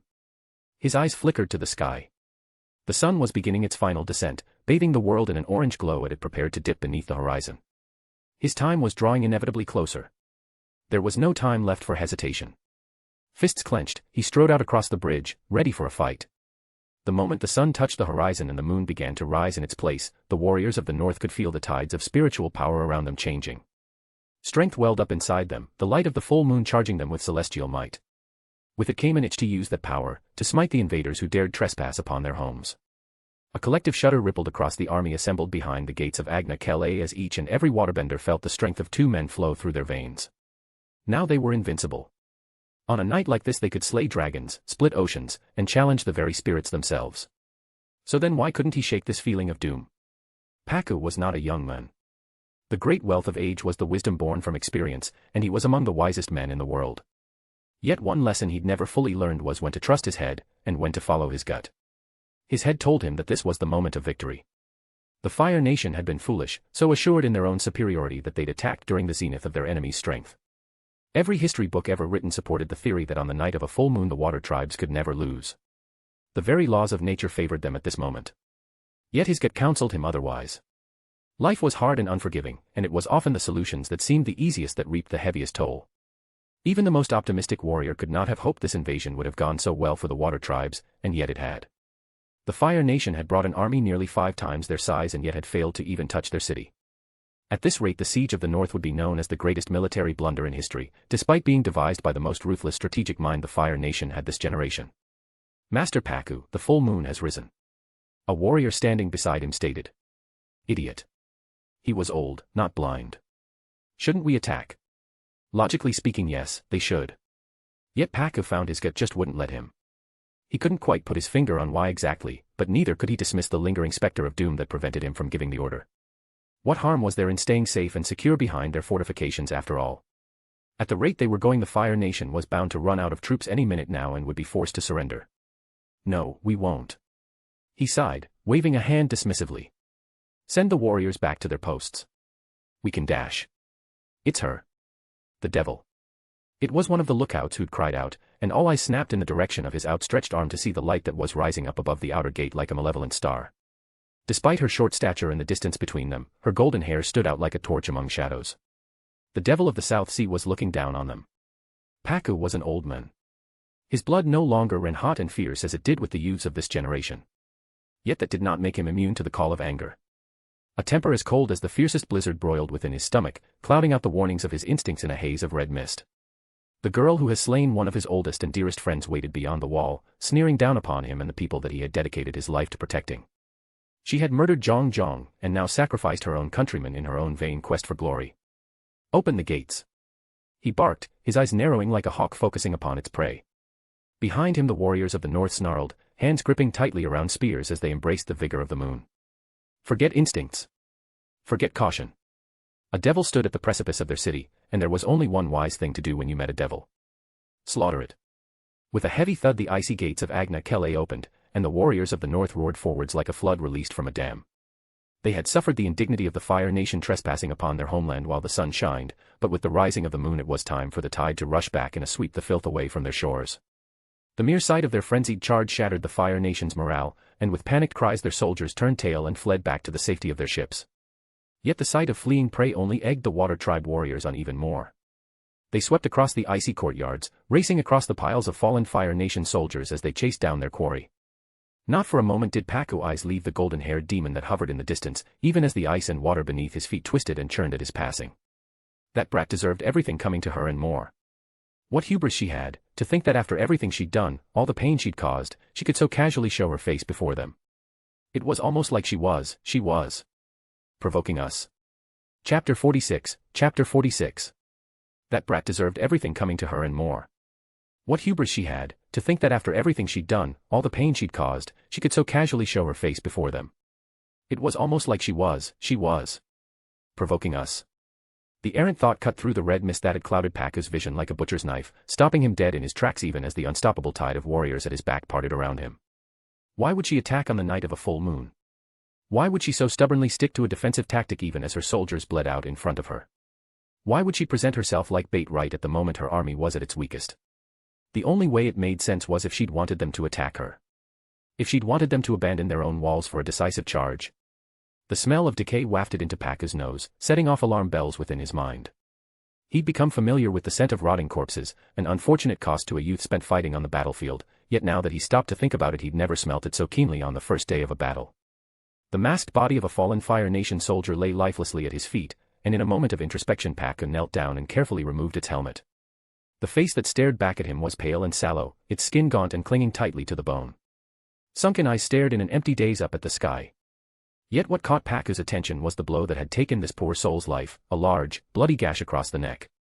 A gash that was flecked with shards of rock. This man didn't die today.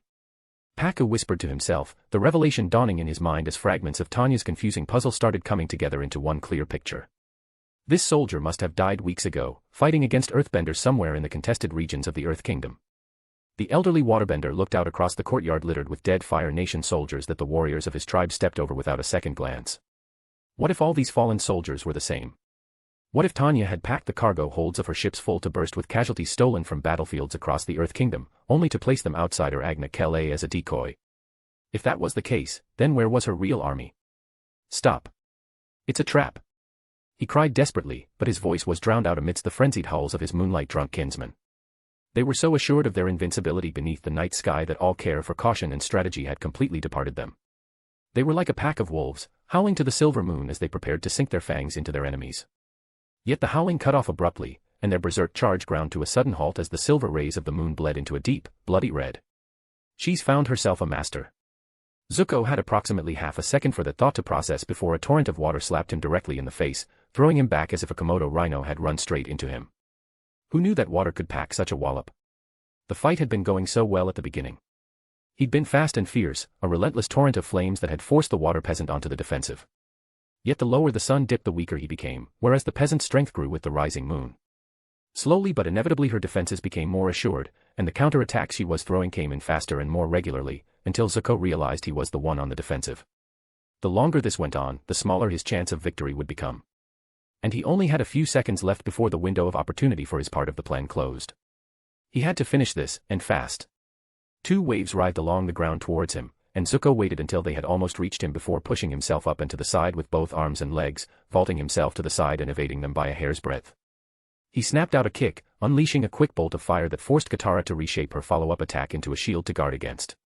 With the moment's breathing room he had, Zuko squared his feet and deepened his stance, punching forward to unleash an unending stream of flames.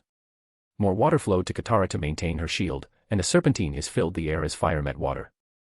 Zuko settled deeper into his stance, redoubling the strength of his flames in an effort to power through Katara's barrier. But there was no overpowering her under a full moon. It would be foolish to waste any more energy trying. As the torrent of fire ceased, Katara's form shifted, preparing to turn her barrier into a sweeping wave that would knock Zuko back to the ground. It was thrilling to finally be able to put her training to good use. In the past, Zuko had been a fearsome threat, an unstable firebender that she had no choice to run from if she didn't want to get burned. But now she could fight back. Now she could finally repay all the fear he'd caused her and her brother. Her wave lashed out, whipping through the cloud of steam kicked up from Zuko's previous attack. Yet there was no satisfying crack of water slapping flesh. The wave passed through empty air. Wadash! Katara had no chance to finish her sentence as a figure burst out of the steam to her left. Zuko dropped low and slid tackled her, swiping her feet out from under her before she could change stances again. Katara hit the floor hard, her head hitting the ground with a loud thud, while Zuko executed the same spin he'd used in his duel against Zhao to quickly flip back onto his feet. The smack to the head must have concussed Katara, who seemed to be fighting to stay awake. It was almost impressive how she refused to succumb to the urge while her friend was in danger. Dismissing her, Zuko turned away and strode towards the pool. A weak slosh of water splashed his back. "I won't let you take Aang." Katara gasped, hunched over and with wobbling knees. She pushed herself to her feet through sheer force of will. Zuko ignored her and resumed his walk to the pool. The Avatar sat silent and unmoving by the poolside, taunting him with how easy he'd be to capture in this state. All he had to do was reach out his hand and grab him. "Why is it that you, Zhao, and I have been unable to capture the Avatar?" Zuko scowled, a reflex action by now whenever someone brought up his failures. "He keeps getting lucky." "Wrong," Tanya replied, pacing back and forth around the command tent. "You blame luck because the truth embarrasses you. The Avatar has not evaded capture for this long on luck alone. Nor is it because he has relied on his Avatar powers, barring a few exceptional cases. No, it is because he is more skilled than us." "What?" Zuko shouted, shooting to his feet with a scornful glare. "That's ridiculous. I have trained for years to defeat the Avatar dash." "Exactly." Tanya cut him off, stepping forward into his comfort zone suddenly enough to make Zuko flinch back. "You have been training to defeat the Avatar." Everyone expected that, once the Avatar returned, the only way to capture him would be through some epic duel. That he would want to fight us, as his predecessors have. She shook her head. But that was a miscalculation. We overlooked that this Avatar was raised as an air nomad, a strictly pacifist culture. His entire style of bending is designed not for fighting, but for escaping. And he's probably been trained in that style even since he could walk. You, me, Zhao and every other firebender has been trained how to fight our enemies, but he's not fighting us, he's just been blowing us back long enough to run away. It's like telling a professional wrestler to try and catch a professional sprinter. We can't catch him because he refuses to let himself be drawn into a proper fight. Every confrontation with him turns into a glorified game of tag, and he's specialized in that more than we are. Zuko looked at her with bewilderment. Then you're saying it's impossible to ever catch him? Not impossible, no. We just have to stop playing his games, and start playing ours. Tanya stepped back, a caddish smile growing on her lips. You know, as much as you beat yourself up for not catching the Avatar, you forget that you have actually succeeded once already, albeit not for long. Remember what you told me about your first encounter with him at the South Pole? Zuko nodded. Yes. I had him captive on my ship. And how did you manage that? By fighting him. No. He surrendered to me willingly in order to spare a village. Precisely. Tanya hissed, eyes alighting wickedly. You succeeded back then because you didn't try to chase him down, you forced him to come to you. If your ship had been better equipped to contain a rampaging Avatar, we would have won by now. And as it so happens, I have a whole fleet at my disposal, and more than enough resources to keep an Avatar locked up for good this time. Zuko looked down at the map of Ani Kele with a frown. But that only worked last time because I threatened the village. You're already planning to besiege the North Pole anyway. What could we use as bait? We just need something that he places above his own well-being. Something he feels is worth sacrificing his own freedom for. His companions. I've tried that before. Tanya chuckled. Shrewd thinking, but no. I'm talking about something bigger than personal attachment. Something grand. Something that appeals to his unshakable duty as the Avatar. Chapter 47, Chapter 47. His companions. I've tried that before. Tanya chuckled. Shrewd thinking, but no. I'm talking about something bigger than personal attachment. Something grand. Something that appeals to his unshakable duty as the Avatar. Zuko's hand speared through the water, snapping up the two targets with the speed and precision of a diving bird. They wriggled and thrashed wildly into his hands as he pulled them out into the warm night air, but Zuko refused to relinquish his grip. Instead, each one was stuffed unceremoniously into a waterproof bag, which Zuko then drew tight and dipped into the pond long enough to fill with water. The spirit of the moon struggled against the bag, trying to push through the leathery material to reach its eternal partner, the spirit of the ocean, that it could feel mere inches away. Yet they were part of the mortal world now, and their bodies did not have the strength for the task. The eternal push and pull that the two spirits had maintained for thousands of years had been broken. And up in the sky above, the moon began to bleed a crimson red. The warriors of the water tribe stood stunned, unsure what to think of the strange phenomenon up above. The moon was more than just a celestial body in the night sky. More than just the source of their powers. More than the object of their worship. It was an immutable fact of the world, a law of nature that could never be broken. Civilizations rose and fell, wars were waged and forgotten, yet through it all the moon had always been there in the sky at night, illuminating the chaos below it with its silver light. Yet tonight the moon bled. And without it the waterbenders found themselves absolutely powerless. Yet while the water tribe was paralyzed with shock, the Fire Nation was not. High up in the sky, Tanya made a hand signal, and war horns bellowed out from behind the ruins of the broken gate. Cries of panic erupted out amidst the water tribe ranks as legions of fresh Fire Nation soldiers began to march out from behind the walls. Yet while those at the front of the water tribe's charge cried out in shock, those at the back cried out in terror. Armored hands burst up like flowers from the piles of Fire Nation corpses they'd ran over, clawing for purchase as the bodies attached to them pulled themselves up. Spirit-fearing warriors prayed for salvation as the Fire Nation dead rose up behind them, surrounding them on all sides. In the sky above, Tanya grinned with malice, and barked a single command to her soldiers below. Kill them all. Here we go, ladies and gentlemen. Part 1 of the Siege of the North. I'm sure a few people are going to write comments about this if I don't, so I'm going to make it clear right now that no, Tanya isn't actually raising the dead. As much as I reckon she'd make a great necromancer, I'm only going to stick to the 4 forms of bending and other canon supernatural powers. What she's done is gather an army's worth of corpses from other battlegrounds and brought them to the invasion with her, stored within the carriages attached to her tanks. Behind the cover of the shield walls, her troops have been unloading these corpses and piling them up on top of the living. Thus she creates the illusion that her army is sitting there letting itself be massacred, while in reality setting up for an ambush. I'm planning to finish the Siege of the North with an equally sized Part 2 next chapter, and then tidy up the loose threads that aren't so important to this battle with an interlude chapter before we get into the Earth book. I'm busy with work as always, but hopefully Part 2 will be ready in a couple of months or so. See you then. The water tribe was in shambles. To be fair, anybody else would have been just as terrified as they were in their situation, hardened warriors or not. Combat training prepared you to handle traps, ambushes, and all sorts of nasty tactical maneuvers. It did not, however, prepare you for the moon turning red, your bending being stolen away, and the dead bodies of your enemies rising back to life behind you. Through their eyes the world must have seemed as if it had turned into a living nightmare in the span of a few short seconds. Mind-numbing confusion and fear was an understandable reaction given the circumstances. That didn't mean that Tanya would hesitate to take advantage of it. Kill them all, she shouted, her voice carrying easily over the chaos below. The bloody moon had confused her own soldiers just as much as the enemy, but those who'd been tasked with hiding beneath the piles of the dead weren't just any troops, they were the ones who'd been under a direct command for most of her military career. They'd had years to associate the sound of her voice with orders that had to be followed on pain of harsh consequences, and her sharp order was enough to snap many of them out of their bewilderment. The first volley of fire blasts crashed into the water tribe's ranks, completely unhindered by the barriers of water and ice that would have usually risen up to stop them. Within the first few seconds it was obvious that Tanya had them in checkmate. Almost the entire Northern Water Tribe army was trapped out on the open courtyard without so much as a sheet of paper to take cover behind, pincered between Fire Nation forces that outnumbered them 3-1. If they had the moon they could have fought back, they could have erected new barriers from the ice beneath their feet, reorganized themselves and pushed back through the relatively thin line of soldiers standing between them and the safety of Agna-Kele. But the moon was no longer with them. Their waterbenders were not only completely disarmed, but were randomly mixed around with their armed warriors after their messy, disorganized charge.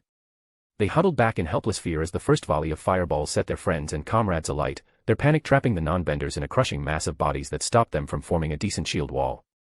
Whatever orders their commanders tried to issue were drowned out beneath the rising cacophony of pained and fearful screams. Meanwhile the Fire Nation soldiers quickly realized that they'd just been presented with a shooting gallery. Their enemy was trapped and terrified, cowering away from their fire like mice, and unable to do more than throw the odd spear back at them in retaliation. Beneath the light of the red moon, bloodlust began to take its hold.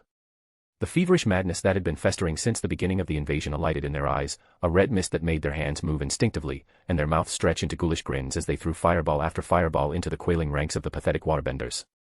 Within the first minute so much fire was being thrown at both sides of the water tribe's army that, from her view up above, Tanya could nearly see two walls of fire squeezing the water tribe in on itself. How long would it take for her troops to burn their way through the entire water tribe army? An hour. Perhaps 2, if they managed to string together some semblance of organization. Her commanders would no doubt say that it was just a countdown to victory at this point, but Tanya wasn't willing to congratulate herself just yet.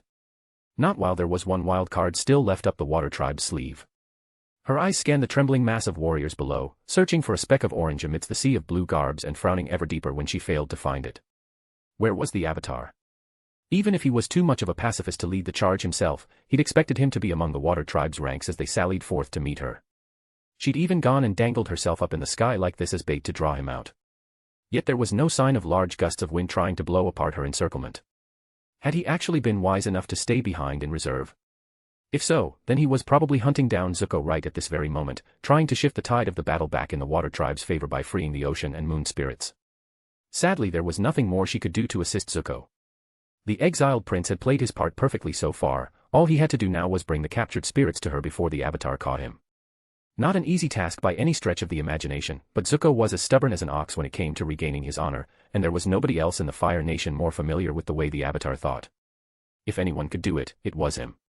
Come to think of it, she'd better get started setting up the finale to her plan. It wasn't like the battle below needed her supervision anymore. With a satisfied smile Tanya flew towards Agna-Kele, not so much as sparing a glance at the massacre taking place beneath her feet. Chapter 48. With a sharp gasp of breath, Aang's eyes snapped open. Aang! Katara cried, rushing over to his side with you and Sokka right behind her. Are you okay? I'm fine. Aang replied, shaking off the quick bout of dizziness that came from re-entering his body. There's no time. We have to hurry.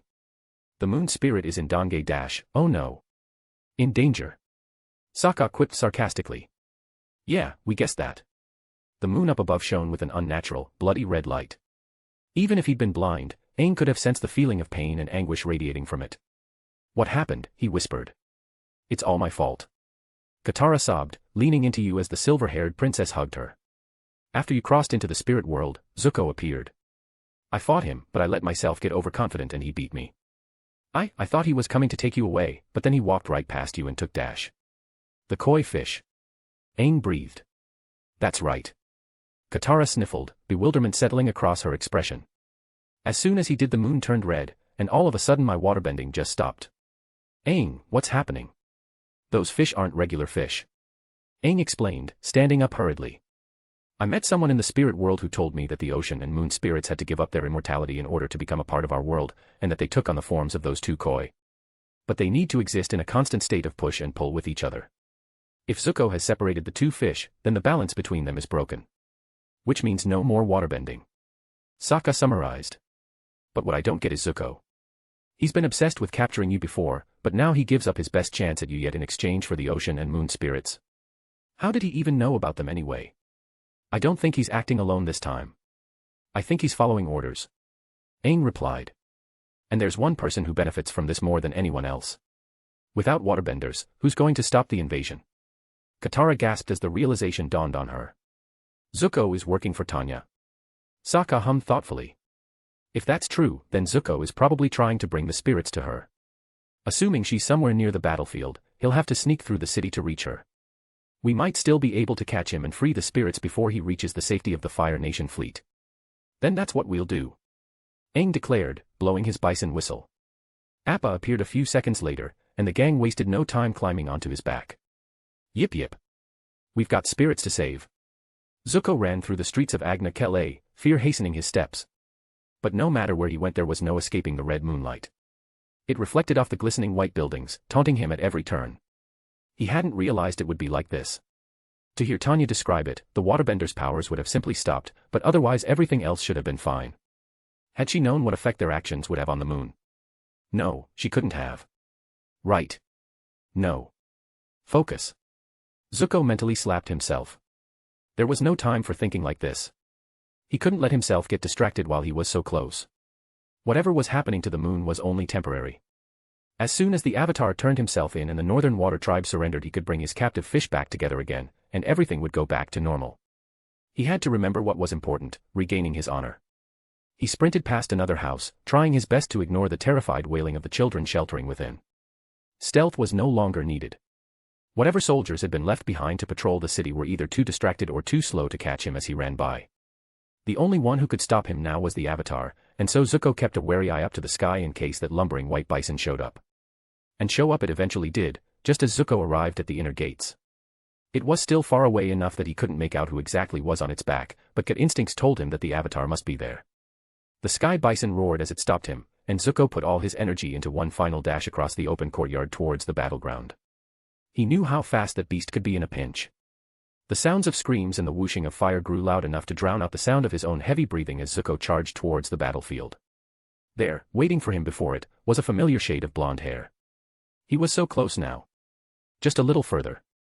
A bestial groan erupted from behind him, and Zuko looked back to see that the sky bison was nearly upon him. On its back, cloaked in the traditional orange garb of his people, was the Avatar, looking right at him with fierce determination. Zuko. Stop. Zuko did not stop. Instead he pushed himself to run harder. Damn it, he was so close and yet still too far. He wasn't going to make it. A jet of orange light exploded forth from in front of him, narrowly missing Zuko's head and singing his hair. Tanya had opened fire. With a panicked grunt the sky bison swerved away to avoid being hit by the blast, allowing Zuko to make the final dash to the meeting point. Said meeting point was an unremarkable stretch of ice a dozen or so feet away from the line of firebender who'd sprung up behind the waterbenders after their charge, blocking their escape back to Agna Kele. 6 firebenders had been pulled away from the slaughter to form a wide line, and 2 of the metal tanks that had been buried under snow during the initial assault had been melted free and detached from their carriages in order to be moved to the end of each point. Standing in the middle and slightly in front of the formation was Tanya, looking as calm and unflappable as ever despite the chaos taking place behind her. You have them both? Tanya asked as Zuko came to a stop in front of her. Zuko nodded, his panting too heavy to form coherent words, but held aloft the 2 wriggling bags. The wide, wolfish smile that never ceased to spike fear into Zuko's heart spread across Tanya's lips. Excellent. Another bestial cry sounded behind him, and Zuko turned to see the sky bison coming in to land a few feet behind him. The soldiers tensed into firebending stances, preparing to shoot at it, but paused as Tanya held up a hand in a halting gesture. Zuko twisted around and conjured a fireball in his hand, holding in warningly just a little bit below the bags that held the captured spirits as the Avatar and his companions dismounted. Stop this! Cried the Avatar desperately, raising his staff into a fighting stance. You don't understand what you're doing. You're putting the balance of the entire world in danger. I am. Oh my, How careless of me. Tanya replied sarcastically, staring back at him unfazed. Well, it's a good thing that you're here then, isn't it? After all, protecting the balance of the world is your duty. I'm sure you'll do whatever it takes to ensure no harm befalls the ocean and moon spirits, right? Sensing his cue, Zuko raised his held fireball just a little higher, letting the flames lick the underside of the bags warningly. Truth be told, I'd rather not hurt the spirits unnecessarily. Tanya continued blithely. But if you make any aggressive moves, I'm afraid I'll be forced to. There are 2 of them after all. I can afford to execute one to prove that I'm serious if you test me. Her tone took on a hard edge as her eyes steeled over. Lower your weapon, Avatar. That's an order. The Avatar grit his teeth, struggling to decide what to do, and the Fire Nation soldiers tensed as his hands gripped tighter around his staff. Then, as if the fight had suddenly spilled out of him, the Avatar lowered his staff, his body turning slumped and listless as he accepted his defeat. I surrender. He whispered, his broken tone coming out as a lifeless echo on the voice of one so young. Aang, no. Katara cried, but her plea went ignored. Her brother held her back, while the silver-haired girl watched on silently with eyes brimming with tears. Chapter 49. I surrender. He whispered, his broken tone coming out as a lifeless echo on the voice of one so young. Aang, no. Katara cried, but her plea went ignored. Her brother held her back, while the silver-haired girl watched on silently with eyes brimming with tears. Tanya smirked, her eyes flashing dangerously. A smart decision. He gave a gesture with one hand, and 2 of the soldiers flanking her ran over to the tanks. From each one they unrolled a coil of heavy chains, spare anchor chains taken somewhere from the fleet, which had been fastened to the hooks on the back of the tanks. They approached the Avatar, clamping unnecessarily thick metal cuffs on each of his arms. It almost seemed ridiculous how much heavy metal was being used to restrain such a skinny boy, if one could forget that said boy had sunk an entire battleship single-handed in the past. The tanks reversed slightly, pulling the Avatar's arms far apart enough that it would limit the majority of his bending moves. Tanya took a few steps forward until she was beside Zuko, the faintest touch of amusement in her tone. You know, this reminds me of the first time we had a proper chance to talk. Somehow I doubt the blue spirit will come along to save you again though. For a brief moment, so quick anyone else would dismiss it as a trick of the light, Aang's eyes flickered to meet Zuko's. The banished prince felt the uncomfortable emotion that had been sitting in his stomach ever since the moon turned red begin to churn within him. But why? Shouldn't he be happy? He'd finally caught the Avatar, and in a way that he couldn't escape from this time. He'd finally got it all back, his nation, his birthright, his honor. Honor. A treacherous voice that sounded suspiciously like Uncle whispered in the back of his head. Where is the honor in this? In anything that the Fire Nation has done today?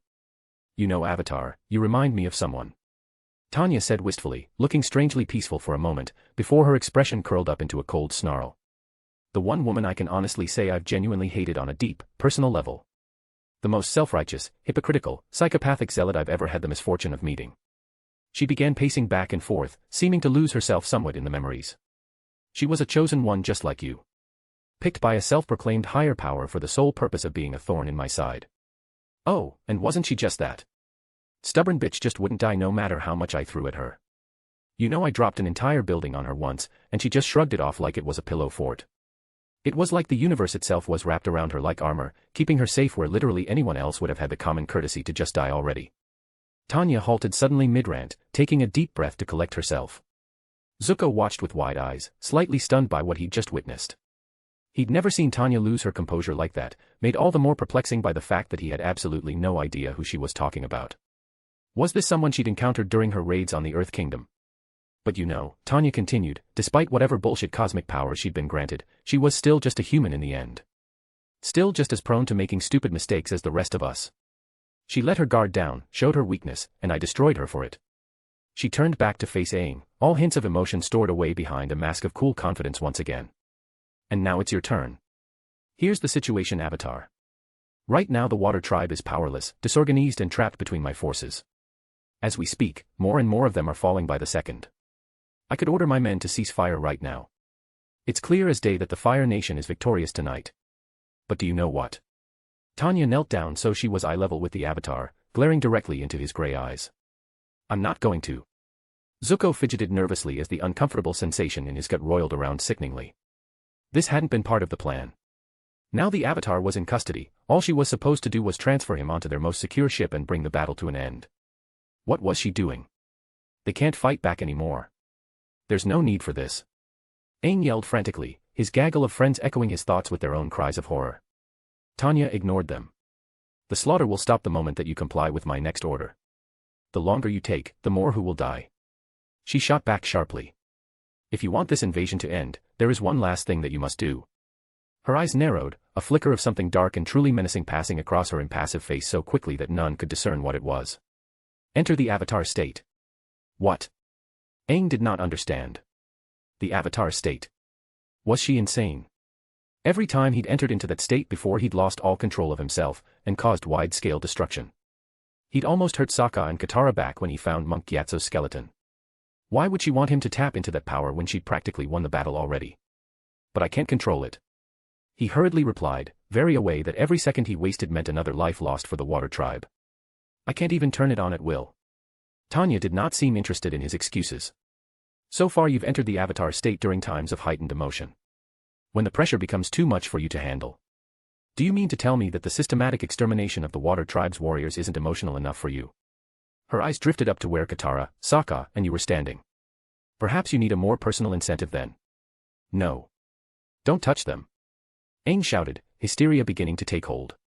And as it did, so too did the uncomfortable tickle at the back of his skull begin to flare up, the way it had before when he was close to slipping into the Avatar state. A hint of power must have flashed out his eyes, because all of a sudden Tanya had rounded on him again with the aggression of a hungry predator. Yes. That's it. Don't fight that feeling, Avatar. Realize how powerless you are, how close you are to losing the people you care about most, and let that sensation take over you. Let the real Avatar out. Aang could feel the power welling up and beginning to trickle up his spine like liquid fire. His vision was starting to grow hazy as waking nightmares, visions of the remains of the massacred air nomads, swam across eyes. It was happening again. The Fire Nation would wipe out the people of the North Pole because once again he hadn't been there for them. He'd failed his duty as the Avatar. Whatever instinct screamed at him not to listen to Tanya grew distant and muted as light began to creep into the corners of his eyes. Why not give in? Better a rampaging Avatar than a failed one. Just let the power out dash. No. A roar of fire, hotter and heavier than anything he'd ever felt before, cut between him and Tanya like a wall, making them both flinch back in fright. The surprise snapped Aang back to reality, clearing his head of the power insidiously creeping up from within him. It seemed that Tanya had been completely taken off guard by it as well if the look of utter shock on her face was any indication. What? Who? Tanya's head snapped around in the direction the flames had come from, and her eyes widened in astonishment.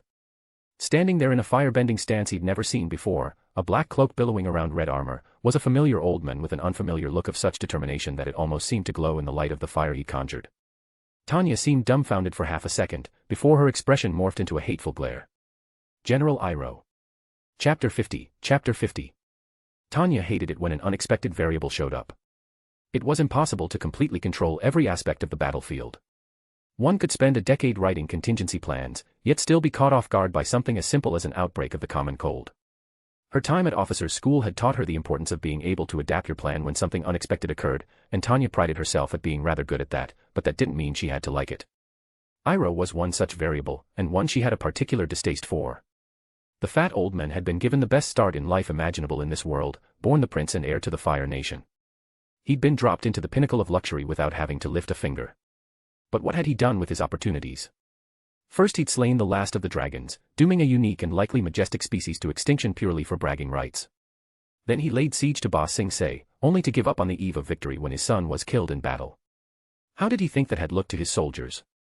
Thousands of troops had given their lives during that siege, yet all their sacrifice was wasted at the last moment as soon as royal blood was spilled. And to top it all off, after returning home and having his time to grieve, Iroh had never taken another job. He'd become a tea-drinking freeloader mooching off the royal palace's income, rather than using his position as the new Fire Lord's brother to assist with political duties. In summary, he was a prideful, lazy elitist, and as far as Tanya was concerned the Fire Nation was damn lucky Fire Lord Azulon had seen sense at the last minute and named Ozai heir to the throne. It had been obvious to her that Iroh was a bad influence on Zuko from the get-go. Doubtlessly he thought that if he could weasel his way into his nephew's heart, he'd be in a position to influence him if Ozai revoked Zuko's banishment and renamed him heir to the throne. That was why she'd insisted on ditching the old coot back in the Earth Kingdom. Yet despite her efforts he'd somehow stowed away on her fleet, and it didn't take a genius to figure out who must have helped him. Zuko. Tanya hissed, rounding on the scarred prince. What is he doing here? We had a deal. I was explicitly clear that Iroh was to remain behind. A deal you never had any intention of honoring. Iroh countered, taking a few steps forward so that he, Tanya and the Avatar formed a perfect triangle around Zuko. Tanya scoffed. Are you calling me a liar?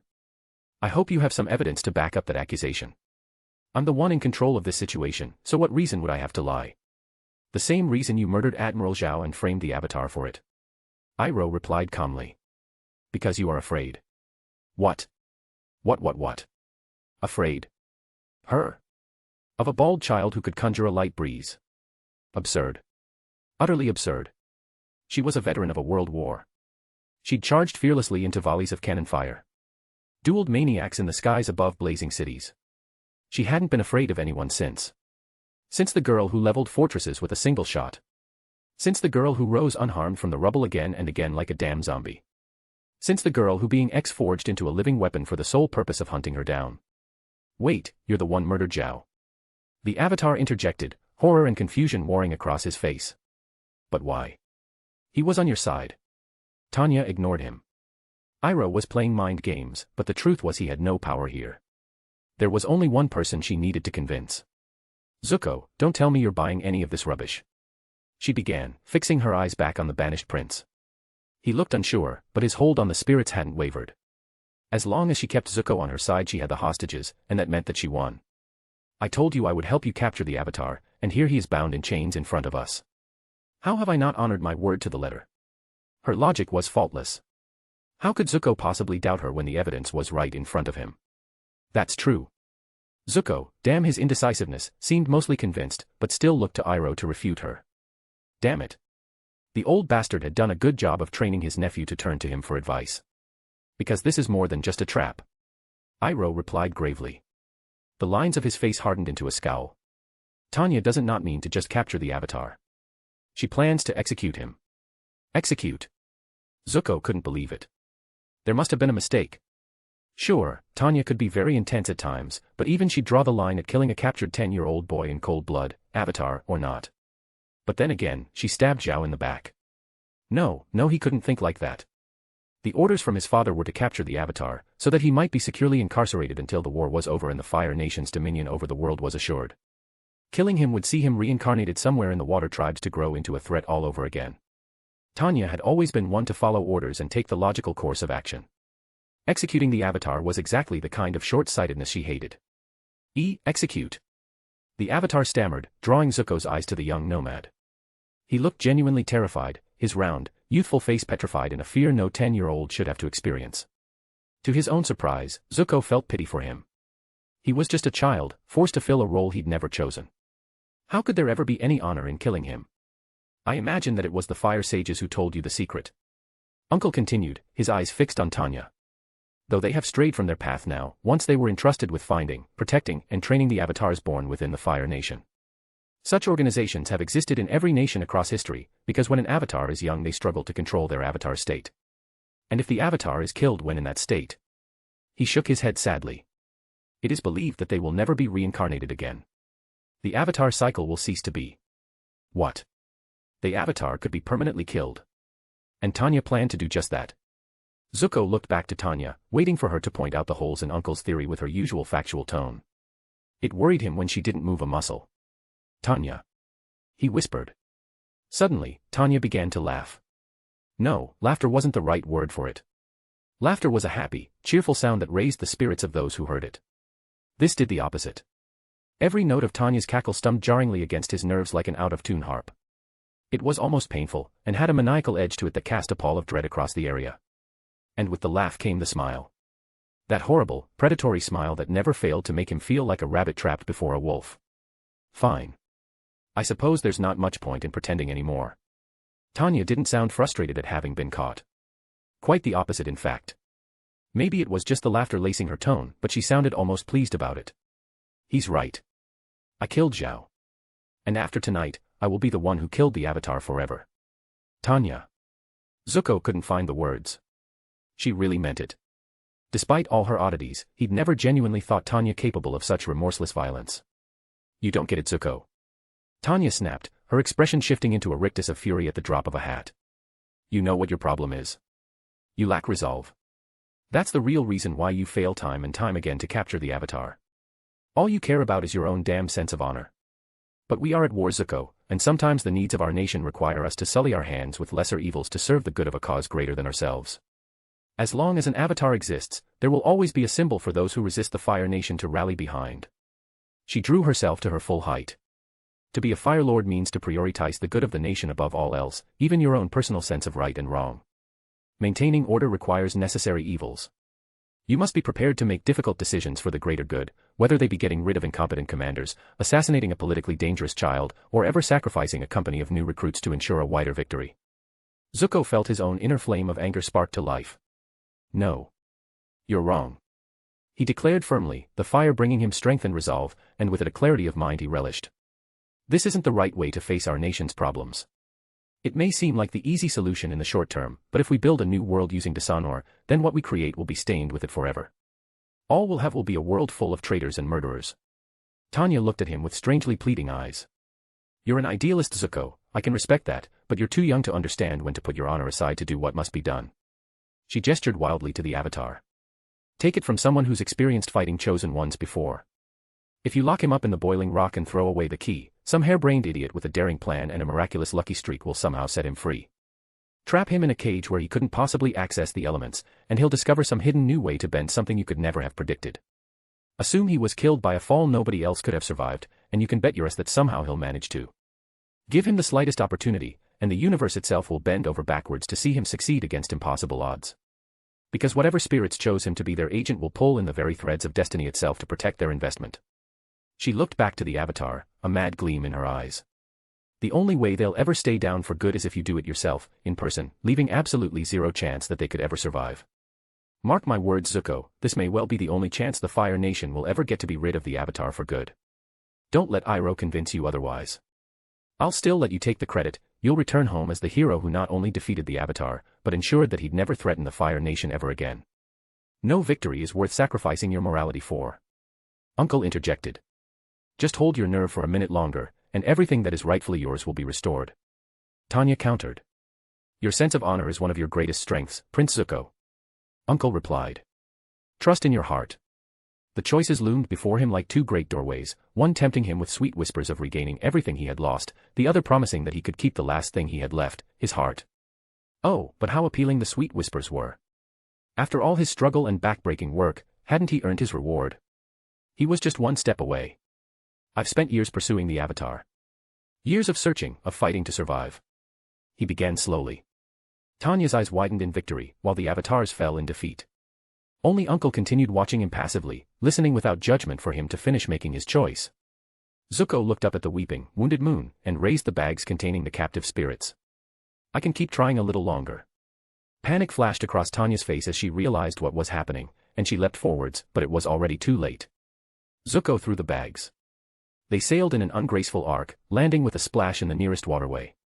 Tanya made to pursue it, but another wall of fire sprung up to block her path as Uncle intervened. As the water fully enveloped the bags, the drawstrings loosened, allowing the captive spirits within them to struggle free. The black and white koi circled one another in happy reunion, before turning in unison and swimming down deep into the depth of the ocean. High up above in the sky, the moon began to twinkle with faint silvery lights. They spread quickly across the reddened surface, healing the bloody hue, until a few seconds later the moon was back to its previous silvery glow. And all at once, every waterbender felt their powers come flooding back into them.